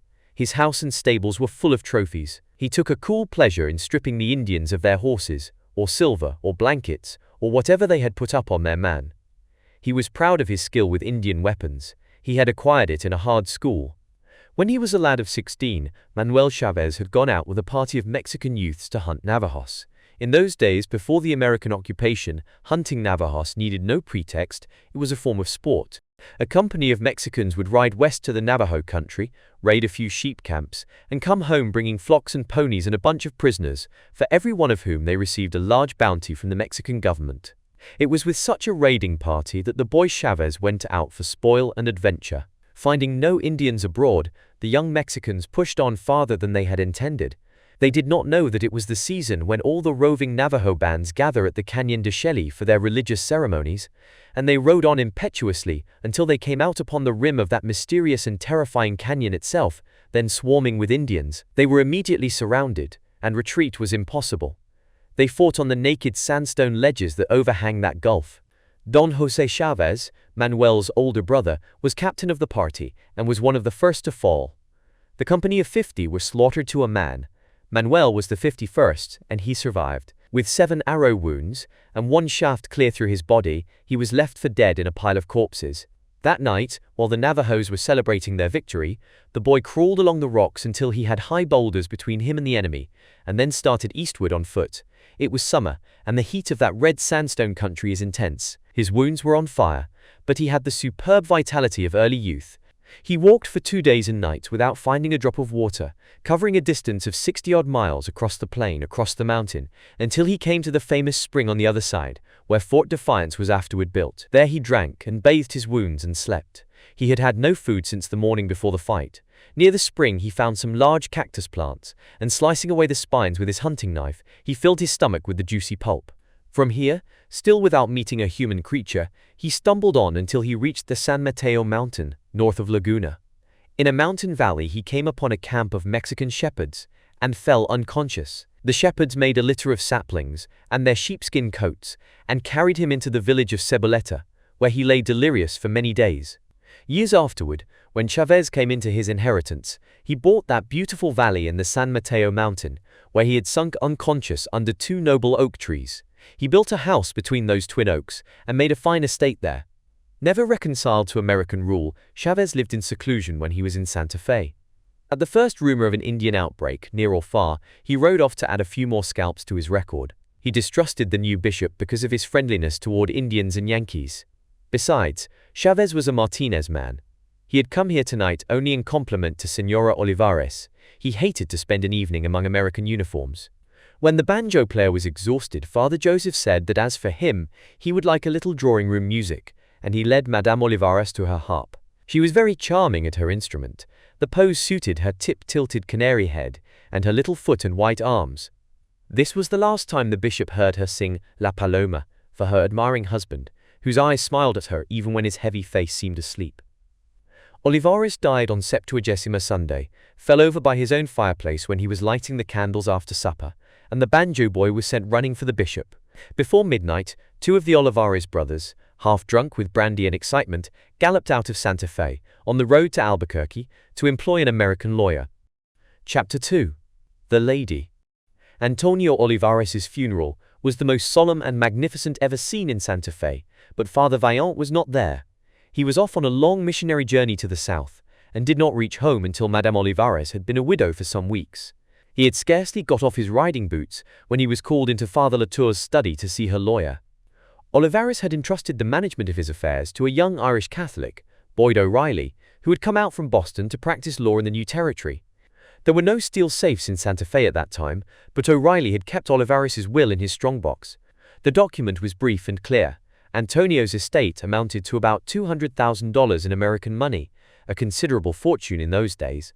The income therefrom was to be enjoyed by my wife, Isabella Olivares, and her daughter, Inez Olivares, during their lives, and after their decease his property was to go to the church, to the Society for the Propagation of the Faith. The codicil, in favor of the cathedral fund, had, unfortunately, never been added to the will. The young lawyer explained to Father Vaillant that the Olivares brothers had retained the leading legal firm of Albuquerque and were contesting the will. Their point of attack was that Señorita Inez was too old to be the daughter of the Señora Olivares.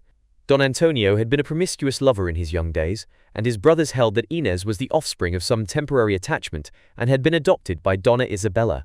O'Reilly had sent to New Orleans for an attested copy of the marriage record of the Olivares couple and the birth certificate of Señorita Inez, but in Kentucky, where the Señora was born, no birth records were kept. There was no document to prove the age of Isabella Olivares, and she could not be persuaded to admit her true age. It was generally believed in Santa Fe that she was still in her early 40s, in which case she would not have been more than 6 or 8 years old at the date when Inez was born. In reality, the lady was past 50, but when O'Reilly had tried to persuade her to admit this in court, she simply refused to listen to him. He begged the bishop and the vicar to use their influence with her to this end.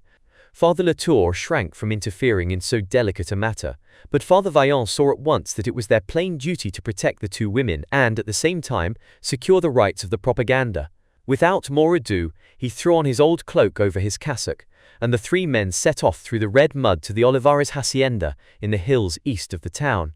Father Joseph had not been to the Olivares house since the night of the New Year's party, and he sighed as he approached the place, already transformed by neglect. The big gate was propped open by a pole because the iron hook was gone. The courtyard was littered with rags and meat bones which the dogs had carried there and no one had taken away. The big parrot cage, hanging in the portal, was filthy, and the birds were squalling. When O'Reilly rang the bell at the outer gate, Pablo, the banjo player, came running out with tousled hair and a dirty shirt to admit the visitors. He took them into the long living room, which was empty and cold, the fireplace dark, the hearth unswept. Chairs and windowsills were deep in red dust, the glass panes dirty and streaked as if by teardrops. On the writing table were empty bottles and sticky glasses and cigar ends. In one corner stood the harp in its green cover. Pablo asked the fathers to be seated. His mistress was staying in bed, he said, and the cook had burnt her hand, and the other maids were lazy. He brought wood and laid a fire. After some time, Donna Isabella entered, dressed in heavy mourning, her face very white against the black, and her eyes red. The curls about her neck and ears were pale, too quite ashen. After Father Vaillant had greeted her and spoken consoling words, the young lawyer began once more gently to explain to her the difficulties that confronted them, and what they must do to defeat the action of the Olivares family. She sat submissively, touching her eyes and nose with her little lace handkerchief, and clearly not even trying to understand a word of what he said to her. Father Joseph soon lost patience and himself approached the widow.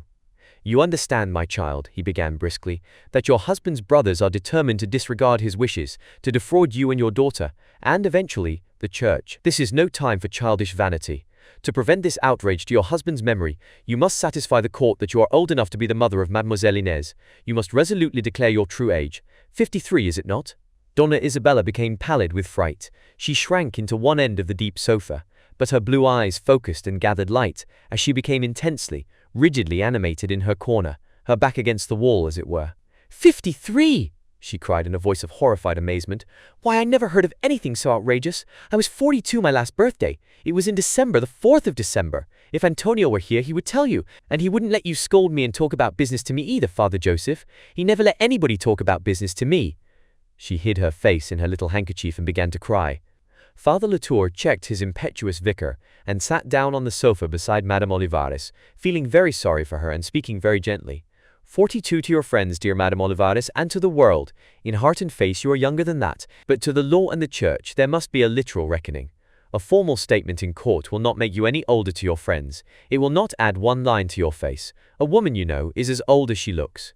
"That's very sweet of you to say, Bishop Latour," the lady quavered, looking up at him with tear-bright eyes. "But I never could hold up my head again. Let the Olivares have that old money. I don't want it."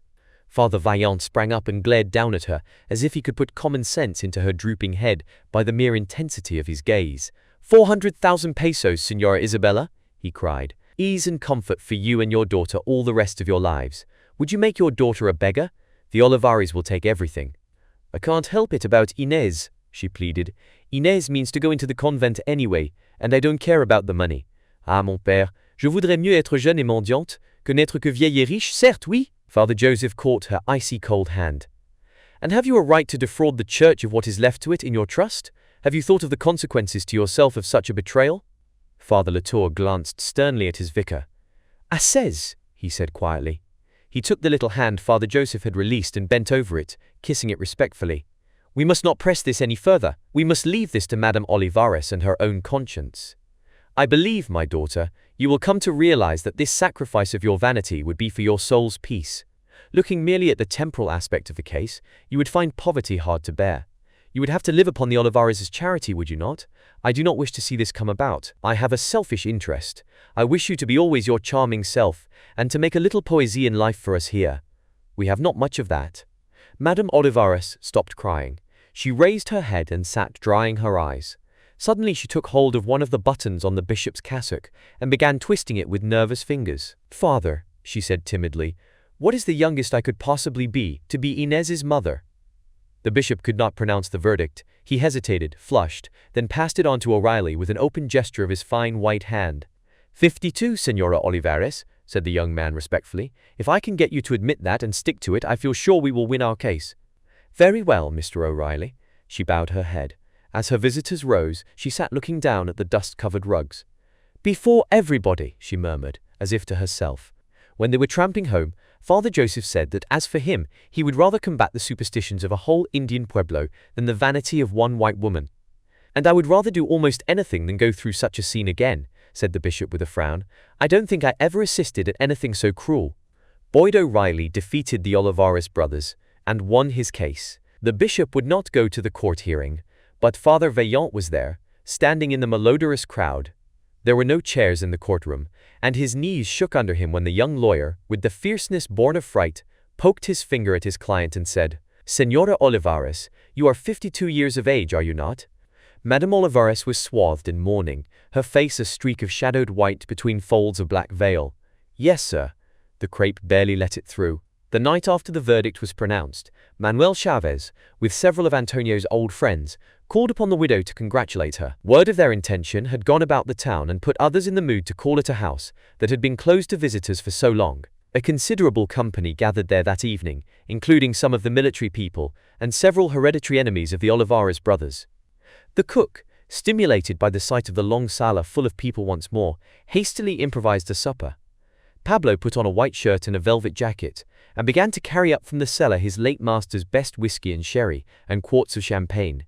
The Mexicans are very fond of sparkling wines.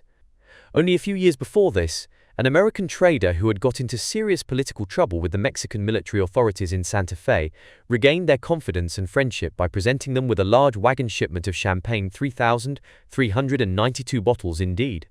This hospitable mood came upon the house suddenly. Nothing had been prepared beforehand.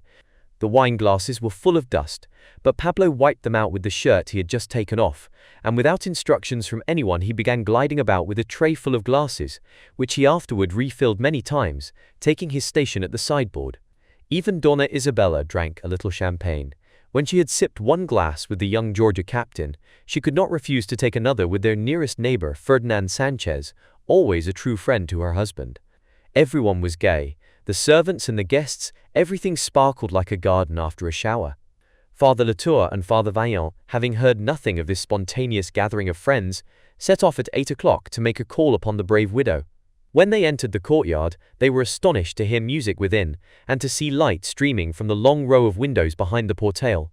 Without stopping to knock, they opened the door into the sala. Many candles were burning. Seniors were standing about in long frock coats buttoned over full figures. O'Reilly and a group of officers from the fort surrounded the sideboard, where Pablo, with a white napkin wrapped showily about his wrist, was pouring champagne. From the other end of the room sounded the high tinkle of the harp, and Donna Isabella's voice, "Listen to the mockingbird! Listen to the mockingbird!" The priests waited in the doorway until the song was finished, then went forward to pay their respects to the hostess. She was wearing the unrelieved white that grief permitted, and the yellow curls were bobbing, as of old, 3 behind her right ear, 1 over either temple, and a little row across the back of her neck. As she saw the 2 black figures approaching, she dropped her arms from the harp, took her satin toe from the pedal, and rose, holding out a hand to each. Her eyes were bright, and her face beamed with affection for her spiritual fathers, but her greeting was a playful reproach, uttered loud enough to be heard above the murmur of conversing groups. "I never shall forgive you, Father Joseph, nor you either, Bishop Latour, for that awful lie you made me tell in court about my age." The 2 churchmen bowed amid laughter and applause. Book 7. The Great Diocese. Chapter 1. The Month of Mary. The bishop's work was sometimes assisted, often impeded, by external events. By the Gadsden Purchase, executed 3 years after Father Latour came to Santa Fe, the United States took over from Mexico a great territory which now forms southern New Mexico and Arizona. The authorities at Rome notified Father Latour that this new territory was to be annexed to his diocese, but that as the national boundary lines often cut parishes in two, the boundaries of church jurisdiction must be settled by conference with the Mexican bishops of Chihuahua and Sonora. Such conferences would necessitate a journey of nearly 4,000 miles. As Father Vaillant remarked, at Rome they did not seem to realize that it was no easy matter for 2 missionaries on horseback to keep up with the march of history. The question hung fire for some years, the subject of voluminous correspondence. At last, in 1858, Father Vaillant was sent to arrange the debated boundaries with the Mexican bishops. He started in the autumn and spent the whole winter on the road, going from El Paso del Norte west to Tucson, on to Santa Magdalena and Guaymas, a seaport town on the Gulf of California, and did some seafaring on the Pacific before he turned homeward. On his return trip he was stricken with malarial fever, resulting from exposure and bad water, and lay seriously ill in a cactus desert in Arizona. Word of his illness came to Santa Fe by an Indian runner, and Father Latour and Jacinto rode across New Mexico and half of Arizona, found Father Vaillant, and brought him back by easy stages. He was ill in the bishop's house for 2 months. This was the first spring that he and Father Latour had both been there at the same time, to enjoy the garden they had laid out soon after they first came to Santa Fe. It was the month of Mary and the month of May. Father Vaillant was lying on an army cot, covered with blankets, under the grape arbor in the garden, watching the bishop and his gardener at work in the vegetable plots. The apple trees were in blossom, the cherry blooms had gone by. The air and the earth interpenetrated in the warm gusts of spring. The soil was full of sunlight, and the sunlight full of red dust. The air one breathed was saturated with earthy smells, and the grass underfoot had a reflection of blue sky in it. This garden had been laid out 6 years ago, when the bishop brought his fruit trees, then dry switches, up from St. Louis in wagons, along with the Blessed Sisters of Loreto, who came to found the Academy of Our Lady of Light. The school was now well established, reckoned a benefit to the community by Protestants as well as Catholics, and the trees were bearing. Cuttings from them were already yielding fruit in many Mexican gardens. While the bishop was away on that first trip to Baltimore, Father Joseph had, in addition to his many official duties, found time to instruct their Mexican housekeeper, Fructosa, in cookery. Later, Bishop Latour took in hand Fructosa's husband, Tranquilino, and trained him as a gardener. They had boldly planned for the future. The ground behind the church, between the bishop's house and the academy, they laid out as a spacious orchard and kitchen garden. Ever since then, the bishop had worked on it, planting and pruning. It was his only recreation. A line of young poplars linked the episcopal courtyard with the school. On the south, against the earth wall, was the one row of trees they had found growing there when they first came. Old tamarisks with twisted trunks. They had been so neglected, left to fight for life in such hard, sun-baked, burrow-trodden ground, that their trunks had the hardness of cypress. They looked, indeed, like very old posts, well seasoned and polished by time, miraculously endowed with the power to burst into delicate foliage and flowers, to cover themselves with long brooms of lavender-pink blossom. Father Joseph had come to love the tamarisk above all trees. It had been the companion of his wanderings. All along his way through the deserts of New Mexico and Arizona, wherever he had come upon a Mexican homestead, out of the sun-baked earth, against the sun-baked adobe walls, the tamarisk waved its feathery plumes of bluish green.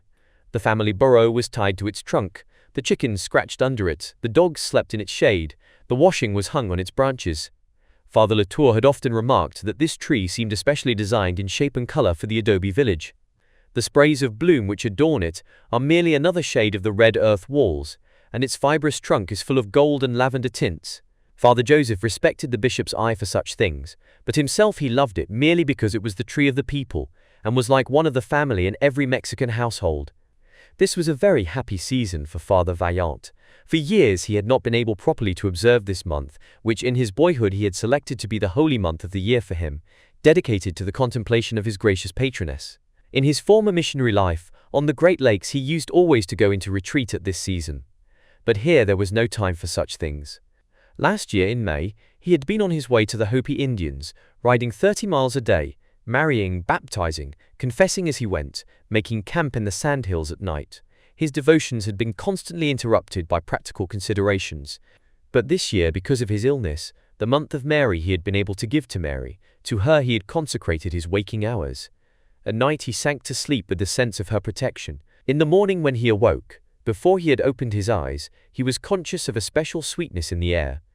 Mary, and the month of May. Alma Mater Redemptoris. Once more he had been able to worship with the ardor of a young religious, for whom religion is pure personal devotion, unalloyed by expediency, and the benumbing cares of a missionary's work. Once again this had been his month. His patroness had given it to him, the season that had always meant so much in his religious life. He smiled to remember a time long ago, when he was a young curate in Cendres, in the Puy-de-Dôme, how he had planned a season of special devotion to the Blessed Virgin for May, and how the old priest to whom he was assistant had blasted his hopes by cold disapproval. The old man had come through the terror, had been trained in the austerity of those days of the persecution of the clergy, and he was not untouched by Jansenism. Young Father Joseph bore his rebuke with meekness, and went sadly to his own chamber. There he took his rosary and spent the entire day in prayer. Not according to my desires, but if it is for thy glory, grant me this boon, O Mary, my hope. In the evening of that same day the old pastor sent for him, and unsolicited granted him the request he had so sternly denied in the morning. How joyfully Father Joseph had written all this to his sister Philomene, then a pupil with the nuns of the Visitation in their native Riom, begging her to make him a quantity of artificial flowers for his May altar. How richly she had responded, and she rejoiced no less than he, that his May devotions were so largely attended, especially by the young people of the parish, in whom a notable increase of piety was manifest. Father Vaillant's had been a close-knit family. Losing their mother while they were yet children had brought the brothers and sisters the closer together, and with this sister Philomene he had shared all his hopes and desires and his deepest religious life. Ever since then, all the most important events in his own history had occurred in the blessed month, when this sinful and sullied world puts on white as if to commemorate the Annunciation, and becomes, for a little, lovely enough to be in truth the bride of Christ. It was in May that he had been given grace to perform the hardest act of his life, to leave his country, to part from his dear sister and his father, under what sad circumstances, and to start for the new world to take up a missionary's labors. That parting was not a parting, but an escape, a running away, a betrayal of family trust for the sake of a higher trust. He could smile at it now, but at the time it had been terrible enough. The bishop, thinning carrots yonder, would remember. It was because of what Father Latour had been to him in that hour indeed, that Father Joseph was here in a garden in Santa Fe. He would never have left his dear Sandusky when the newly appointed bishop asked him to share his hardships had he not said to himself, "Ah, now it is he who is torn by perplexity. I will be to him now what he was to me that day when we stood by the roadside waiting for the diligence to Paris, and my purpose broke, and he saved me." That time came back upon Father Vaillant now so keenly that he wiped a little moisture from his eyes. He was quickly moved after the way of sick people, and he cleared his glasses and called, "Father Latour, it is time for you to rest your back. You have been stooping over a great while." The bishop came and sat down in a wheelbarrow that stood at the edge of the arbor. "I have been thinking that I shall no longer pray for your speedy recovery, Joseph. The only way I can keep my vicar within call is to have him sick." Father Joseph smiled. "You are not in Santa Fe a great deal yourself, my bishop." "Well, I shall be here this summer, and I hope to keep you with me. This year I want you to see my lotus flowers. Tranquillino will let the water into my lake this afternoon."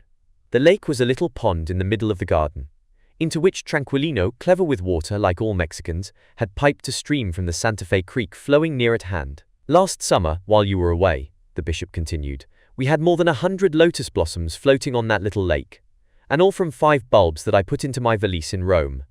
"When do they blossom?" "They begin in June, but they are at their best in July." "Then you must hurry them up a little, for with my bishop's permission, I shall be gone in July." "So soon? And why?" Father Vaillant moved uneasily under his blankets. "To hunt for lost Catholics, Jean. Utterly lost Catholics, down in your new territory, towards Tucson. There are hundreds of poor families down there who have never seen a priest. I want to go from house to house this time, to every little settlement. They are full of devotion and faith, and it has nothing to feed upon but the most mistaken superstitions. They remember their prayers all wrong. They cannot read, and since there is no one to instruct them, how can they get right? They are like seeds, full of germination but with no moisture. A mere contact is enough to make them a living part of the church. The more I work with the Mexicans, the more I believe it was people like them our Savior bore in mind when he said, 'Unless ye become as little children.' He was thinking of people who are not clever in the things of this world, whose minds are not upon gain and worldly advancement. These poor Christians are not thrifty like our country people at home. They have no veneration for property, no sense of material values. I stop a few hours in a village, I administer the sacraments and hear confessions, I leave in every house some little token, a rosary or a religious picture, and I go away feeling that I have conferred immeasurable happiness, and have released faithful souls that were shut away from God by neglect. Down near Tucson, a Pinma Indian convert once asked me to go off into the desert with him, as he had something to show me. He took me into a place so wild that a man less accustomed to these things might have mistrusted and feared for his life. We descended into a terrifying canyon of black rock, and there in the depths of a cave, he showed me a golden chalice, vestments and cruets, all the paraphernalia for celebrating Mass. His ancestors had hidden these sacred objects there when the mission was sacked by Apaches. He did not know how many generations ago. The secret had been handed down in his family, and I was the first priest who had ever come to restore to God his own. To me, that is the situation in a parable. The faith, in that wild frontier, is like a buried treasure. They guard it, but they do not know how to use it to their soul's salvation. A word, a prayer, a service, is all that is needed to set free those souls in bondage. I confess I am covetous of that mission. I desire to be the man who restores these lost children to God. It will be the greatest happiness of my life." The bishop did not reply at once to this appeal. At last he said gravely, "You must realize that I have need of you here, Father Joseph. My duties are too many for one man." "But you do not need me so much as they do." Father Joseph threw off his coverings and sat up in his cassock, putting his feet to the ground. "Any one of our good French priests from Montferrand can serve you here. It is work that can be done by intelligence, but down there it is work for the heart, for a particular sympathy. And none of our new priests understand those poor natures as I do. I have almost become a Mexican. I have learned to like chili colorado and mutton fat. Their foolish ways no longer offend me. Their very faults are dear to me. I am their man." "Ah, no doubt, but I must insist upon your lying down for the present."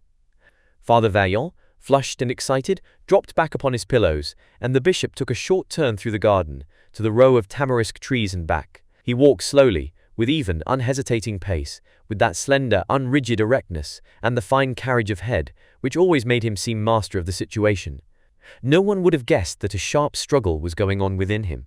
Father Joseph's impassioned request had spoiled a cherished plan, and brought Father Latour a bitter personal disappointment. There was but one thing to do, and before he reached the tamarisks he had done it. He broke off a spray of the dry lilac-colored flowers to punctuate and seal, as it were, his renunciation. He returned with the same easy, deliberate tread, and stood smiling beside the army cot. "Your feeling must be your guide in this matter, Joseph. I shall put no obstacles in your way. A certain care for your health I must insist upon, but when you are quite well, you must follow the duty that calls loudest." They were both silent for a few moments. Father Joseph closed his eyes against the sunlight, and Father Latour stood lost in thought, drawing the plume of tamarisk blossom absently through his delicate, rather nervous fingers. His hands had a curious authority, but not the calmness so often seen in the hands of priests. They seemed always to be investigating and making firm decisions. The two friends were roused from their reflections by a frantic beating of wings. A bright flock of pigeons swept over their heads to the far end of the garden, where a woman was just emerging from the gate that led into the school grounds, Magdalena, who came every day to feed the doves and to gather flowers. The sisters had given her charge of the altar decoration of the school chapel for this month, and she came for the bishop's apple blossoms and daffodils. She advanced in a whirlwind of gleaming wings, and Tranquillino dropped his spade and stood watching her. At one moment the whole flock of doves caught the light in such a way that they all became invisible at once, dissolved in light and disappeared as salt dissolves in water. The next moment they flashed around, black and silver against the sun. They settled upon Magdalena's arms and shoulders, ate from her hand. When she put a crust of bread between her lips, two doves hung in the air before her face, stirring their wings and pecking at the morsel. A handsome woman she had grown to be, with her comely figure and the deep claret color under the golden brown of her cheeks. Who would think, to look at her now, that we took her from a place where every vileness of cruelty and lust was practiced, murmured Father Vaillant. Not since the days of early Christianity has the Church been able to do what it can here. She is but 27 or 8 years old. I wonder whether she ought not to marry again, said the bishop thoughtfully. Though she seems so contented, I have sometimes surprised a tragic shadow in her eyes. Do you remember the terrible look in her eyes when we first saw her? Can I ever forget it? But her very body has changed. She was then a shapeless, cringing creature. I thought her half-witted. No, she has had enough of the storms of this world. Here she is safe and happy. Father Vaillant sat up and called to her, Magdalena, Magdalena, my child, come here and talk to us for a little. Two men grow lonely when they see nobody but each other. Chapter 2. December night.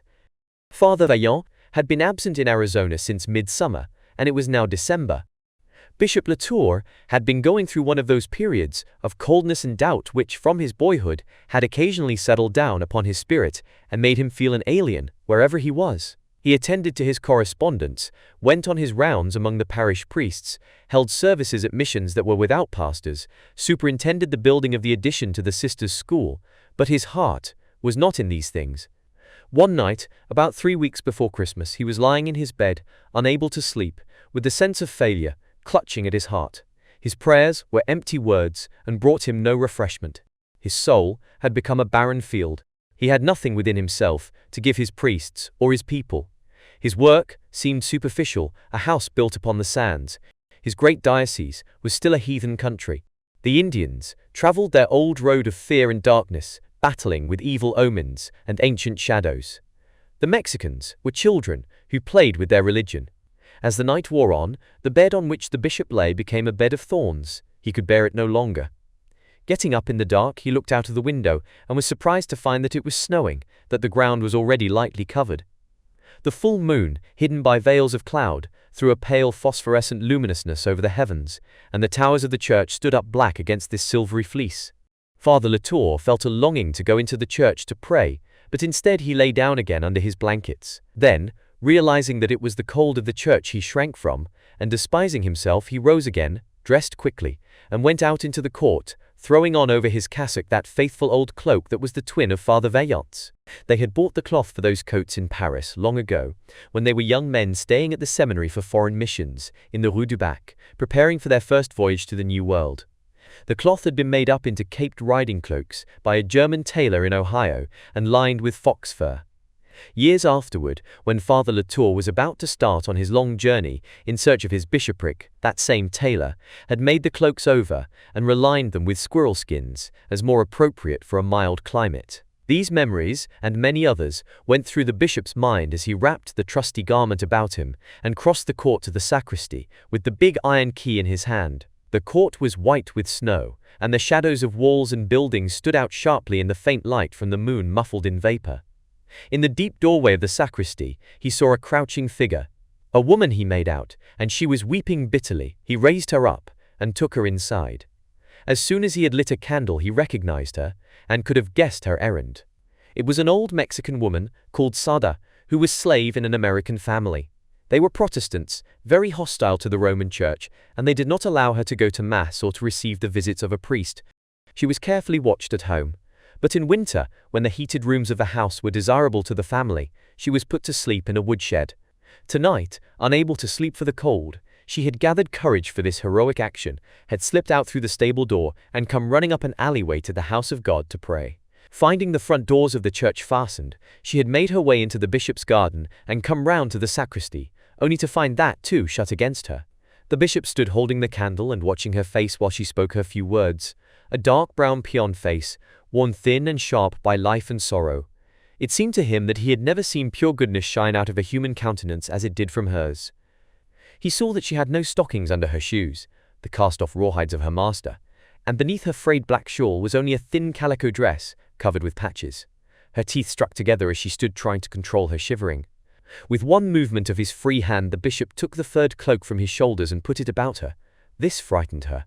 She cowered under it, murmuring, "Ah, no, no, Padre. You must obey your Padre, my daughter. Draw that cloak about you, and we will go into the church to pray." The church was utterly black, except for the red spark of the sanctuary lamp before the high altar. Taking her hand, and holding the candle before him, he led her across the choir to the Lady Chapel. There he began to light the tapers before the Virgin. Old Sada fell on her knees and kissed the floor. She kissed the feet of the Holy Mother, the pedestal on which they stood, crying all the while. But from the working of her face, from the beautiful tremors which passed over it, he knew they were tears of ecstasy. 19 years, Father, 19 years since I have seen the holy things of the altar. All that is past, Sada. You have remembered the holy things in your heart. We will pray together. The bishop knelt beside her, and they began, O Holy Mary, Queen of Virgins. More than once, Father Vaillant had spoken to the bishop of this aged captive. There had been much whispering among the devout women of the parish about her pitiful case. The Smiths, with whom she lived, were Georgia people, who had at one time lived in El Paso del Norte, and they had taken her back to their native state with them. Not long ago some disgrace had come upon this family in Georgia. They had been forced to sell all their Negro slaves and flee the state. The Mexican woman they could not sell, because they had no legal title to her. Her position was irregular. Now that they were back in a Mexican country, the Smiths were afraid their charwoman might escape from them and find asylum among her own people, so they kept strict watch upon her. They did not allow her to go outside their own patio, not even to accompany her mistress to market. 2 women of the Altar Guild had been so bold as to go into the patio to talk with Sada when she was washing clothes, but they had been rudely driven away by the mistress of the house. Mrs. Smith had come running out into the court, half-dressed, and told them that if they had business at her casa, they were to come in by the front door and not sneak in through the stable to frighten the poor silly creature. When they said they had come to ask Sadada to go to Mass with them, she told them she had got the poor creature out of the clutches of the priests once, and would see to it that she did not fall into them again.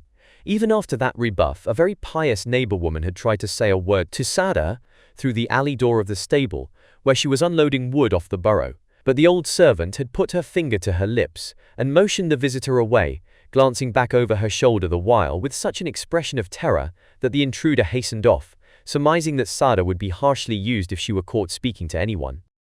The good woman went immediately to Father Vaillant with this story, and he had consulted the bishop, declaring that something ought to be done to secure the consolations of religion for the bondwoman.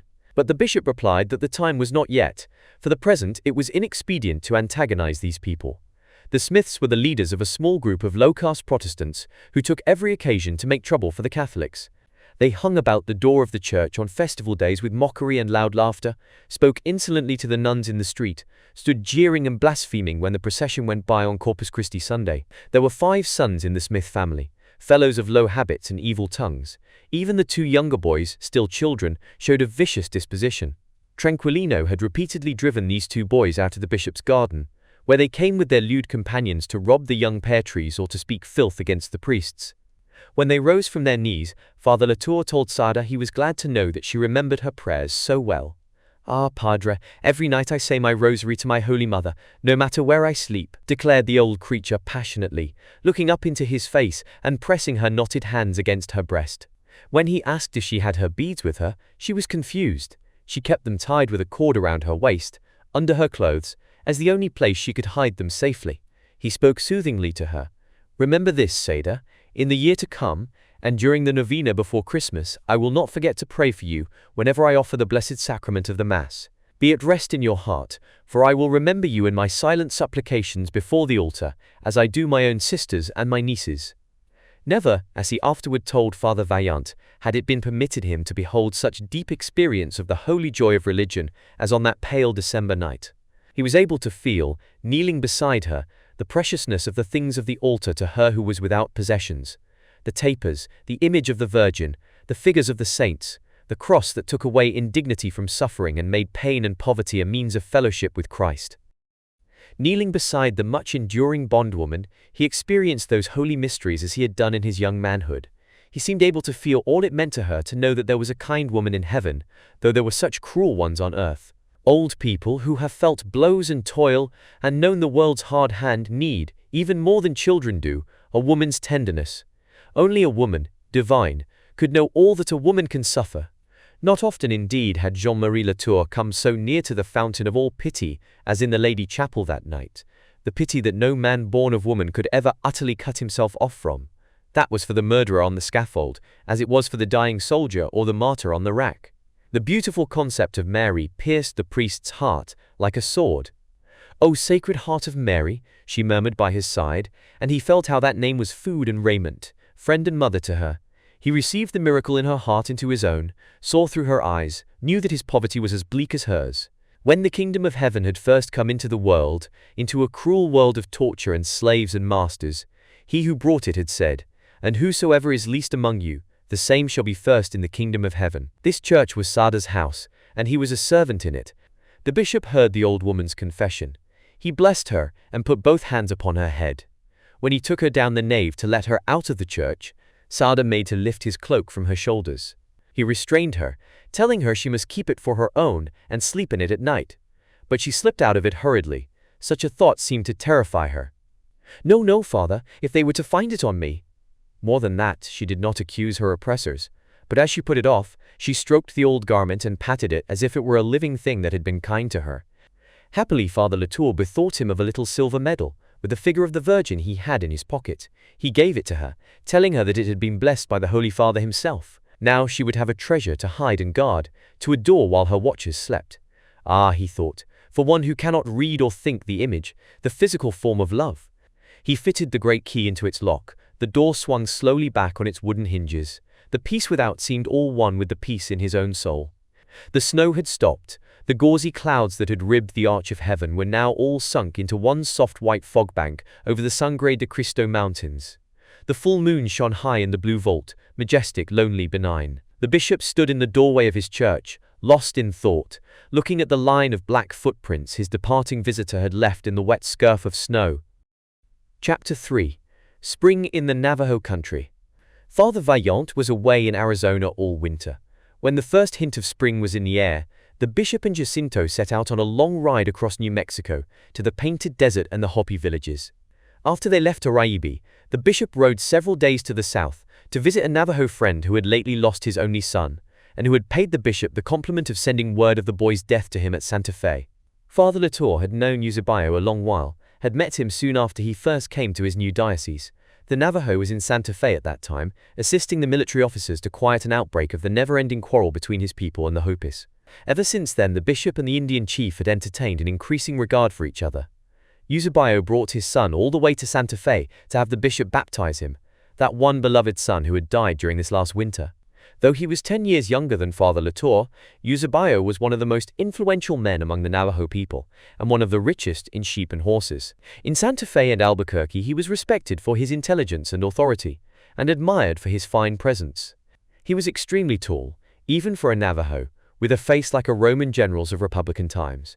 He always dressed very elegantly in velvet and buckskin, rich, with bead and quill embroidery, belted with silver, and wore a blanket of the finest woolen design. His arms, under the loose sleeves of his shirt, were covered with silver bracelets, and on his breast hung very old necklaces of wampum and turquoise and coral, Mediterranean coral, that had been left in the Navajo country by Coronado's captains when they passed through it on their way to discover the Hopi villages and the Grand Canyon.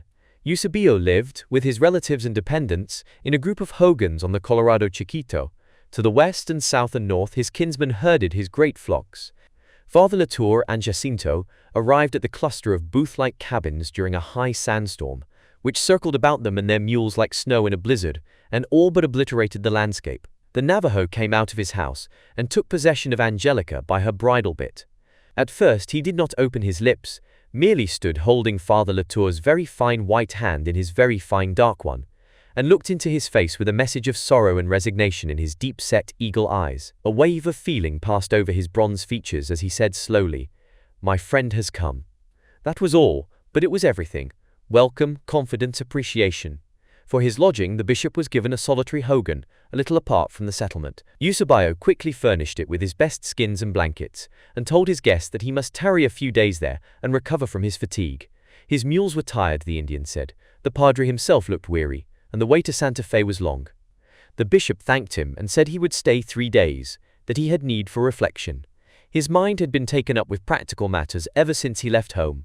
This seemed a spot where a man might get his thoughts together. The river, a considerable stream at this time of the year, wound among mounds and dunes of loose sand which whirled through the air all day in the boisterous spring winds. The sand banked up against the hogan the bishop occupied, and filtered through chinks in the walls, which were made of saplings plastered with clay. Beside the river was a grove of tall, naked cottonwoods trees of great antiquity and enormous size, so large that they seemed to belong to a bygone age. They grew far apart, and their strange twisted shapes must have come about from the ceaseless winds that bent them to the east and scoured them with sand, and from the fact that they lived with very little water. The river was nearly dry here for most of the year. The trees rose out of the ground at a slant, and 40 or 50 feet above the earth all these white dry trunks changed their direction, grew back over their baseline. Some split into great forks which arched down almost to the ground. Some did not fork at all, but the main trunk dipped downward in a strong curve, as if drawn by a bowstring, and some terminated in a thick coruscation of growth, like a crooked palm tree. They were all living trees, yet they seemed to be of old, dead, dry wood, and had very scant foliage. High up in the forks, or at the end of a preposterous length of twisted bough, would burst a faint bouquet of delicate green leaves, out of all keeping with the great lengths of seasoned white trunk and branches. The grove looked like a winter wood of giant trees, with clusters of mistletoe growing among the bare boughs. Navajo hospitality is not intrusive. Eusebio made the bishop understand that he was glad to have him there, and let him alone. Father Latour lived for 3 days in an almost perpetual sandstorm, cut off from even this remote little Indian camp by moving walls and tapestries of sand. He either sat in his house and listened to the wind, or walked abroad under those aged, wind-distorted trees, muffled in an Indian blanket which he kept drawn up over his mouth and nose. Since his arrival he had undertaken to decide whether he would be justified in recalling Father Vaillant from Tucson. The vicar's occasional letters, brought by travelers, showed that he was highly content where he was, restoring the old mission church of Saint Xavier del Bac, which he declared to be the most beautiful church on the continent, though it had been neglected for more than 200 years. Since Father Vaillant went away, the bishop's burdens had grown heavier and heavier. The new priests from Auvergne were all good men, faithful and untiring in carrying out his wishes, but they were still strangers to the country, timid about making decisions, and referred every difficulty to their bishop. Father Latour needed his vicar, who had so much tact with the natives, so much sympathy with all their shortcomings. When they were together, he was always curbing Father Vaillant's hopeful rashness, but left alone, he greatly missed that very quality, and he missed Father Vaillant's companionship. Why not admit it? Although Jean-Marie Latour and Joseph Vaillant were born in neighboring parishes in the Puy-de-Dôme, as children they had not known each other. The Latours were an old family of scholars and professional men, while the Vaillants were people of a much humbler station in the provincial world. Besides, little Joseph had been away from home much of the time, up on the farm in the Volvic Mountains with his grandfather, where the air was especially pure, and the country quite salutary for a child of nervous temperament. The two boys had not come together until they were seminarians at Montferrand, in Clermont. When Jean-Marie was in his second year at the seminary, he was standing on the recreation ground one day at the opening of the term, looking with curiosity at the new students. In the group he noticed one of peculiarly unpromising appearance, a boy of 19 who was undersized, very pale, homely in feature, with a wart on his chin and tow-colored hair that made him look like a German. This boy seemed to feel his glance, and came up at once, as if he had been called. He was apparently quite unconscious of his homeliness, was not at all shy, but intensely interested in his new surroundings. He asked Jean Latour his name, where he came from, and his father's occupation. Then he said with great simplicity, "My father is a baker, the best in Riom. In fact, he's a remarkable baker." Young Latour was amused, but expressed polite appreciation of this confidence. The queer lad went on to tell him about his brother and his aunt, and his clever little sister Philomene. He asked how long Latour had been at the seminary. "Have you always intended to take orders?" "So have I, but I very nearly went into the army instead." The year previous, after the surrender of Algiers, there had been a military review at Clermont, a great display of uniforms and military bands, and stirring speeches about the glory of French arms. Young Joseph Vaillant had lost his head in the excitement, and had signed up for a volunteer without consulting his father. He gave Latour a vivid account of his patriotic emotions, of his father's displeasure, and his own subsequent remorse. His mother had wished him to become a priest. She died when he was 13, and ever since then he had meant to carry out her wish and to dedicate his life to the service of the Divine Mother. But that one day, among the bands and the uniforms, he had forgotten everything but his desire to serve France. Suddenly young Vaillant broke off, saying that he must write a letter before the hour was over, and tucking up his gown he ran away at full speed. Latour stood looking after him, resolved that he would take this new boy under his protection. There was something about the baker's son that had given their meeting the color of an adventure. He meant to repeat it. In that first encounter he chose the lively, ugly boy for his friend. It was instantaneous. Latour himself was much cooler and more critical in temper, hard to please, and often a little grey in mood. During their seminary years he had easily surpassed his friend in scholarship, but he always realized that Joseph excelled him in the fervor of his faith. After they became missionaries, Joseph had learned to speak English, and later, Spanish, more readily than he. To be sure, he spoke both languages very incorrectly at first, but he had no vanity about grammar or refinement of phrase. To communicate with peons, he was quite willing to speak like a peon. Though the bishop had worked with Father Joseph for 25 years now, he could not reconcile the contradictions of his nature. He simply accepted them, and, when Joseph had been away for a long while, realized that he loved them all. His vicar was one of the most truly spiritual men he had ever known, though he was so passionately attached to many of the things of this world. Fond as he was of good eating and drinking, he not only rigidly observed all the fasts of the church, but he never complained about the hardness and scantiness of the fare on his long missionary journeys. Father Joseph's relish for good wine might have been a fault in another man, but always frail in body he seemed to need some quick physical stimulant to support his sudden flights of purpose and imagination. Time and again, the bishop had seen a good dinner, a bottle of claret, transformed into spiritual energy under his very eyes. From a little feast that would make other men heavy and desirous of repose, Father Vaillant would rise up revived, and work for 10 or 12 hours with that ardor and thoroughness which accomplished such lasting results. The bishop had often been embarrassed by his vicar's persistence in begging for the parish, for the cathedral fund and the distant missions. Yet for himself, Father Joseph was scarcely acquisitive to the point of decency. He owned nothing in the world but his mule, Contento. Though he received rich vestments from his sister in Riom, his daily apparel was rough and shabby. The bishop had a large and valuable library at least, and many comforts for his house. There were his beautiful skins and blankets presents from Eusebio and his other Indian friends. The Mexican women, skilled in needlework and lace-making and hem-stitching, presented him with fine linen for his person, his bed, and his table. He had silver plate, given him by the Olivares and others of his rich parishioners. But Father Vaillant was like the saints of the early church, literally without personal possessions. In his youth, Joseph had wished to lead a life of seclusion and solitary devotion, but the truth was, he could not be happy for long without human intercourse, and he liked almost everyone. In Ohio, when they used to travel together in stagecoaches, Father Latour had noticed that every time a new passenger pushed his way into the already crowded stage, Joseph would look pleased and interested, as if this were an agreeable addition, whereas he himself felt annoyed, even if he concealed it. The ugly conditions of life in Ohio had never troubled Joseph. The hideous houses and churches, the ill-kept farms and gardens, the slovenly, sordid aspect of the towns and countryside, which continually depressed Father Latour, he seemed scarcely to perceive. One would have said he had no feeling for comeliness or grace, yet music was a passion with him. In Sandusky it had been his delight to spend evening after evening with his German choirmaster, training the young people to sing Bach oratorios. Nothing one could say of Father Vaillant explained him. The man was much greater than the sum of his qualities. He added a glow to whatever kind of human society he was dropped down into. A Navajo hogan, some abjectly poor little huddle of Mexican huts, or a company of Monsignori and cardinals at Rome, it was all the same. The last time the bishop was in Rome he had heard an amusing story from Monsignor Mazzucchi, who had been secretary to Gregory XVI at the time when Father Vaillant went from his Ohio mission for his first visit to the Holy City. Joseph had stayed in Rome for 3 months, living on about 40 cents a day and leaving nothing unseen. He several times asked Mazzucchi to secure him a private audience with the Pope. The secretary liked the missionary from Ohio. There was something abrupt and lively and naïf about him, a kind of freshness he did not often find in the priests who flocked to Rome. So he arranged an interview at which only the Holy Father and Father Vaillant and Mazzucchi were present. The missionary came in, attended by a chamberlain who carried 2 great black valises full of objects to be blessed instead of one, as was customary.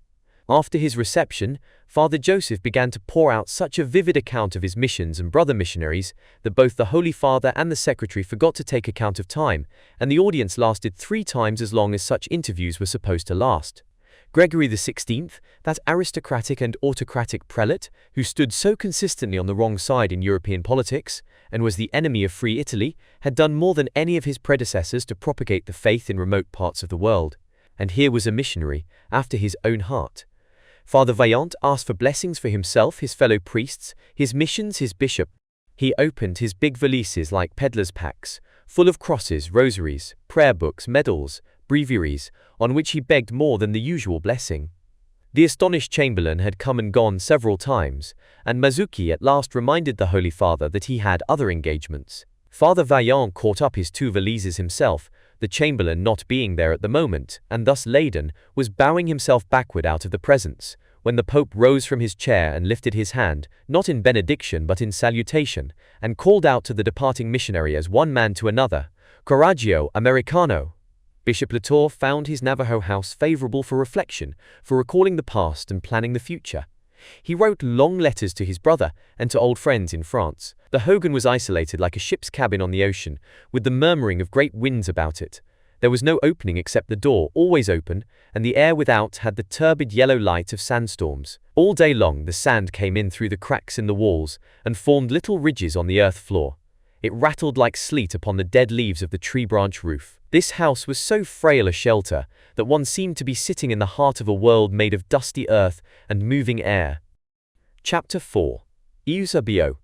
On the 3rd day of his visit with Eusebio, the bishop wrote a somewhat formal letter of recall to his vicar, and then went for his daily walk in the desert.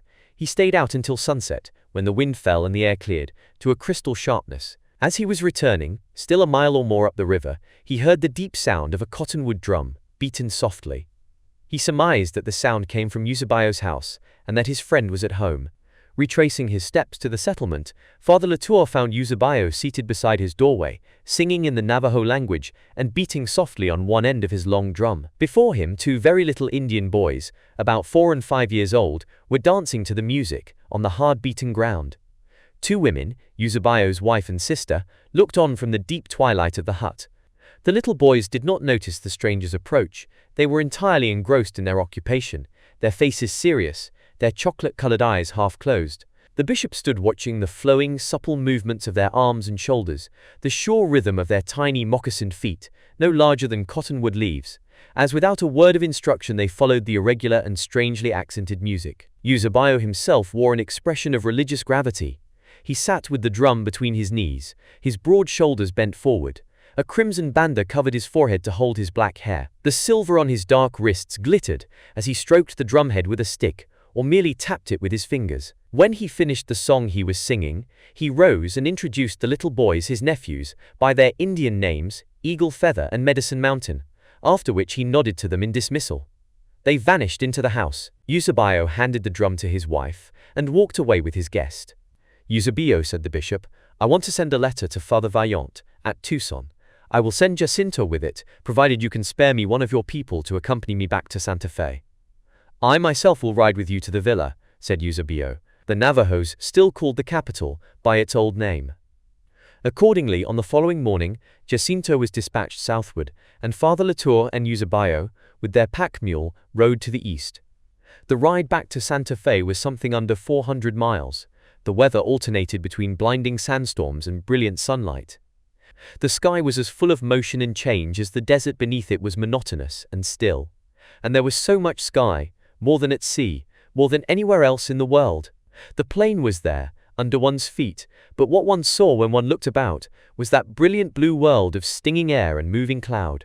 Even the mountains were mere anthills under it. Elsewhere the sky is the roof of the world, but here the earth was the floor of the sky. The landscape one longed for when one was far away, the thing all about one, the world one actually lived in, was the sky, the sky. Traveling with Eusebio was like traveling with the landscape made human. He accepted chance and weather as the country did, with a sort of grave enjoyment. He talked little, ate little, slept anywhere, preserved a countenance open and warm, and like Jacinto he had unfailing good manners. The bishop was rather surprised that he stopped so often by the way to gather flowers. One morning he came back with the mules, holding a bunch of crimson flowers, long tube-shaped bells, that hung lightly from one side of a naked stem and trembled in the wind. "The Indians call rainbow flower," he said, holding them up and making the red tubes quiver. "It is early for these." When they left the rock or tree or sand dune that had sheltered them for the night, the Navajo was careful to obliterate every trace of their temporary occupation. He buried the embers of the fire and the remnants of food, unpiled any stones he had piled together, filled up the holes he had scooped in the sand. Since this was exactly Jacinto's procedure, Father Latour judged that, just as it was the white man's way to assert himself in any landscape, to change it, make it over a little, at least to leave some mark or memorial of his sojourn, it was the Indian's way to pass through a country without disturbing anything, to pass and leave no trace, like fish through the water, or birds through the air. It was the Indian manner to vanish into the landscape, not to stand out against it. The Hopi villages that were set upon rock mesas were made to look like the rock on which they sat, were imperceptible at a distance. The Navajo hogans, among the sand and willows, were made of sand and willows. None of the pueblos would at that time admit glass windows into their dwellings. The reflection of the sun on the glazing was to them ugly and unnatural, even dangerous. Moreover, these Indians disliked novelty and change. They came and went by the old paths worn into the rock by the feet of their fathers, used the old natural stairway of stone to climb to their mesa towns, carried water from the old springs, even after white men had dug wells. In the working of silver or drilling of turquoise, the Indians had exhaustless patience. Upon their blankets and belts and ceremonial robes, they lavished their skill and pains. But their conception of decoration did not extend to the landscape. They seemed to have none of the Europeans' desire to master nature, to arrange and recreate. They spent their ingenuity in the other direction, in accommodating themselves to the scene in which they found themselves. This was not so much from indolence, the bishop thought, as from an inherited caution and respect. It was as if the great country were asleep, and they wished to carry on their lives without awakening it, or as if the spirits of earth and air and water were things not to antagonize and arouse. When they hunted, it was with the same discretion. An Indian hunt was never a slaughter. They ravaged neither the rivers nor the forest, and if they irrigated they took as little water as would serve their needs. The land and all that it bore they treated with consideration. Not attempting to improve it, they never desecrated it. As Father Latour and Eusebio approached Albuquerque, they occasionally fell in with company. Indians going to and fro on the long winding trails across the plain, or up into the sandier mountains. They had all of them the same quiet way of moving, whether their pace was swift or slow, and the same unobtrusive demeanor. An Indian wrapped in his bright blanket, seated upon his mule or walking beside it, moving through the pale new budding sagebrush, winding among the sand waves, as if it were his business to pass unseen and unheard through a country awakening with spring. North of Laguna, two Zuni runners sped by them, going somewhere east on Indian business.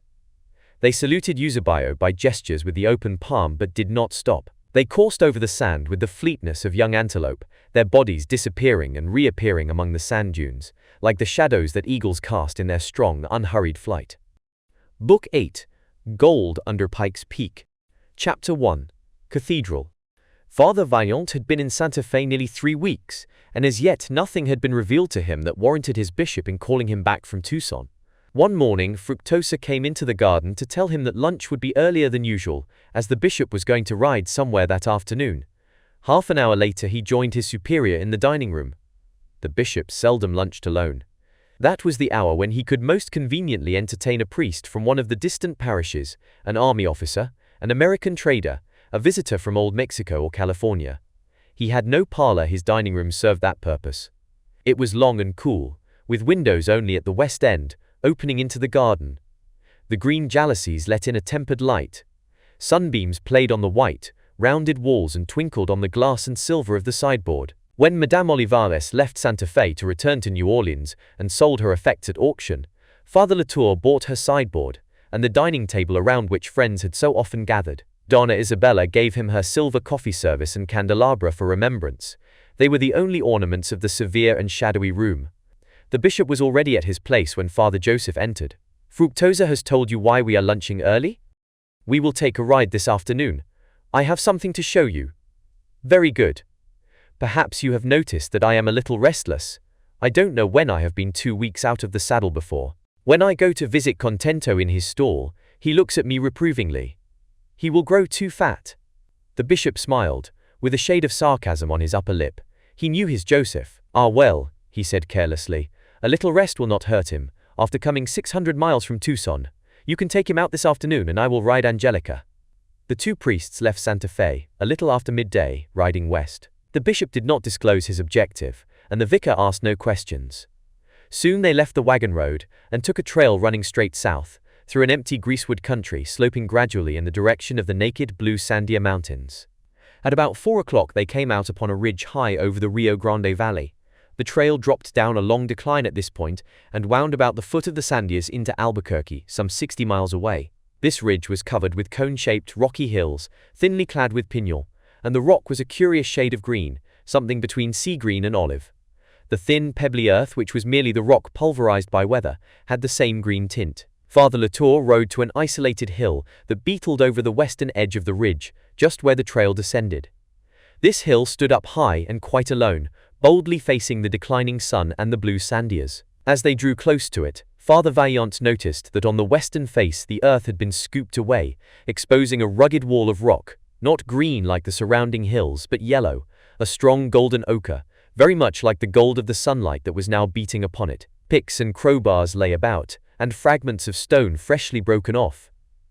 "It is curious, is it not, to find one yellow hill among all these green ones," remarked the bishop, stooping to pick up a piece of the stone. "I have ridden over these hills in every direction, but this is the only one of its kind." He stood regarding the chip of yellow rock that lay in his palm. As he had a very special way of handling objects that were sacred, he extended that manner to things which he considered beautiful. After a moment of silence he looked up at the rugged wall, gleaming gold above them. "That hill, Blanchet, is my cathedral." Father Joseph looked at his bishop, then at the cliff, blinking. "Vraiment? Is the stone hard enough?" "A good color, certainly. Something like the colonnade of St. Peter's." The bishop smoothed the piece of rock with his thumb. "It is more like something nearer home. I mean, nearer Clermont. When I look up at this rock I can almost feel the Rhône behind me." "Ah, you mean the old palace of the popes at Avignon. Yes, you are right, it is very like. At this hour, it is like this." The bishop sat down on a boulder, still looking up at the cliff. "It is the stone I have always wanted, and I found it quite by chance. I was coming back from his letter. I had been to see old Padre Jesus when he was dying. I had never come by this trail, but when I reached Santo Domingo, I found the road so washed by a heavy rain that I turned out and decided to try this way home. I rode up here from the west in the late afternoon. This hill confronted me as it confronts us now, and I knew instantly that it was my cathedral. Oh, such things are never accidents, Jean, but it will be a long while before you can think of building." "Not so very long, I hope. I should like to complete it before I die, if God so wills. I wish to leave nothing to chance, or to the mercy of American builders. I had rather keep the old adobe church we have now, than help to build one of those horrible structures they are putting up in the Ohio cities. I want a plain church, but I want a good one. I shall certainly never lift my hand to build a clumsy affair of red brick like an English coach house. Our own Midi Romanesque is the right style for this country." Father Vaillant sniffed and wiped his glasses. "If you once begin thinking about architects and styles, Jean, and if you don't get American builders, whom will you get, pray?" "Villon. I have an old friend in Toulouse who is a very fine architect. I talked this matter over with him when I was last at home. He cannot come himself. He is afraid of the long sea voyage and not used to horseback travel. But he has a young son, still at his studies, who is eager to undertake the work.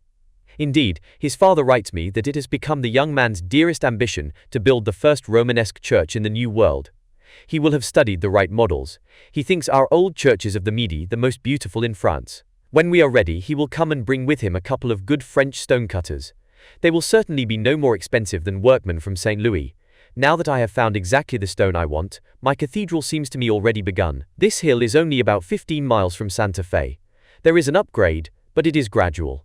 Hauling the stone will be easier than I could have hoped for. You plan far ahead. Father Vaillant looked at his friend wonderingly. Well, that is what a bishop should be able to do. As for me, I see only what is under my nose. But I had no idea you were going in for fine building, when everything about us is so poor, and we ourselves are so poor. But the cathedral is not for us, Father Joseph. We build for the future. Better not lay a stone unless we can do that. It would be a shame to any man coming from a seminary that is one of the architectural treasures of France, to make another ugly church on this continent where there are so many already. You are probably right. I had never thought of it before. It never occurred to me that we could have anything but an Ohio church here. Your ancestors helped to build Clermont Cathedral, I remember, 2 building bishops de la Tour back in the 13th century. Time brings things to pass, certainly. I had no idea you were taking all this so much to heart. Father Latour laughed. Is a cathedral a thing to be taken lightly, after all? Oh no, certainly not. Father Vaillant moved his shoulders uneasily. He did not himself know why he hung back in this. The base of the hill before which they stood was already in shadow, subdued to the tone of rich yellow clay, but the top was still melted gold, a color that throbbed in the last rays of the sun. The bishop turned away at last, with a sigh of deep content. Yes, he said slowly. That rock will do very well. And now we must be starting home. Every time I come here I like this stone better. I could hardly have hoped that God would gratify my personal taste, my vanity if you will, in this way. I tell you, Blanchette, I would rather have found that hill of yellow rock than have come into a fortune to spend in charity. The cathedral is near my heart for many reasons. I hope you do not think me very worldly. As they rode home through the sagebrush silvered by moonlight, Father Vaillant was still wondering why he had been called home from saving souls in Arizona, and wondering why a poor missionary bishop should care so much about a building. He himself was eager to have the cathedral begun, but whether it was Midi-Romanesque or Ohio German in style seemed to him of little consequence. Chapter 2. A Letter from Leavenworth. The day after the bishop and his vicar rode to the Yellow Rock, the weekly post arrived at Santa Fe. It brought the bishop many letters, and he was shut in his study all morning. At lunch he told Father Vaillant that he would require his company that evening to consider with him a letter of great importance from the Bishop of Leavenworth. This letter of many pages was concerned with events that were happening in Colorado, in a part of the Rocky Mountains very little known. Though it was only a few hundred miles north of Santa Fe, communication with that region was so infrequent that news traveled to Santa Fe from Europe more quickly than from Pikes Peak. Under the shadow of that peak, rich gold deposits had been discovered within the last year, but Father Vaillant had first heard of this through a letter from France. Word of it had reached the Atlantic coast, crossed to Europe, and come from there back to the southwest, more quickly than it could filter down through the few hundred miles of unexplored mountains and gorges between Cripple Creek and Santa Fe. While Father Vaillant was at Tucson, he had received a letter from his brother Marius in Auvergne, and was vexed that so much of it was taken up with inquiries about the gold rush to Colorado, of which he had never heard, while Marius gave him but little news of the war in Italy, which seemed relatively near and much more important. That congested heaping up of the Rocky Mountain chain about Pikes Peak was a blank space on the continent at this time. Even the fur trappers, coming down from Wyoming to Taos with their pelts, avoided that humped granite backbone. Only a few years before, Fremont had tried to penetrate the Colorado Rockies, and his party had come half-starved into Taos at last, having eaten most of their horses. But within 12 months everything had changed. Wandering prospectors had found large deposits of gold near Cripple Creek, and the mountains that were solitary a year ago were now full of people.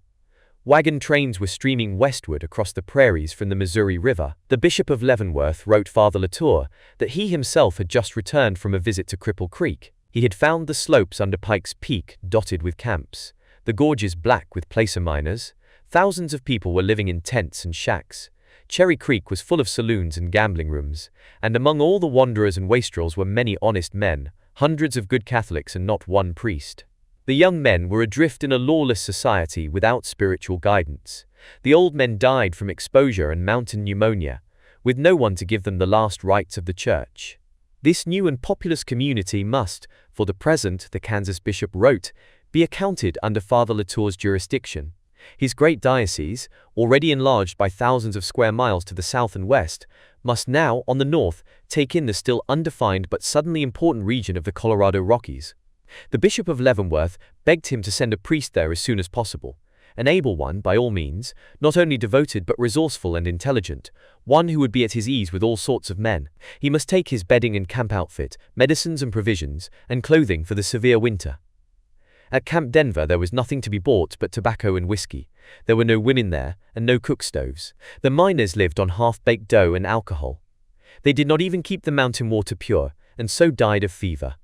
All the living conditions were abominable. In the evening, after dinner, Father Latour read this letter aloud to Father Vaillant in his study.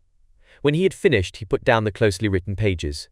"You have been complaining of inactivity, Father Joseph. Here is your opportunity." Father Joseph, who had been growing more and more restless during the reading of the letter, said merely, "So now I must begin speaking English again. I can start tomorrow if you wish it."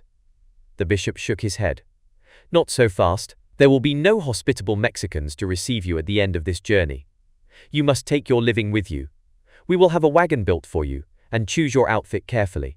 Tranquilino's brother, Sabino, will be your driver. This, I fear, will be the hardest mission you have ever undertaken." The two priests talked until a late hour. There was Arizona to be considered. Somebody must be found to continue Father Vaillant's work there. Of all the countries he knew, the desert and its yellow people were the dearest to him. But it was the discipline of his life to break ties, to say farewell, and move on into the unknown. Before he went to bed that night, Father Joseph greased his boots and trimmed the calloused spots on his feet with an old razor. At the Mexican village of Chimayo, over toward the Truchas Mountains, the good people were especially devoted to a little equestrian image of Santiago in their church, and they made him a new pair of boots every few months, insisting that he went abroad at night and wore out his shoes, even on horseback. When Father Joseph stayed there, he used to tell them he wished that, in addition to the consecration of the hands, God had provided some special blessing for the missionaries' feet. He recalled affectionately an incident which concerned this Santiago of Chimayo. Some years ago, Father Joseph was asked to go to the calabozo at Santa Fe to see a murderer from Chimayo. The prisoner proved to be a boy of 20, very gentle in face and manner. His name was Ramon Armajillo.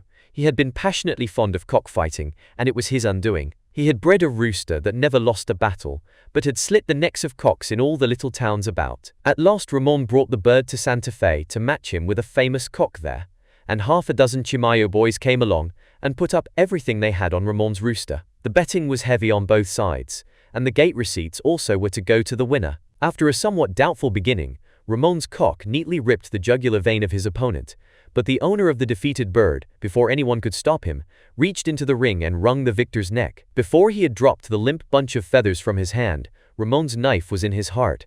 It all happened in a flash. Some of the witnesses even insisted that the death of the man and the death of the cock were simultaneous. All agreed that there was not time for a man to catch his breath between the whirl of the wrist and the gleam of the knife. Unfortunately, the American judge was a very stupid man, who disliked Mexicans and hoped to wipe out cockfighting. He accepted as evidence statements made by the murdered man's friends to the effect that Ramon had repeatedly threatened his life. When Father Vaillant went to see the boy in his cell a few days before his execution, he found him making a pair of tiny buckskin boots, as if for a doll, and Ramon told him they were for the little Santiago in the church at home. His family would come up to Santa Fe for the hanging, and they would take the boots back to Chimayo, and perhaps the little saint would say a good word for him. Rubbing oil into his boots by candlelight, Father Vaillant sighed. The criminals with whom he would have to do in Colorado would hardly be of that type, he told himself. Chapter 3. Hospice Maria. The construction of Father Vaillant's wagon took a month. It must be a wagon of very unusual design, capable of carrying a great deal, yet light enough and narrow enough to wind through the mountain gorges beyond Pueblo, where there were no roads at all, except the rocky ravines cut out by streams that flowed full in the spring but would be dry now in the autumn. While his wagon was building, Father Joseph was carefully selecting his stores and the furnishings for a small chapel which he meant to construct of saplings or canvas immediately upon his arrival at Camp Denver. Moreover, there were his valises full of medals, crosses, rosaries, colored pictures, and religious pamphlets. For himself he required no books but his breviary and the ordinary of the Mass. In the bishop's courtyard he sorted and resorted his cargo, always finding a more necessary article for which a less necessary had to be discarded. Fructosa and Magdalena were frequently called upon to help him, and when a box was finally closed, Fructosa had it put away in the woodshed. She had noticed the bishop's brows contract slightly when he came upon these trunks and chests in his hallway and dining room. All the bedding and clothing was packed in great sacks of dressed calfskin, which Sabino procured from old Mexican settlers. These were already going out of fashion, but in the early days they were the poor man's trunk. Bishop Latour also was very busy at this time, training a new priest from Clermont, riding about with him among the distant parishes and trying to give him an understanding of the people. As a bishop, he could only approve Father Vaillant's eagerness to be gone, and the enthusiasm with which he turned to hardships of a new kind. But as a man, he was a little hurt that his old comrade should leave him without one regret. He seemed to know, as if it had been revealed to him, that this was a final break, that their lives would part here, and that they would never work together again. The bustle of preparation in his own house was painful to him, and he was glad to be abroad among the parishes. One day, when the bishop had just returned from Albuquerque, Father Vaillant came in to luncheon in high spirits. He had been out for a drive in his new wagon and declared that it was satisfactory at last. Sabino was ready, and he thought they would start the day after tomorrow. He diagrammed his route on the tablecloth and went over the catalogue of his equipment. The bishop was tired and scarcely touched his food, but Father Joseph ate generously, as he was apt to do when fired by a new project.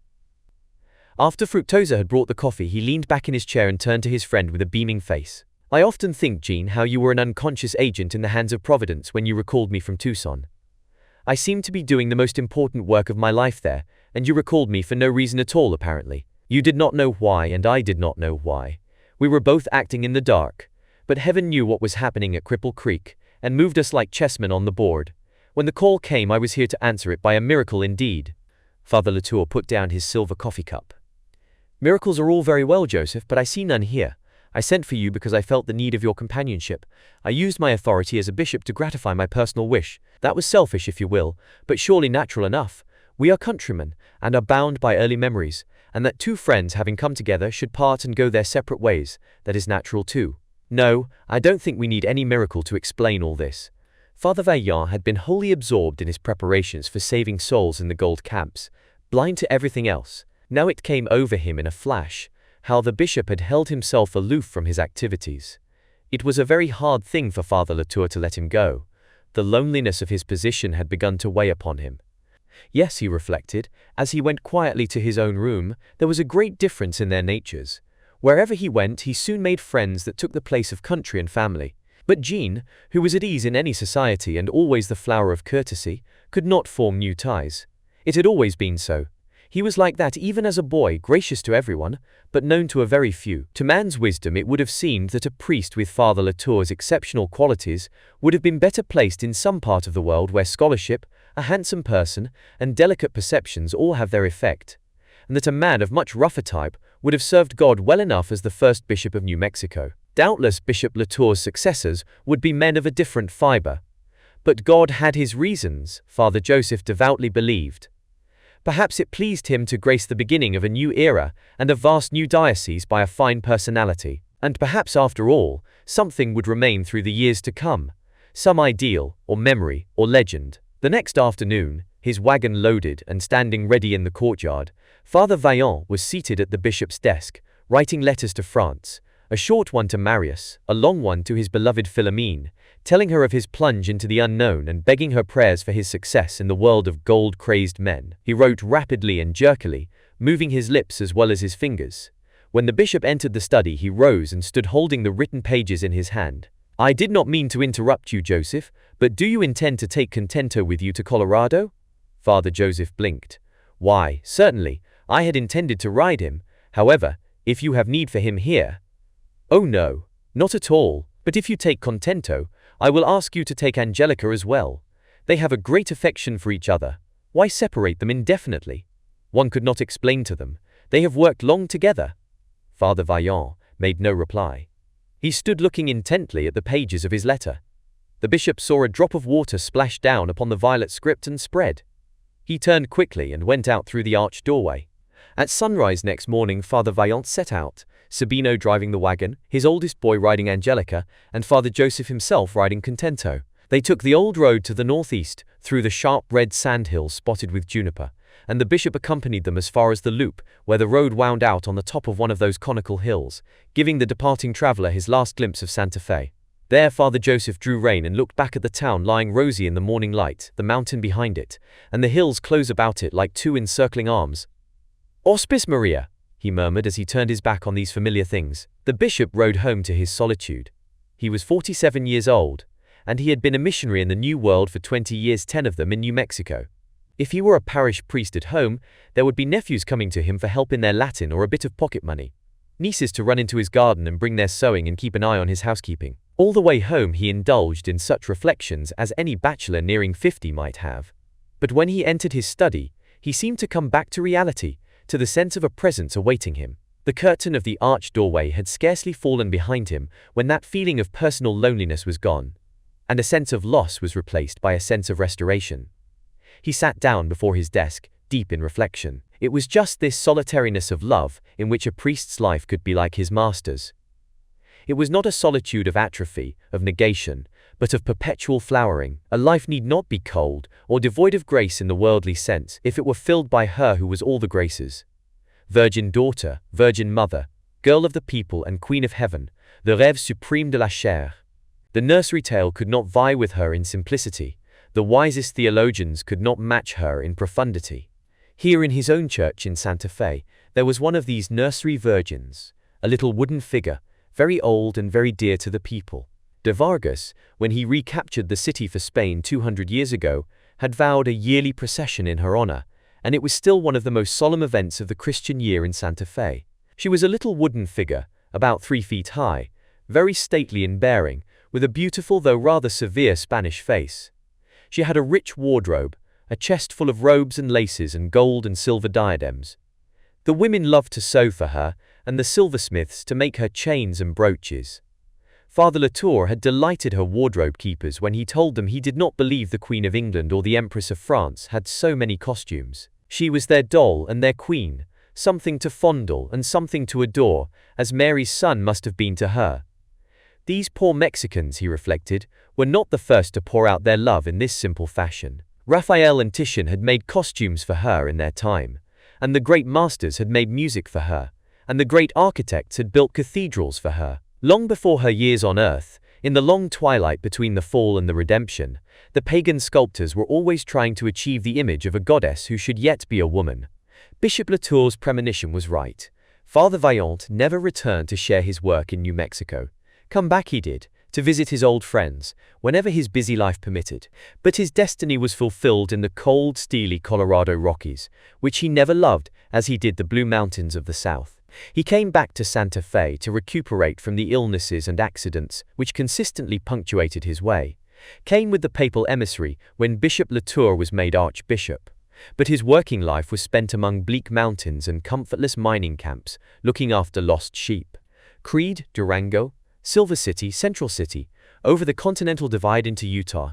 His strange episcopal carriage was known throughout that rugged granite world. It was a covered carriage, on springs, and long enough for him to lie down in at night. Father Joseph was a very short man. At the back was a luggage box, which could be made into an altar when he celebrated Mass in the open, under a pine tree.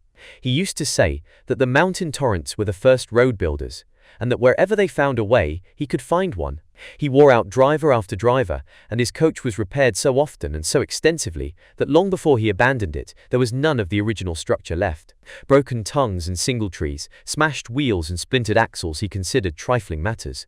Twice the old carriage itself slipped off the mountain road and rolled down the gorge, with the priest inside. From the first accident of this kind, Father Vaillant escaped with nothing worse than a sprain, and he wrote Bishop Latour that he attributed his preservation to the Archangel Raphael, whose office he had said with unusual fervor that morning. The second time he rolled down a ravine, near Central City, his thigh bone was broken just below the joint. It knitted in time, but he was lamed for life, and could never ride horseback again. Before this accident befell him, however, he had one long visit among his friends in Santa Fe and Albuquerque, a renewal of old ties that was like an Indian summer in his life. When he left Denver, he told his congregation there that he was going to the Mexicans to beg for money. The church in Denver was under a roof, but the windows had been boarded up for months because nobody would buy glass for them. In his Denver congregation there were men who owned mines and sawmills and flourishing businesses, but they needed all their money to push these enterprises. Down among the Mexicans who owned nothing but a mud house and a burro, he could always raise money. If they had anything at all, they gave. He called this trip frankly a begging expedition, and he went in his carriage to bring back whatever he could gather. When he got as far as Taos, his Irish driver mutinied. "Not another mile over these roads," he said. He knew his own territory, but here he refused to risk his neck and the Padres'. There was then no wagon road from Taos to Santa Fe. It was nearly a fortnight before Father Vaillant found a man who would undertake to get him through the mountains. At last an old driver, schooled on the wagon trains, volunteered, and with the help of axe and pick and shovel, he brought the episcopal carriage safely to Santa Fe and into the bishop's courtyard. Once again among his own people, as he still called them, Father Joseph opened his campaign, and the poor Mexicans began taking dollars out of their shirts and boots, favorite places for carrying money, to pay for windows in the Denver church. His petitions did not stop with windows indeed, they only began there. He told the sympathetic women of Santa Fe and Albuquerque about all the stupid, unnecessary discomforts of his life in Denver, discomforts that amounted to improprieties. It was a part of the Wild West attitude to despise the decencies of life. He told them how glad he was to sleep in good Mexican beds once more. In Denver he lay on a mattress stuffed with straw. A French priest who was visiting him had pulled out a long stem of hay that stuck through the thin ticking, and called it an American feather. His dining table was made of planks covered with oilcloth. He had no linen at all, neither sheets nor serviettes, and he used his worn-out shirts for face towels. The Mexican women could scarcely bear to hear of such things. Nobody in Colorado planted gardens, Father Vaillant related. Nobody would stick a shovel into the earth for anything less than gold. There was no butter, no milk, no eggs, no fruit. He lived on dough and cured hog meat. Within a few weeks after his arrival, 6 feather beds were sent to the bishop's house for Father Vaillant. Dozens of linen sheets, embroidered pillowcases and tablecloths and napkins, strings of chili and boxes of beans and dried fruit. The little settlement of Chimayo sent a roll of their finest blankets. As these gifts arrived, Father Joseph put them in the woodhouse, knowing well that the bishop was always embarrassed by his readiness to receive presents. But one morning Father Latour had occasion to go into the woodhouse, and he saw for himself. "Father Joseph," he remonstrated, "you will never be able to take all these things back to Denver. Why, you would need an ox cart to carry them." "Very well," replied Father Joseph, "then God will send me an ox cart." And he did, with a driver to take the cart as far as Pueblo. On the morning of his departure for home, when his carriage was ready, the cart covered with tarpaulins and the oxen yoked, Father Vaillant, who had been hurrying everyone since the first streak of light, suddenly became deliberate. He went into the bishop's study and sat down, talking to him of unimportant matters, lingering as if there was something still undone. "Well, we are getting older, Jean," he said abruptly after a short silence. The bishop smiled. "Ah, yes, we are not young men anymore. One of these departures will be the last." Father Vaillant nodded. "Whenever God wills, I am ready." He rose and began to pace the floor, addressing his friend without looking at him. "But it has not been so bad, John. We have done the things we used to plan to do, long ago, when we were seminarians. At least some of them. To fulfill the dreams of one's youth. That is the best that can happen to a man. No worldly success can take the place of that." "Blanchet," said the bishop, rising, "you are a better man than I. You have been a great harvester of souls, without pride and without shame. And I am always a little cold en pedant, as you used to say. If hereafter we have stars in our crowns, yours will be a constellation. Give me your blessing." He knelt, and Father Vaillant, having blessed him, knelt and was blessed in turn. They embraced each other for the past, for the future.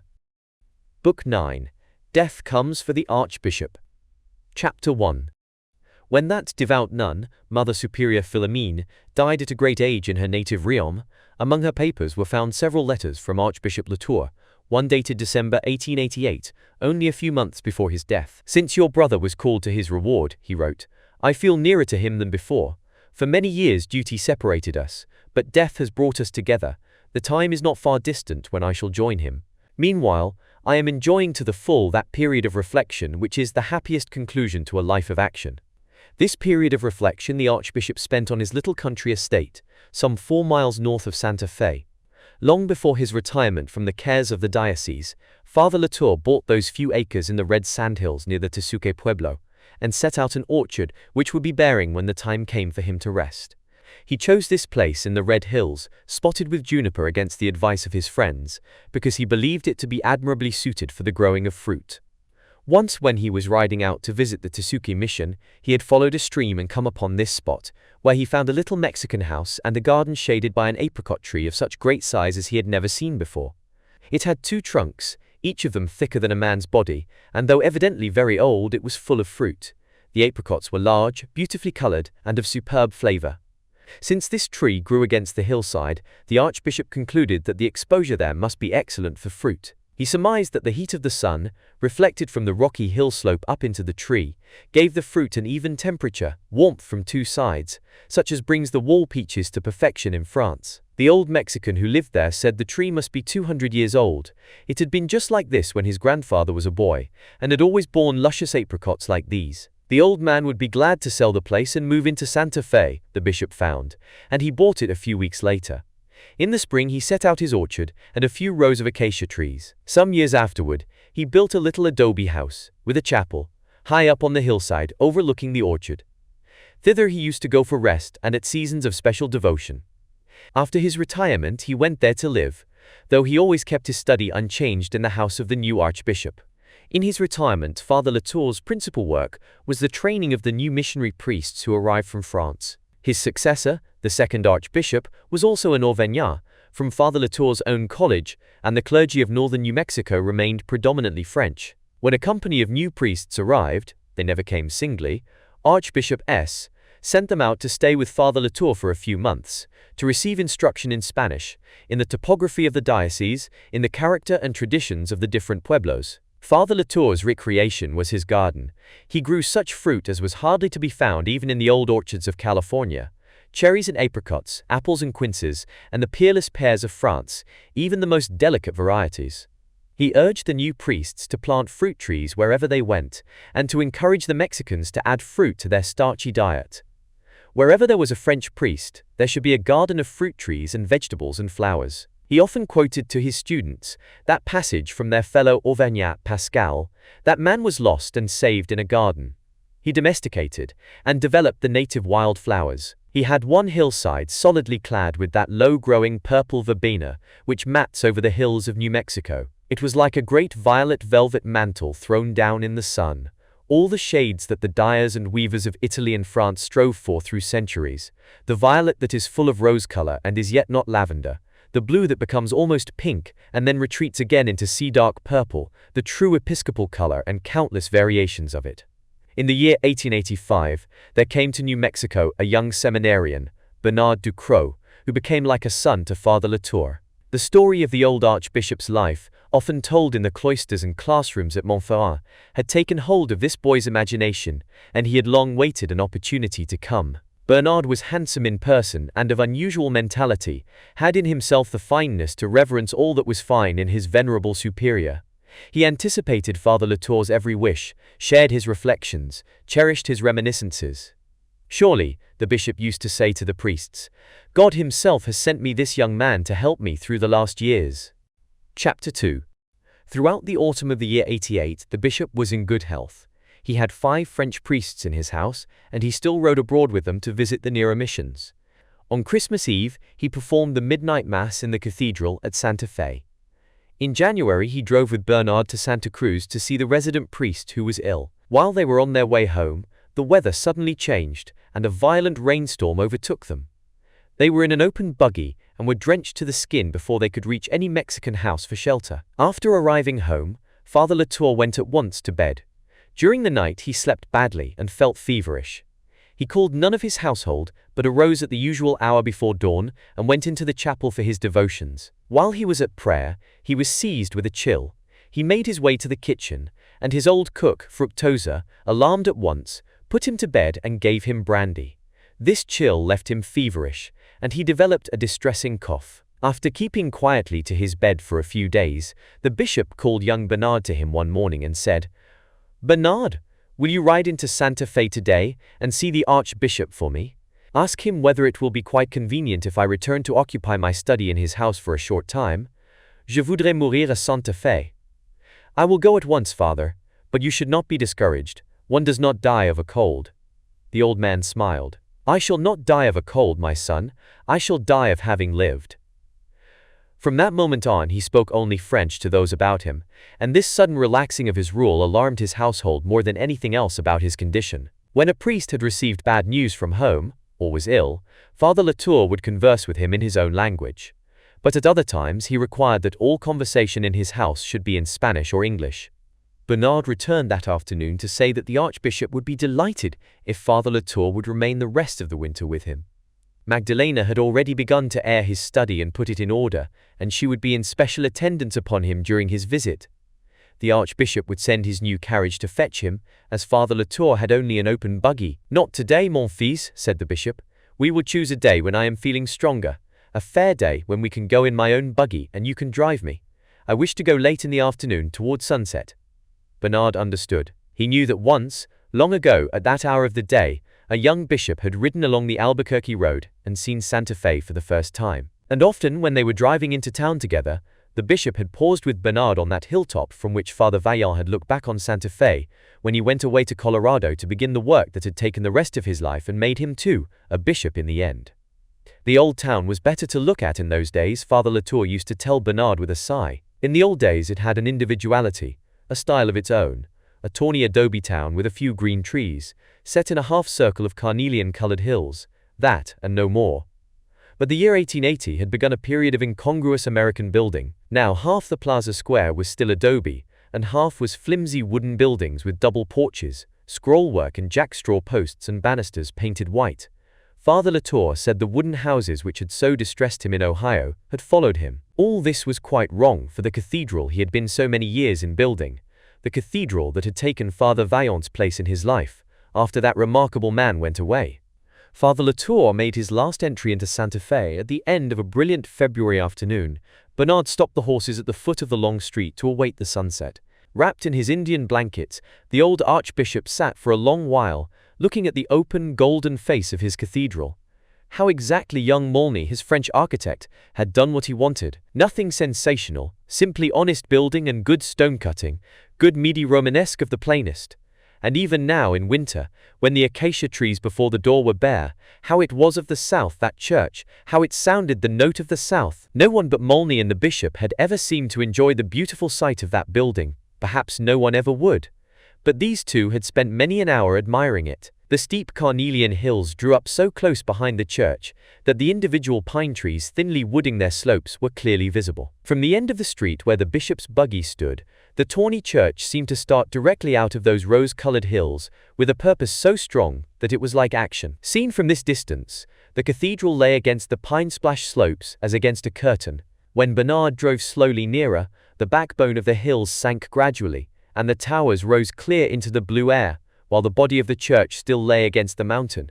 The young architect used to tell the bishop that only in Italy, or in the opera, did churches leap out of mountains and black pines like that. More than once Molny had called the bishop from his study to look at the unfinished building when a storm was coming up. Then the sky above the mountain grew black, and the carnelian rocks became an intense lavender, all their pine trees strokes of dark purple. The hills drew nearer, the whole background approached like a dark threat. Setting, Molny used to tell Father Latour, is accident. Either a building is a part of a place, or it is not. Once that kinship is there, time will only make it stronger. The bishop was recalling this saying of Molny's, when a voice out of the present sounded in his ear. It was Bernard. "A fine sunset, Father. See how red the mountains are growing. Sangre de Cristo." Yes, Sangre de Cristo. But no matter how scarlet the sunset, those red hills never became vermilion, but a more and more intense rose carnelian. Not the color of living blood, the bishop had often reflected, but the color of the dried blood of saints and martyrs preserved in old churches in Rome, which liquefies upon occasion. Chapter 3. The next morning, Father Latour wakened with a grateful sense of nearness to his cathedral, which would also be his tomb. He felt safe under its shadow, like a boat come back to harbor, lying under its own seawall. He was in his old study. The sisters had sent a little iron bed from the school for him, and their finest linen and blankets. He felt a great content at being here, where he had come as a young man and where he had done his work. The room was little changed, the same rugs and skins on the earth floor, the same desk with his candlesticks, the same thick wavy white walls that muted sound, that shut out the world and gave repose to the spirit. As the darkness faded into the grey of a winter morning, he listened for the church bells, and for another sound that always amused him here, the whistle of a locomotive. Yes, he had come with the buffalo, and he had lived to see railway trains running into Santa Fe. He had accomplished an historic period. All his relatives at home, and his friends in New Mexico, had expected that the old Archbishop would spend his closing years in France, probably in Clermont, where he could occupy a chair in his old college. That seemed the natural thing to do, and he had given it grave consideration. He had half expected to make some such arrangement the last time he was in Auvergne, just before his retirement from his duties as Archbishop. But in the old world he found himself homesick for the new. It was a feeling he could not explain, a feeling that old age did not weigh so heavily upon a man in New Mexico as in the Puy-de-Dôme. He loved the towering peaks of his native mountains, the comeliness of the villages, the cleanness of the countryside, the beautiful lines and the cloisters of his own college. Clermont was beautiful, but he found himself sad there. His heart lay like a stone in his breast. There was too much past, perhaps. When the summer wind stirred the lilacs in the old gardens, and shook down the blooms of the horse-chestnuts, he sometimes closed his eyes, and thought of the high song the wind was singing in the straight, striped pine trees up in the Navajo forests. During the day his nostalgia wore off, and by dinner-time it was quite gone. He enjoyed his dinner and his wine, and the company of cultivated men, and usually retired in good spirits. It was in the early morning that he felt the ache in his breast. It had something to do with waking in the early morning. It seemed to him that the grey dawn lasted so long here. The country was a long while in coming to life. The gardens and the fields were damp. Heavy mists hung in the valley and obscured the mountains. Hours went by before the sun could disperse those vapors and warm and purify the villages. In New Mexico, he always awoke a young man.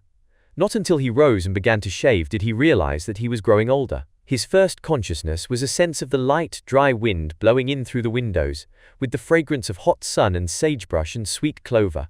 A wind that made one's body feel light and one's heart cry, "Today, today," like a child's. Beautiful surroundings, the society of learned men, the charm of noble women, the graces of art, could not make up to him for the loss of those light-hearted mornings of the deserts, for that wind that made one a boy again. He had noticed that this peculiar quality in the air of new countries vanished after they were tamed by man and made to bear harvests. Parts of Texas and Kansas that he had first known as open range had since been made into rich farming districts, and the air had quite lost that lightness, that dry aromatic odor. The moisture of plowed land, the heaviness of labor and growth and grain-bearing, utterly destroyed it. One could breathe that only on the bright edges of the world, on the great grass plains or the sagebrush desert. That air would disappear from the whole earth in time perhaps, but long after his day. He did not know just when it had become so necessary to him, but he had come back to die in exile for the sake of it.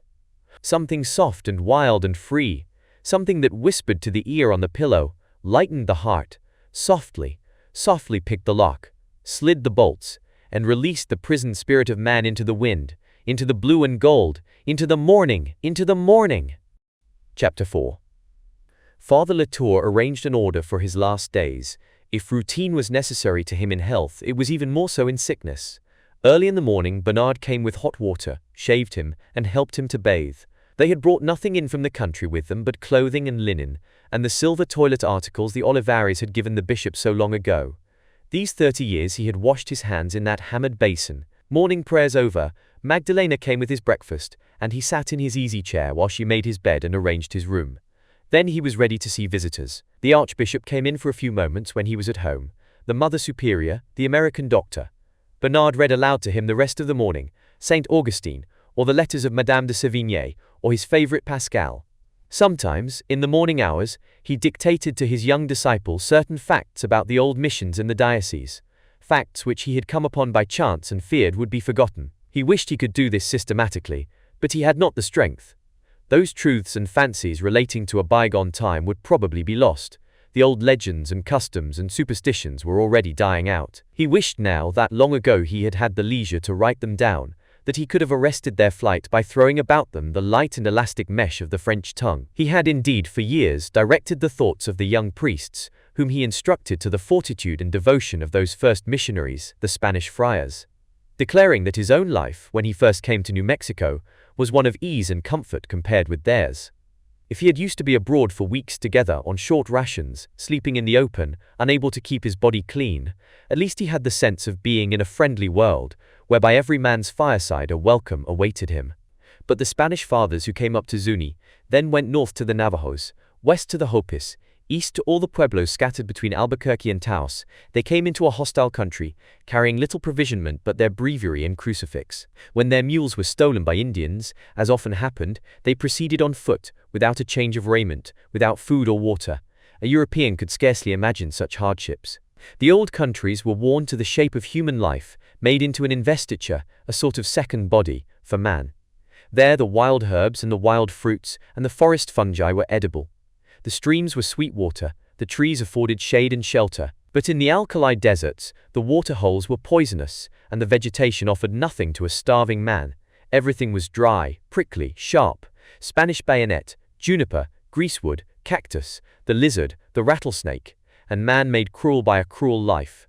Those early missionaries threw themselves naked upon the hard heart of a country that was calculated to try the endurance of giants. They thirsted in its deserts, starved among its rocks, climbed up and down its terrible canyons on stone-bruised feet, broke long fasts by unclean and repugnant food. Surely these endured hunger, thirst, cold, nakedness, of a kind beyond any conception St. Paul and his brethren could have had. Whatever the early Christians suffered, it all happened in that safe little Mediterranean world, amid the old manners, the old landmarks.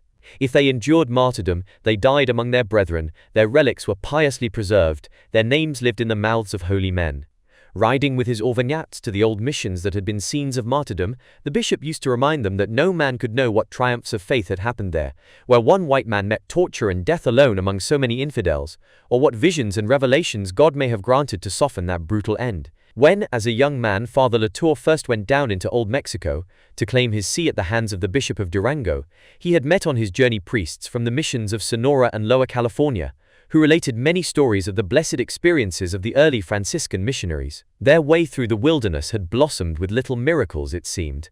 At one time, when the renowned Father Junipero Serra and his two companions were in danger of their lives from trying to cross a river at a treacherous point, a mysterious stranger appeared out of the rocks on the opposite shore, and calling to them in Spanish, told them to follow him to a point farther up the stream, where they forded in safety. When they begged to know his name, he evaded them and disappeared.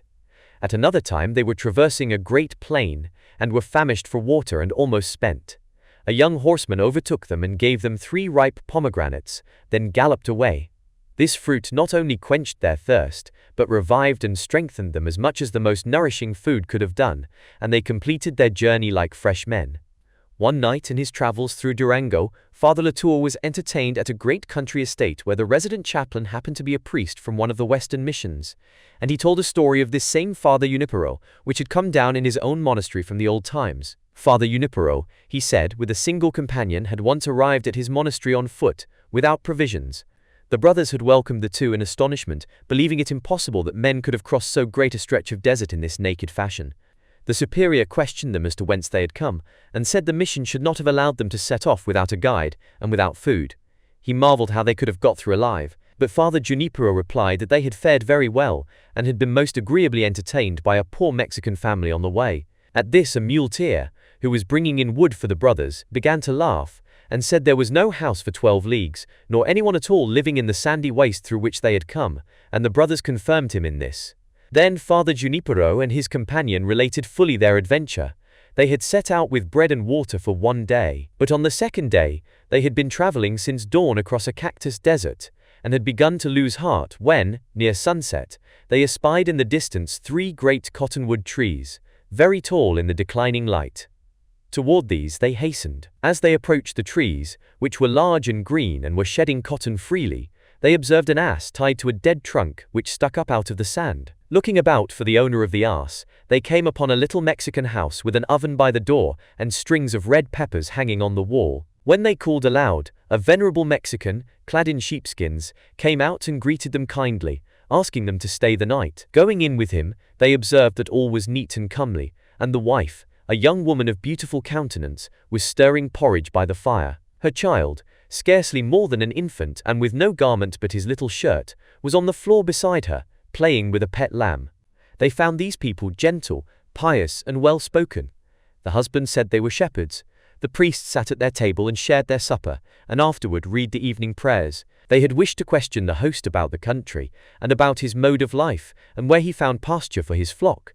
But they were overcome by a great and sweet weariness, and taking each a sheepskin provided him, they lay down upon the floor and sank into deep sleep. When they awoke in the morning, they found all as before, and food set upon the table, but the family were absent, even to the pet lamb, having gone, the fathers supposed, to care for their flock. When the brothers at the monastery heard this account, they were amazed, declaring that there were indeed 3 cottonwood trees growing together in the desert, a well-known landmark, but that if a settler had come, he must have come very lately. So Father Junipero and Father Andrea, his companion, with some of the brothers and the scoffing muleteer, went back into the wilderness to prove the matter. The 3 tall trees they found, shedding their cotton, and the dead trunk to which the ass had been tied.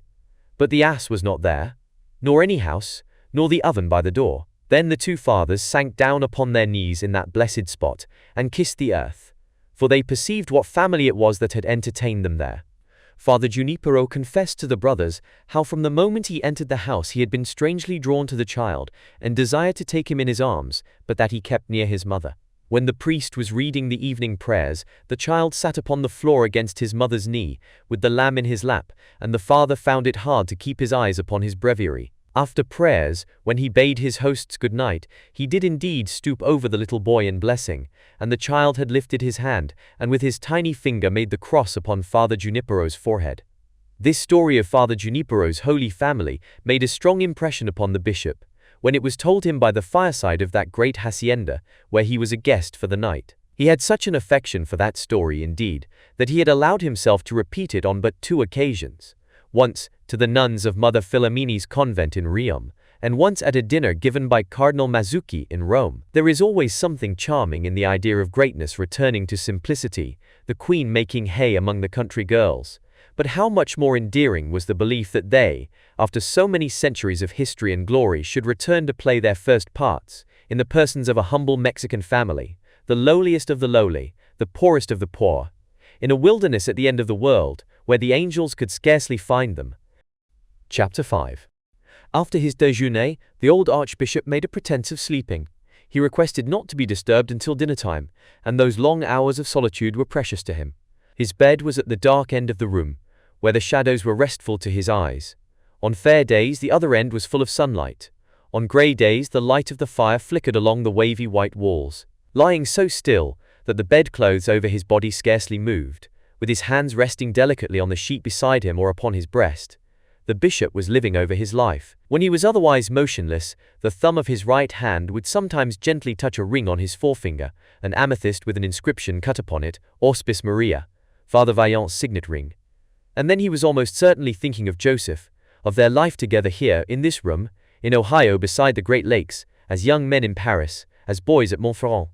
There were many passages in their missionary life that he loved to recall, and how often and how fondly he recalled the beginning of it. They were both young men in their 20s, curates to older priests, when there came to Clermont a bishop from Ohio, a native of Auvergne, looking for volunteers for his missions in the West. Father Jean and Father Joseph heard him lecture at the seminary, and talked with him in private. Before he left for the north, they had pledged themselves to meet him in Paris at a given date, to spend some weeks of preparation at the College for Foreign Missions in the Rue du Bac, and then to sail with him from Cherbourg. Both the young priests knew that their families would strongly oppose their purpose, so they resolved to reveal it to no one, to make no adieu, but to steal away disguised in civilians' clothes. They comforted each other by recalling that St. Francis Xavier, when he set forth as missionary to India, had stolen away like this, had passed the dwelling of his parents without saluting them, as they had learned at school, terrible words to a French boy. Father Vaillant's position was especially painful. His father was a stern, silent man, long a widower, who loved his children with a jealous passion and had no life but in their lives. Joseph was the eldest child. The period between his resolve and its execution was a period of anguish for him. As the date set for their departure drew near, he grew thinner and paler than ever. By agreement, the 2 friends were to meet at dawn in a certain field outside Riom on the fateful day, and there await the diligence for Paris. Jean Latour, having made his decision and pledged himself, knew no wavering. On the appointed morning he stole out of his sister's house, and took his way through the sleeping town to that mountain field, tip-tilted by reason of its steepness, just beginning to show a cold green in the heavy light of a cloudy daybreak. There he found his comrade in a miserable plight. Joseph had been abroad in the fields all night, wandering up and down, finding his purpose and losing it. His face was swollen with weeping. He shook with a chill, his voice was beyond his control. "What shall I do, Jean? Help me," he cried. "I cannot break my father's heart, and I cannot break the vow I have made to heaven. I had rather die than do either. Ah, if I could but die of this misery here now." How clearly the old Archbishop could recall the scene. Those two young men in the fields in the grey morning, disguised as if they were criminals, escaping by stealth from their homes. He had not known how to comfort his friend.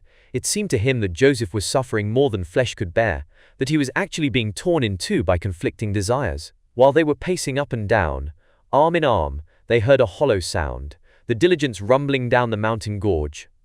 Joseph stood still and buried his face in his hands. The postillion's horn sounded. "Allons," said Jean lightly.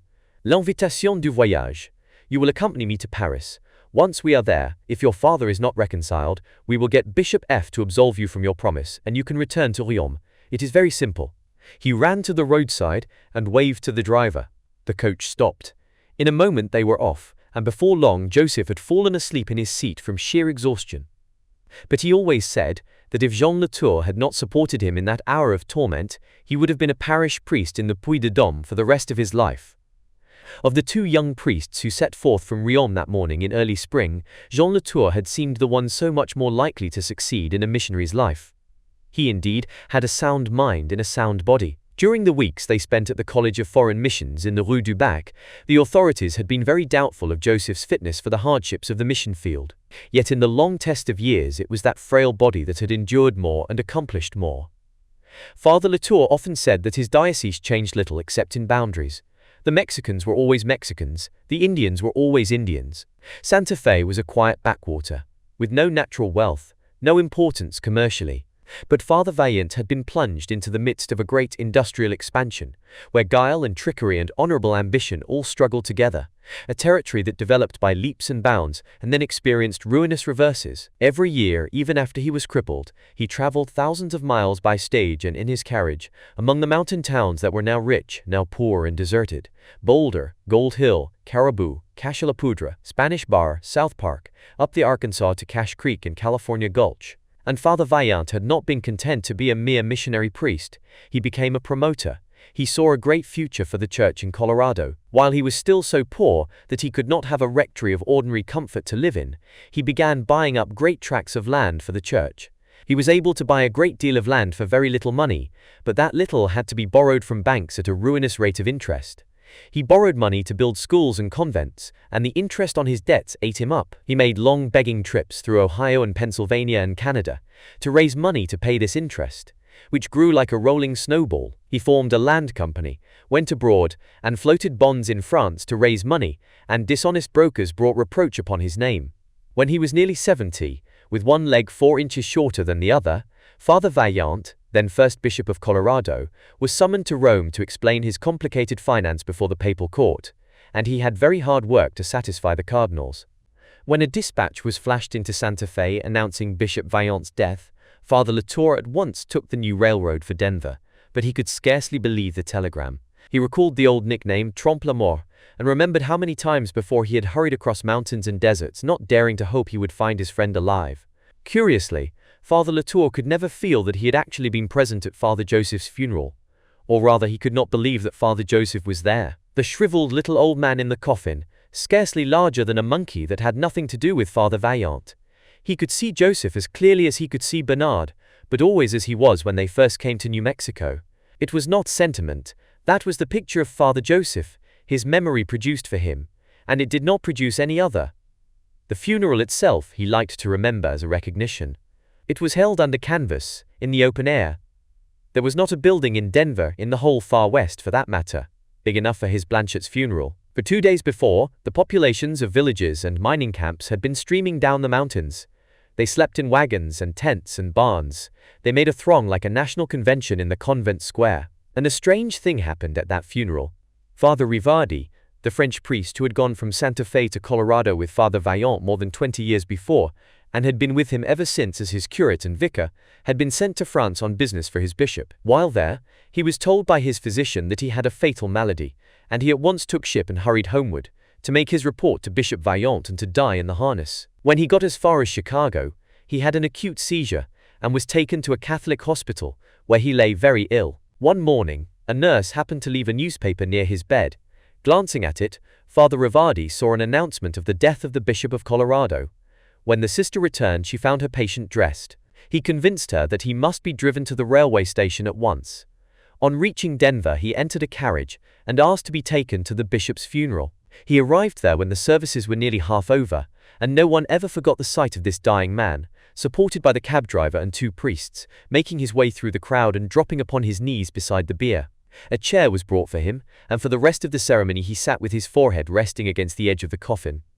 When Bishop Vaillant was carried away to his tomb, Father Rivardi was taken to the hospital, where he died a few days later. It was one more instance of the extraordinary personal devotion that Father Joseph had so often aroused and retained so long, in red men and yellow men and white. Chapter 6. During those last weeks of the bishop's life, he thought very little about death. It was the past he was leaving. The future would take care of itself. But he had an intellectual curiosity about dying, about the changes that took place in a man's beliefs and scale of values. More and more life seemed to him an experience of the ego, in no sense the ego itself. This conviction, he believed, was something apart from his religious life. It was an enlightenment that came to him as a man, a human creature. And he noticed that he judged conduct differently now, his own and that of others. The mistakes of his life seemed unimportant. Accidents that had occurred en route, like the shipwreck in Galveston Harbor, or the runaway in which he was hurt when he was first on his way to New Mexico in search of his bishopric. He observed also that there was no longer any perspective in his memories. He remembered his winters with his cousins on the Mediterranean when he was a little boy, his student days in the Holy City, as clearly as he remembered the arrival of M. Mulnany and the building of his cathedral. He was soon to have done with calendared time, and it had already ceased to count for him. He sat in the middle of his own consciousness. None of his former states of mind were lost or outgrown. They were all within reach of his hand, and all comprehensible. Sometimes, when Magdalena or Bernard came in and asked him a question, it took him several seconds to bring himself back to the present. He could see they thought his mind was failing, but it was only extraordinarily active, in some other part of the great picture of his life, some part of which they knew nothing. When the occasion warranted, he could return to the present, but there was not much present left. Father Joseph dead, the Oliveris both dead, Kit Carson dead, only the minor characters of his life remained in present time. One morning, several weeks after the bishop came back to Santa Fe, one of the strong people of the old deep days of life did appear, not in memory but in the flesh, in the shallow light of the present, Eusebio the Navajo. Out on the Colorado Chiquito he had heard the word, passed on from one trading post to another, that the old Archbishop was failing, and the Indian came to Santa Fe. He too was an old man now. Once again their fine hands clasped. The bishop brushed a drop of moisture from his eye. "I have wished for this meeting, my friend. I had thought of asking you to come, but it is a long way." The old Navajo smiled. "Not long now any more. I come on the cars, Padre. I get on the cars at Gallup, and the same day I am here. You remember when we come together once to Santa Fe from my country? How long it take us? 2 weeks, pretty near. Men travel faster now, but I do not know if they go to better things. We must not try to know the future, Eusebio. It is better not. And Manuelito?" "Manuelito as well. He still leads his people." Eusebio did not stay long, but he said he would come again tomorrow, as he had business in Santa Fe that would keep him for some days. He had no business there. But when he looked at Father Latour, he said to himself, "It will not be long." After he was gone, the bishop turned to Bernard. "My son, I have lived to see 2 great wrongs righted. I have seen the end of black slavery, and I have seen the Navajos restored to their own country." For many years, Father Latour used to wonder if there would ever be an end to the Indian wars, while there was one Navajo or Apache left alive. Too many traders and manufacturers made a rich profit out of that warfare. A political machine and immense capital were employed to keep it going. Chapter 7. The bishop's middle years in New Mexico had been clouded by the persecution of the Navajos and their expulsion from their own country. Through his friendship with Eusebio, he had become interested in the Navajos soon after he first came to his new diocese, and he admired them. They stirred his imagination. Though this nomad people were much slower to adopt white man's ways than the homestaying Indians who dwelt in pueblos, and were much more indifferent to missionaries and the white man's religion, Father Latour felt a superior strength in them. There was purpose and conviction behind their inscrutable reserve, something active and quick, something with an edge. The expulsion of the Navajos from their country, which had been theirs no man knew how long, had seemed to him an injustice that cried to heaven. Never could he forget that terrible winter when they were being hunted down and driven by thousands from their own reservation to the Bosque Redondo, 300 miles away on the Pecos River. Hundreds of them, men, women and children, perished from hunger and cold on the way. Their sheep and horses died from exhaustion crossing the mountains. None ever went willingly. They were driven by starvation and the bayonet, captured in isolated bands and brutally deported. It was his own misguided friend, Kit Carson, who finally subdued the last unconquered remnant of that people, who followed them into the depths of the Canyon de Chelly, whither they had fled from their grazing plains and pine forests to make their last stand. They were shepherds, with no property but their livestock, encumbered by their women and children, poorly armed and with scanty ammunition. But this canyon had always before proved impenetrable to white troops. The Navajos believed it could not be taken. They believed that their old gods dwelt in the fastnesses of that canyon. Like their shiprock, it was an inviolate place, the very heart and center of their life. Carson followed them down into the hidden world between those towering walls of red sandstone, spoiled their stores, destroyed their deep-sheltered cornfields, cut down the terraced peach orchards so dear to them. When they saw all that was sacred to them laid waste, the Navajos lost heart. They did not surrender, they simply ceased to fight and were taken. Carson was a soldier under orders, and he did a soldier's brutal work, but the bravest of the Navajo chiefs he did not capture. Even after the crushing defeat of his people in the Canyon de Chelly, Manuelito was still at large. It was then that Eusebio came to Santa Fe to ask Bishop Latour to meet Manuelito at Zuni. As a priest, the bishop knew that it was indiscreet to consent to a meeting with this outlawed chief, but he was a man too, and a lover of justice. The request came to him in such a way that he could not refuse it. He went with Eusebio. Though the government was offering a heavy reward for his person, living or dead, Manuelito rode off his own reservation down into Zuni in broad daylight, attended by some dozen followers, all on wretched, half-starved horses. He had been in hiding out in Eusebio's country on the Colorado Chiquito. It was Manuelito's hope that the bishop would go to Washington and plead his people's cause before they were utterly destroyed. They asked nothing of the government, he told Father Latour, but their religion, and their own land where they had lived from immemorial times. Their country, he explained, was a part of their religion. The two were inseparable. The Canyon de Chelly the Padre knew. In that canyon his people had lived when they were a small weak tribe. It had nourished and protected them. It was their mother. Moreover, their gods dwelt there in those inaccessible white houses, set in caverns up in the face of the cliffs, which were older than the white man's world, and which no living man had ever entered. Their gods were there, just as the Padre's God was in his church. And north of the Canyon de Chelly was the Shiprock, a slender crag rising to a dizzy height, all alone out on a flat desert. Seen at a distance of 50 miles or so, that crag presents the figure of a one-masted fishing boat under full sail, and the white man named it accordingly. But the Indian has another name. He believes that Rock was once a ship of the air. Ages ago, Manuelito told the bishop that crag had moved through the air, bearing upon its summit the parents of the Navajo race from the place in the far north where all peoples were made. And wherever it sank to earth was to be their land. It sank in a desert country, where it was hard for men to live. But they had found the Canyon de Chelly, where there was shelter and unfailing water. That canyon and the Shiprock were like kind parents to his people, places more sacred to them than churches, more sacred than any places to the white man. How then could they go 300 miles away and live in a strange land?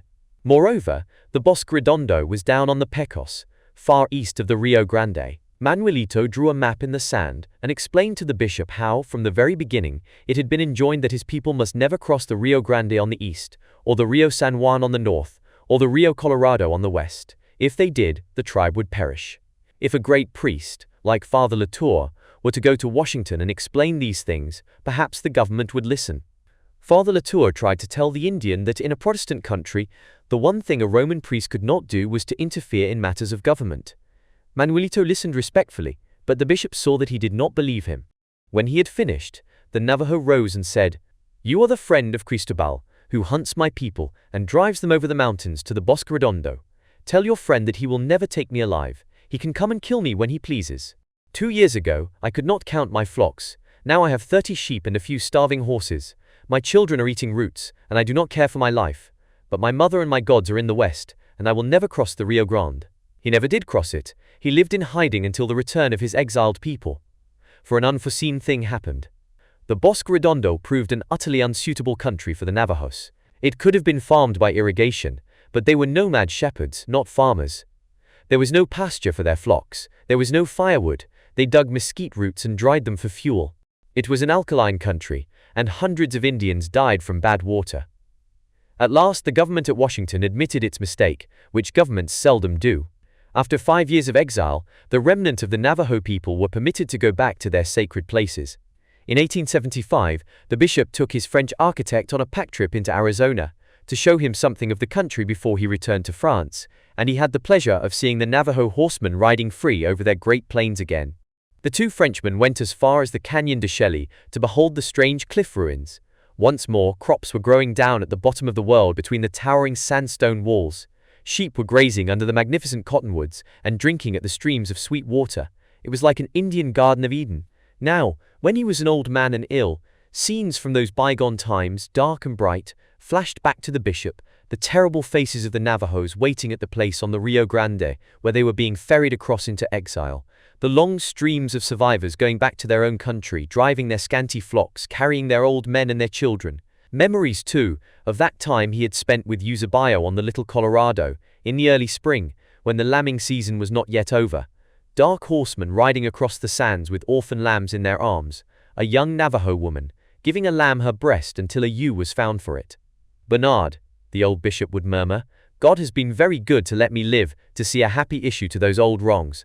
I do not believe, as I once did, that the Indian will perish. I believe that God will preserve him. Chapter 8.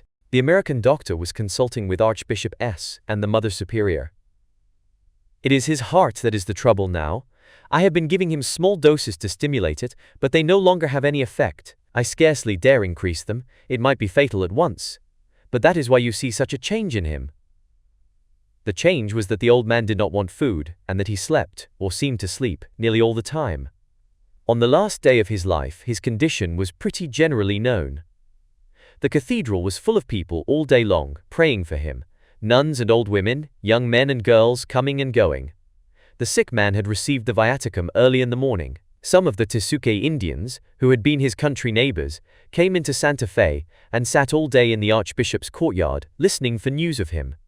With them was Eusebio the Navajo. Fructosa and Tranquilino, his old servants, were with the supplicants in the cathedral. The Mother Superior and Magdalena and Bernard attended the sick man.